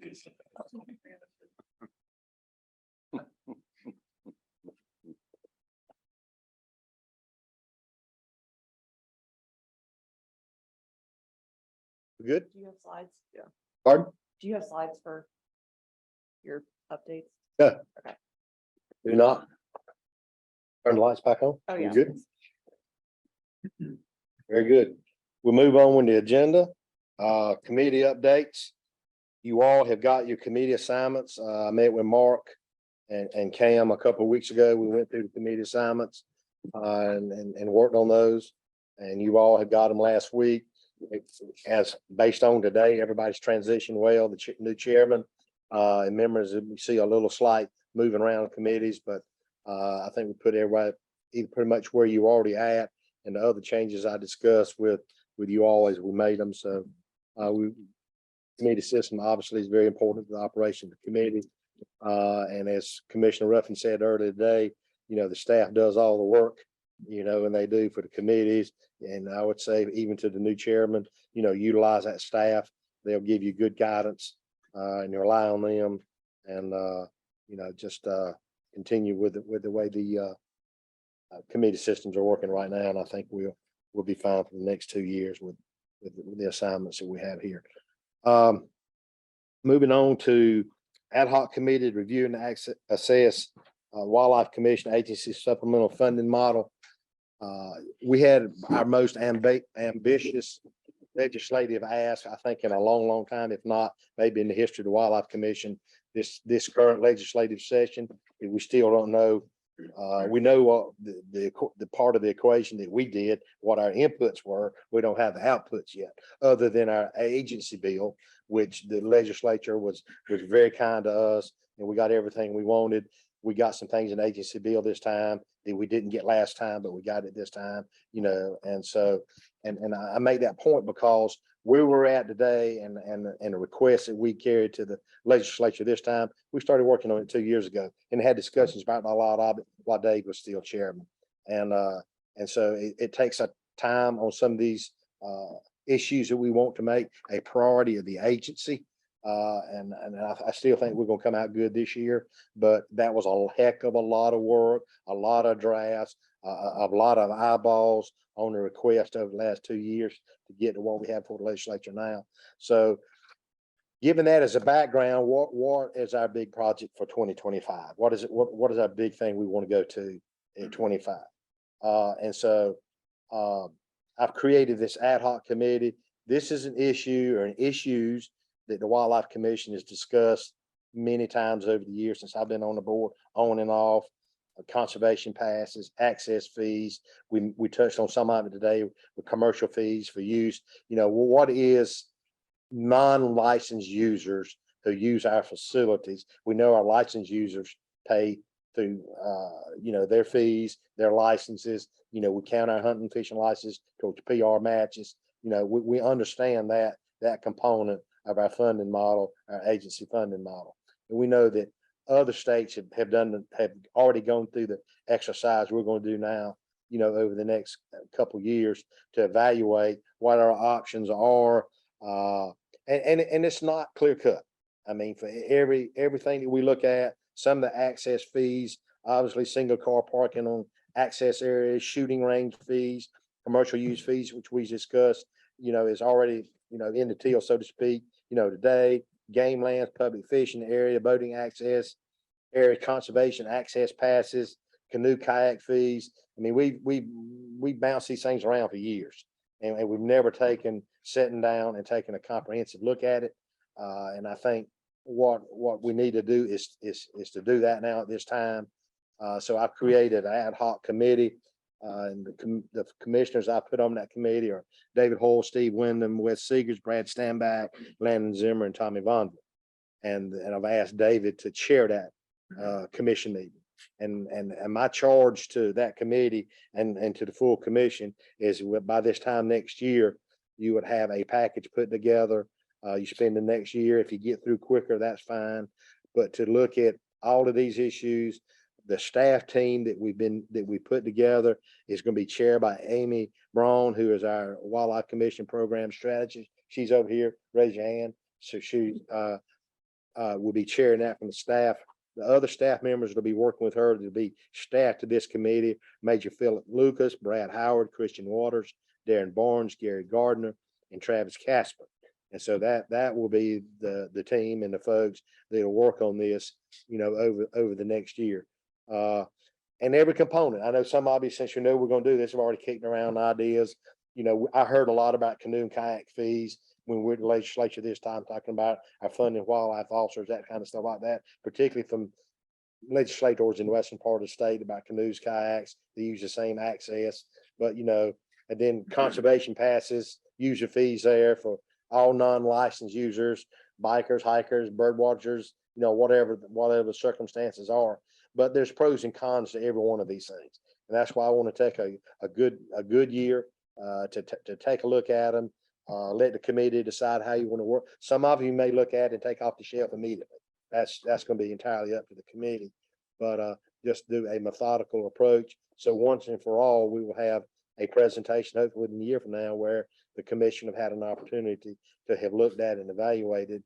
And if there are funding changes that that the legislature has to approve, that gives us time, between August and the start of the session in 25 to be prepared for any legislative ask. So that's kind of what we are primarily be looking at, over the next 2 years. And that's something that Mark and Cam and I talked about when we met, a couple of weeks ago. What was the thing we need? Because when you look at what we've accomplished on the doorsteps of getting Setzer, Samarkand, IT, safe harbor agreements, all the stuff that we've done, I can't even remember how much success we've done over the last 4 to 5 years.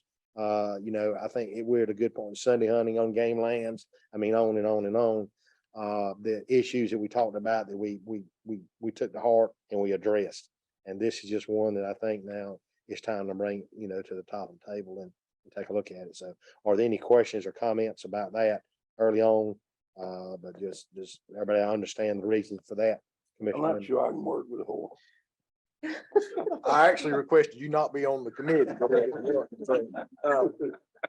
I will add that, so I've already talked to some of the folks and some staff, and my thought is we'd probably have a couple out of cycle meetings to get, because I think we'll have some fairly lengthy to get started kind of scenarios, and then we'll break it down from there. But my hope is that with this rough group I've been assigned with, that we can meet out of cycle, come up here and spend a half a day or so really narrowing down the vision and what we think we can get accomplished. And like I said, the items we feel like are going to be. I mean, so, I front loaded the commissioners with, obviously, when you look at those first 30 years of experience, communities that you have on the commission, then the chair and the vice chair of the finance committee, and then Tommy added you on there, obviously, with your expertise and experience. So that's so we're looking forward to getting that product back.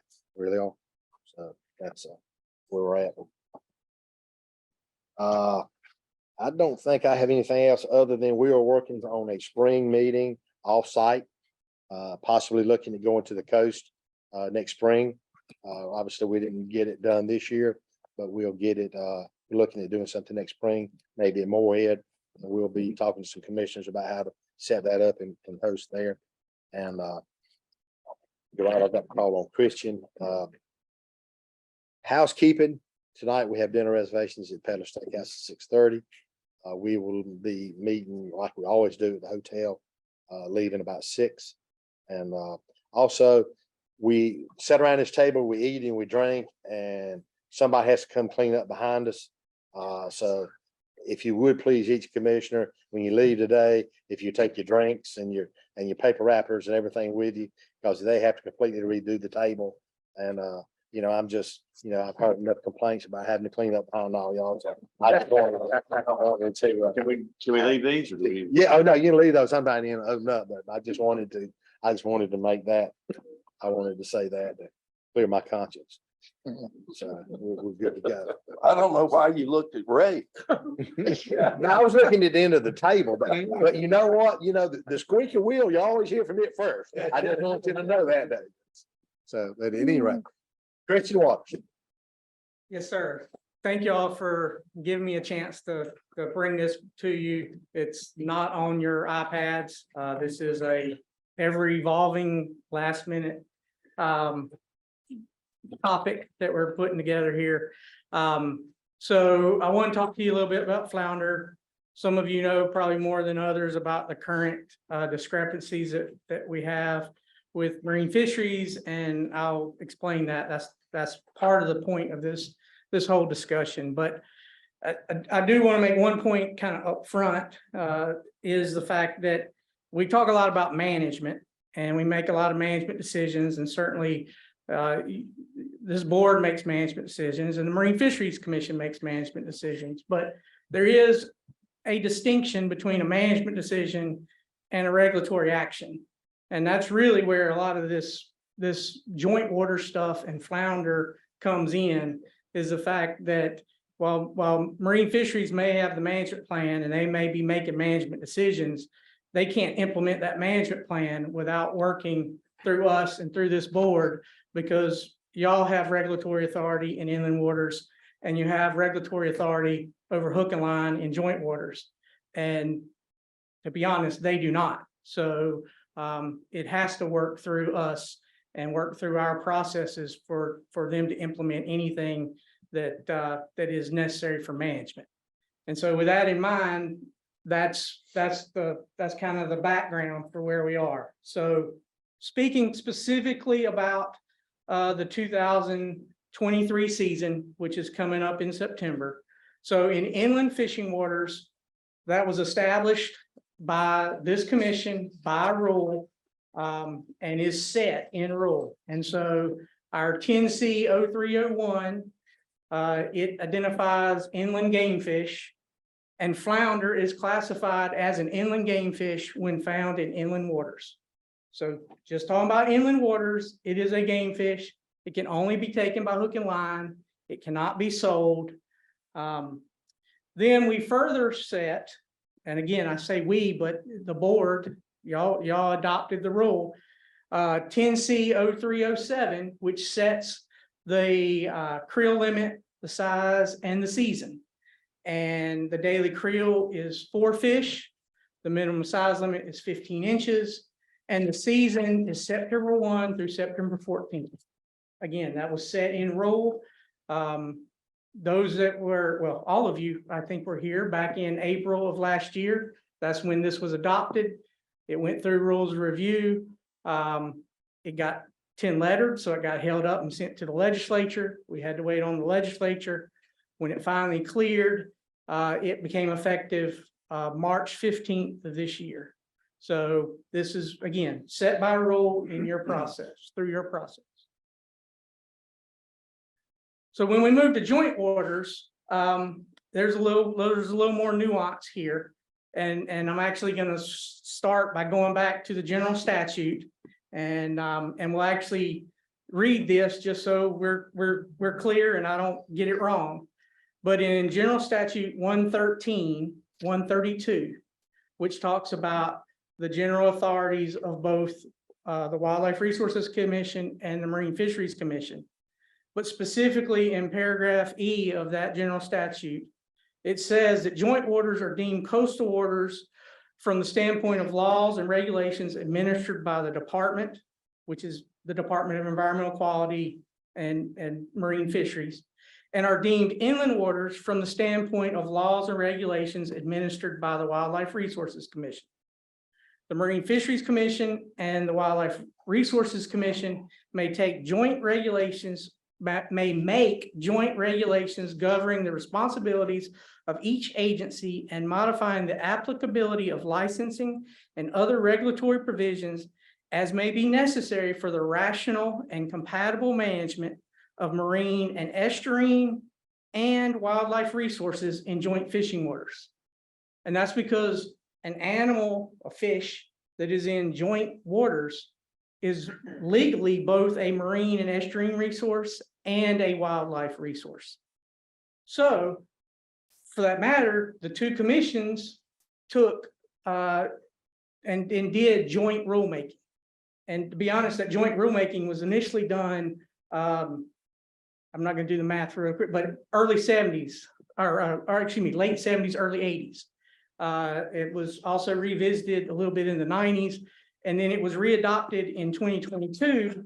If y'all remember, at the time, it was readopted based on what both boards were told to do, and that we would address this issue after it was readopted. So this is what was readopted. And it's both in our rule, which is 10C0106B3, and it's also in Marine Fisheries Rule, which is 03Q0106B3. And it said, and B, it's the following inland fishing laws and regulations administered by the Wildlife Resources Commission apply to joint waters and shall be enforced by wildlife officers. And number 3 of that is all laws and regulations pertaining to hook and line fishing, except hereinafter provided. And there is a separate section that deals with American shad and striped bass, which I think y'all are familiar with, which has very specific rules that both commissions have agreed to. But other than that, our rules apply in joint waters when it involves hook and line. And so therefore, that 10C0307, which I mentioned before, which was the size, the creel, and the season, applies in joint waters as it relates to hook and line. And that's in rule. That's set in rule. Now, what has happened, and tried to break it down in a table format here, and I apologize, this is a little lengthy, but I want to make sure you have all the technical information here. So what has happened here is, as I've described, for the Wildlife Resources Commission, our season is September 1st through the 14th, as set by rule. In inland waters, it is the 15-inch minimum size limit for fish daily creel. Fish can only be taken by hook and line. In joint waters, it's the same 15-inch minimum size limit and 4 fish daily creel. And it can only be taken by hook and line only because the rule that we have, the joint rule that we have with Marine Fisheries, says that this board's authority is hook and line. So that is set. Well, what Marine Fisheries Commission is doing, and it's Marine Fisheries Commission, but it's actually through a proclamation issued by Division of Marine Fisheries. So this is all done by proclamation. The proclamation has yet to be issued, that unless it was issued in the last few minutes, it is yet to be issued. But on June 28th, they did a press release that basically said what they intended to do in the proclamation. And so in the proclamation, their season will be September 15th through the 29th. That will not apply in inland waters because they don't have authority in inland waters. So season will be closed in inland waters during that time period. And that's closed by rule. I mean, there's nothing at this point that this board could do to change that. In joint waters, the 15-inch minimum size limit, one fish per day, and fish taken by hook and line and gig is what's in their proclamation. And then in coastal waters, it's the exact same, 15-inch minimum, 1 fish per day can be taken by hook and line or gig. And so as you can see, there is a discrepancy of when the seasons occur. And there's also a discrepancy in particular in terms of the number of fish or the daily creel that you can take. Now, before I explain a little bit more of the why, and then certainly answer any questions, is that I want to point out that what you will hear from Division of Marine Fisheries, or at least what we've heard from Division of Marine Fisheries thus far, is that our season in joint waters doesn't apply, and we don't have a season in joint waters based on their interpretation. It's actually, I would say, the exact opposite, because as I read to you earlier in 0106, is pretty clear that y'all have authority over hook and line. Now, taking my personal opinion out of it, it could be debated whether you have sole authority or not. But regardless, you have authority. So the season that you have set in rule is the season. The real question is whether Marine Fisheries has authority over hook and line in joint orders or not. And so therefore, the season that I've circled in red with the question mark, I think is really where the question is. So with all that said, Marine Fisheries, I think you would hear from them. And they're meeting tomorrow actually in Raleigh, so I anticipate this topic will come up.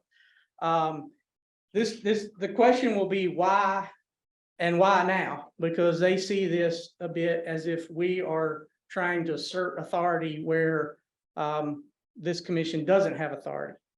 And I totally disagree with that. And I will say that it's been very clear in rule that we have had authority for some time. Well, since certainly the late 70s over hook and line and joint orders. We have always tried to work with them and match our rule with their rule. And so therefore, this really hasn't been an issue in the past. And it's not that we haven't asserted our authority, it's just not been an issue. And for example, last year, our season was September 1 through the 14th. But because we knew in advance, we did a temporary rule change. So we went to one fish that matched Marine Fisheries. The only real difference was their season was September 1 through September 30th. So in terms of an angler out there on the water, there wasn't that discrepancy like there is this year. So the reason it came to P this year is because there is a discrepancy. And the reason that there is a discrepancy is because we didn't know of the management decisions early enough to actually make a difference. If we had learned of this in March or April, similar to what we did last year, at least my recommendation would have been to bring a temporary rule forward, and we would have avoided some of these issues that we have now. But when we learn about it as a press release at the end of June, there's not much we can do about it. And our rules are set. Our rules are set in rule. And unless you choose to ignore them, which I think is a horrible precedent, then you have what you have. And I'm sorry, I feel like I was long-winded, but I wanted to give you the full explanation. And Christian, I understand what you're coming from, but I've got a little bit different take. I mean, this rule was in place in April of last year. They 10-lettered it. From them. Mainly from members of Mainly from them. members of the commission itself, 10-lettered it. So TLF. they had full knowledge a year and a half ago, pretty much, that's what our rules were going to be this season. Yeah. And they went, and then Rules Review Commission did side with the Wildlife Commission, did say we had the authority, did agree with the statutes, to what the statutes clearly say. We have hook and line authority in inland and joint waters, and they clearly state that. So there should have been no misunderstanding whatsoever of what our intentions were and what our rules were. And then we had a situation later in the year where same situation occurred, and we went to Rules Review Commission. Our attorney did a great job representing us, and same thing, they ruled about with the Wildlife Commission, and they went back and I watched the meeting that was in there.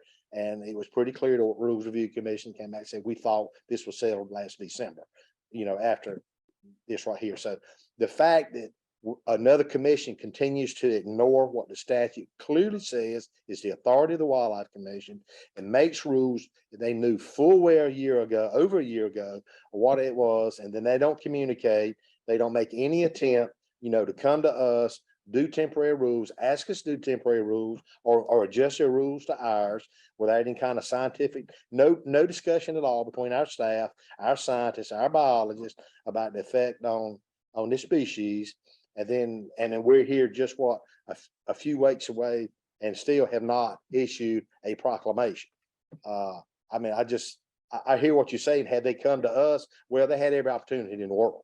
And it's pretty clear increasingly over the last several years, that's been the way it has occurred. I think we know that a lot of this stuff is probably tied into what we saw with the lack of the agreement that, and you mentioned it, the governor's office. The governor's office, we met with the governor's office and they told both commissions to adopt the rules as are, go back, discuss delineation. We talked about it numerous times, coming up delineation that would rid of joint waters. You'd have coastal waters, inland waters, and we would be not have overlapping jurisdiction. We did our part, did everything we could.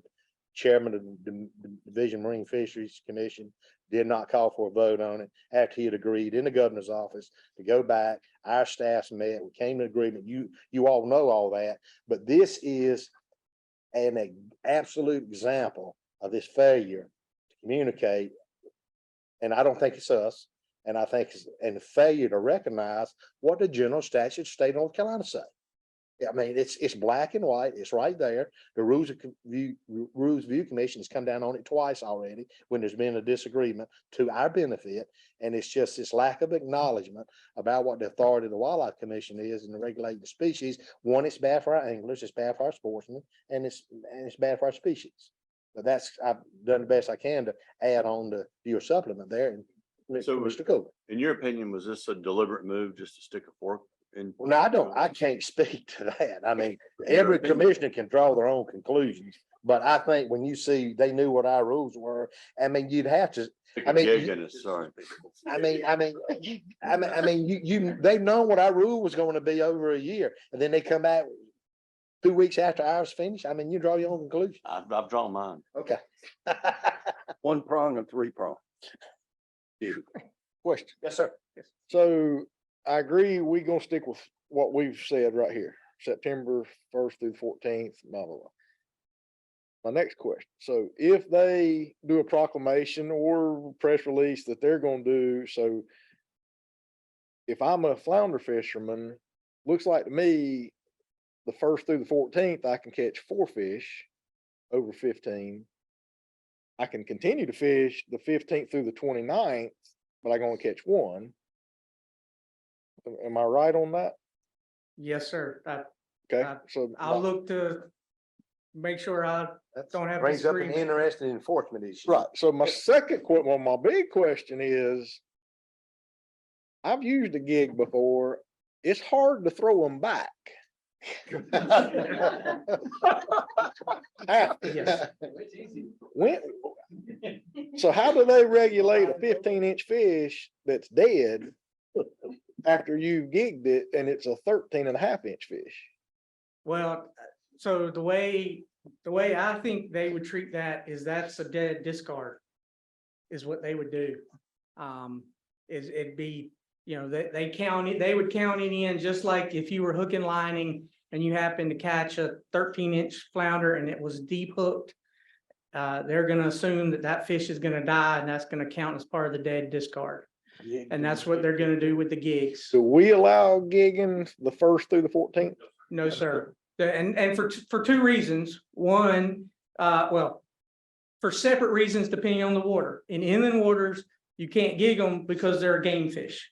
And you can only take game fish by hook and line. And then in joint waters, your authority, again, not trying to overstep our authority. Right. Your authority is hook and line, so therefore we would not allow gigging. That would have to come from marine fisheries.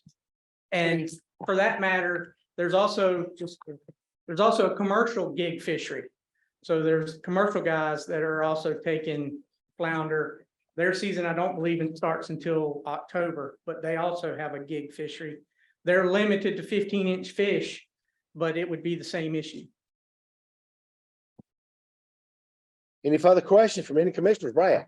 Technically, the only discrepancy would be their addition of hook and line to their different season and different creel limit. They just said their same season, 1 fish per day by gigging.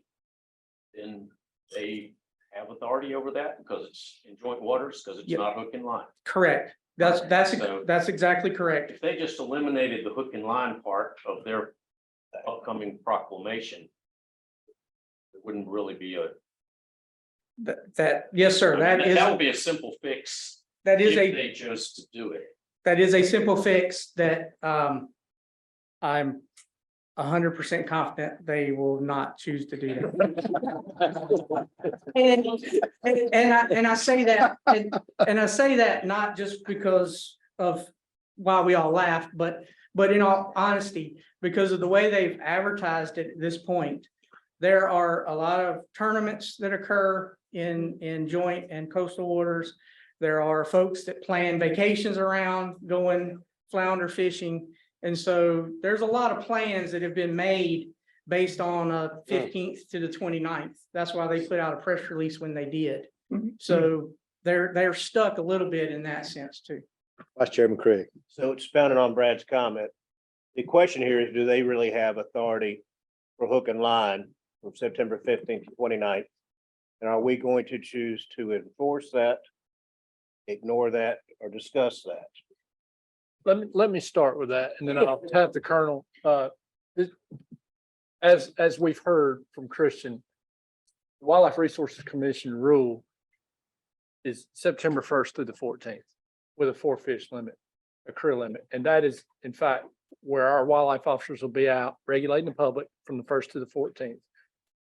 For the September 15th to the 29th, and the Colonel can allude to this some, that we've been in communication, our law enforcement staff work in the field every day with DMF law enforcement staff. This is what I'll guarantee you that will be fair to the public.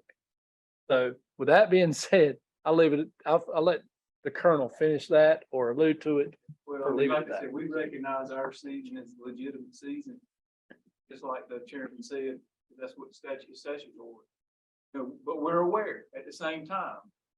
Last thing we want to do is create confusion and unclarity with the anglers public.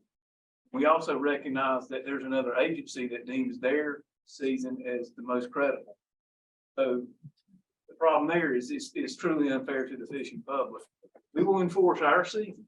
That's what we're gonna do. The 1st to the 14th, we'll fish 15-inch swim. During their season, we will use great discretion. And I spoke with their colonel yesterday and their major, and I know their major very, very well. I worked with them in the field for 10 years. And I can't tell them what to do, but they are of the same illusion as far as what the perception would be in the unfairness to the fishing public. Now, what their folks tell them to do, I have no idea. But there's also a possession and transportation law they have as well that could create another conflict during that time. But and right now, we're gonna enforce our season from the 1st to the 14th. And they can do what they want to do. And we're gonna use discretion from the 15th to the 29th. If we come across any issues of climate. Thank you. Commissioner Craig, I just, you highlighted the main issue and the issue that we have talked about. At least I've talked about with them for at least 6 years. We've talked heavily about that in the last 3 years, is what is their authority over hook and line? And it comes down to the fact that we have a rule in the place that clearly says we have it. The intent when that was written, I can guarantee you, was that we would have it because they had no interest in managing recreational fisheries. Since then, they have read the statute in a more literal sense, not the statute, the rule in a little more literal sense. And they have said basically that, okay, y'all have authority, but we have authority too.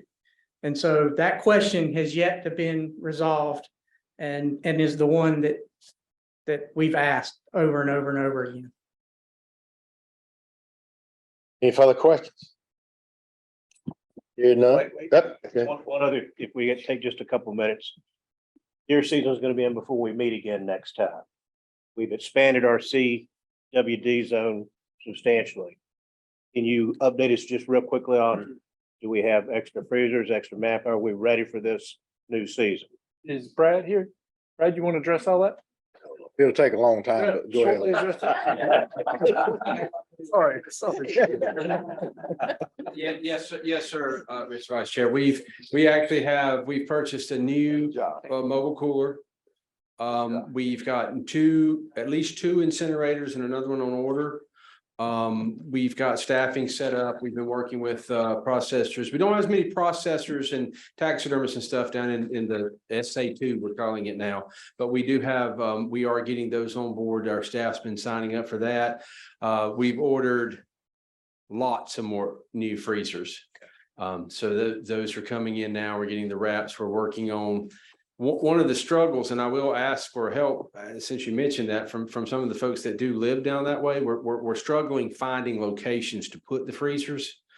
We're trying to find local volunteer fire departments, convenience stores. We're struggling a little bit getting folks to agree to let us put the freezers on their properties. So, but our staff's working hard to find those. But so if you do know of somewhere, country store that's in a good location that you might know, that you can let us know and say, hey, these people are interested, we would appreciate that. But we're pretty prepared. We've ordered all of our CWD supplies. Sarah's got that on order already. So we're hiring our temporaries right now, getting them ready to go. So hopefully hopefully that both zones will run as smooth as last year's did. But yeah, Kyle. I was just gonna add about the temporary. We do have a lot more temporaries this year, but I will give a lot of kudos to Chris Gray, James Tomberlin, Evan, and others for getting us a new grant. A grant that we don't historically get, just for CWD management for paying for some of those temporary. It's not gonna cost you a whole lot extra. Wow. Yeah, good news. Are we still sending them to Wisconsin? Is that what the place was? Yes, we'll still send our samples to the Wisconsin lab. We re-signed the contract with them. They're the most cost effective, and actually they're very dependable, and turnaround time is really good with them. So that's where for the foreseeable future, I don't expect us to go anywhere other than Wisconsin with So what are the incinerators for? burning up all the remaining stuff. Because when you take the two lymph nodes out, they're only that big, and then you got heads. And so it'll burn up the heads, the hides. We will have skinning racks at certain places where people, if they can't take all the parts of the deer out, so they can hang up the deer, skin them out, debone them and all that stuff, and they got the leftover parts. They can go with, they either go in one of two things. We have trash bins that carry them to a sealed landfill, and then we have the incinerators. I think mostly we were using the incinerators to dispose of the heads of the samples that we were pulling at staffed stations and those kind of things. And so we can burn that up. Thank you. Yes, sir. Brad, what's the most recent number of positive tests? We're still at 10 right now. Okay. Yeah. And you want all the samples you can get? Correct. Yeah, we'll take, we want all the samples we can get. We were not going to stop sampling statewide. We're working through our certified health cooperators, our taxidermists, our staff that are not in the surveillance areas will still be working at target numbers for their counties. Because as we know, last year, we found the one in Cumberland through a taxidermy that wasn't in the surveillance area at all. So we will continue to be doing that, but yeah, we'll take, the new zone is going to be a little bit different. Landscape is different. Club hunting, the deer hunting is a bit different down there. So, but our folks have been working really hard to communicate with the deer hunters, working with, what's the new name? Fort Liberty. Is that right? Yeah. Working with Fort Liberty. They'll be working they have their rules at their hunt area there in Cumberland County. Any further questions? Meeting adjourned. See you in the morning at 9 o'clock.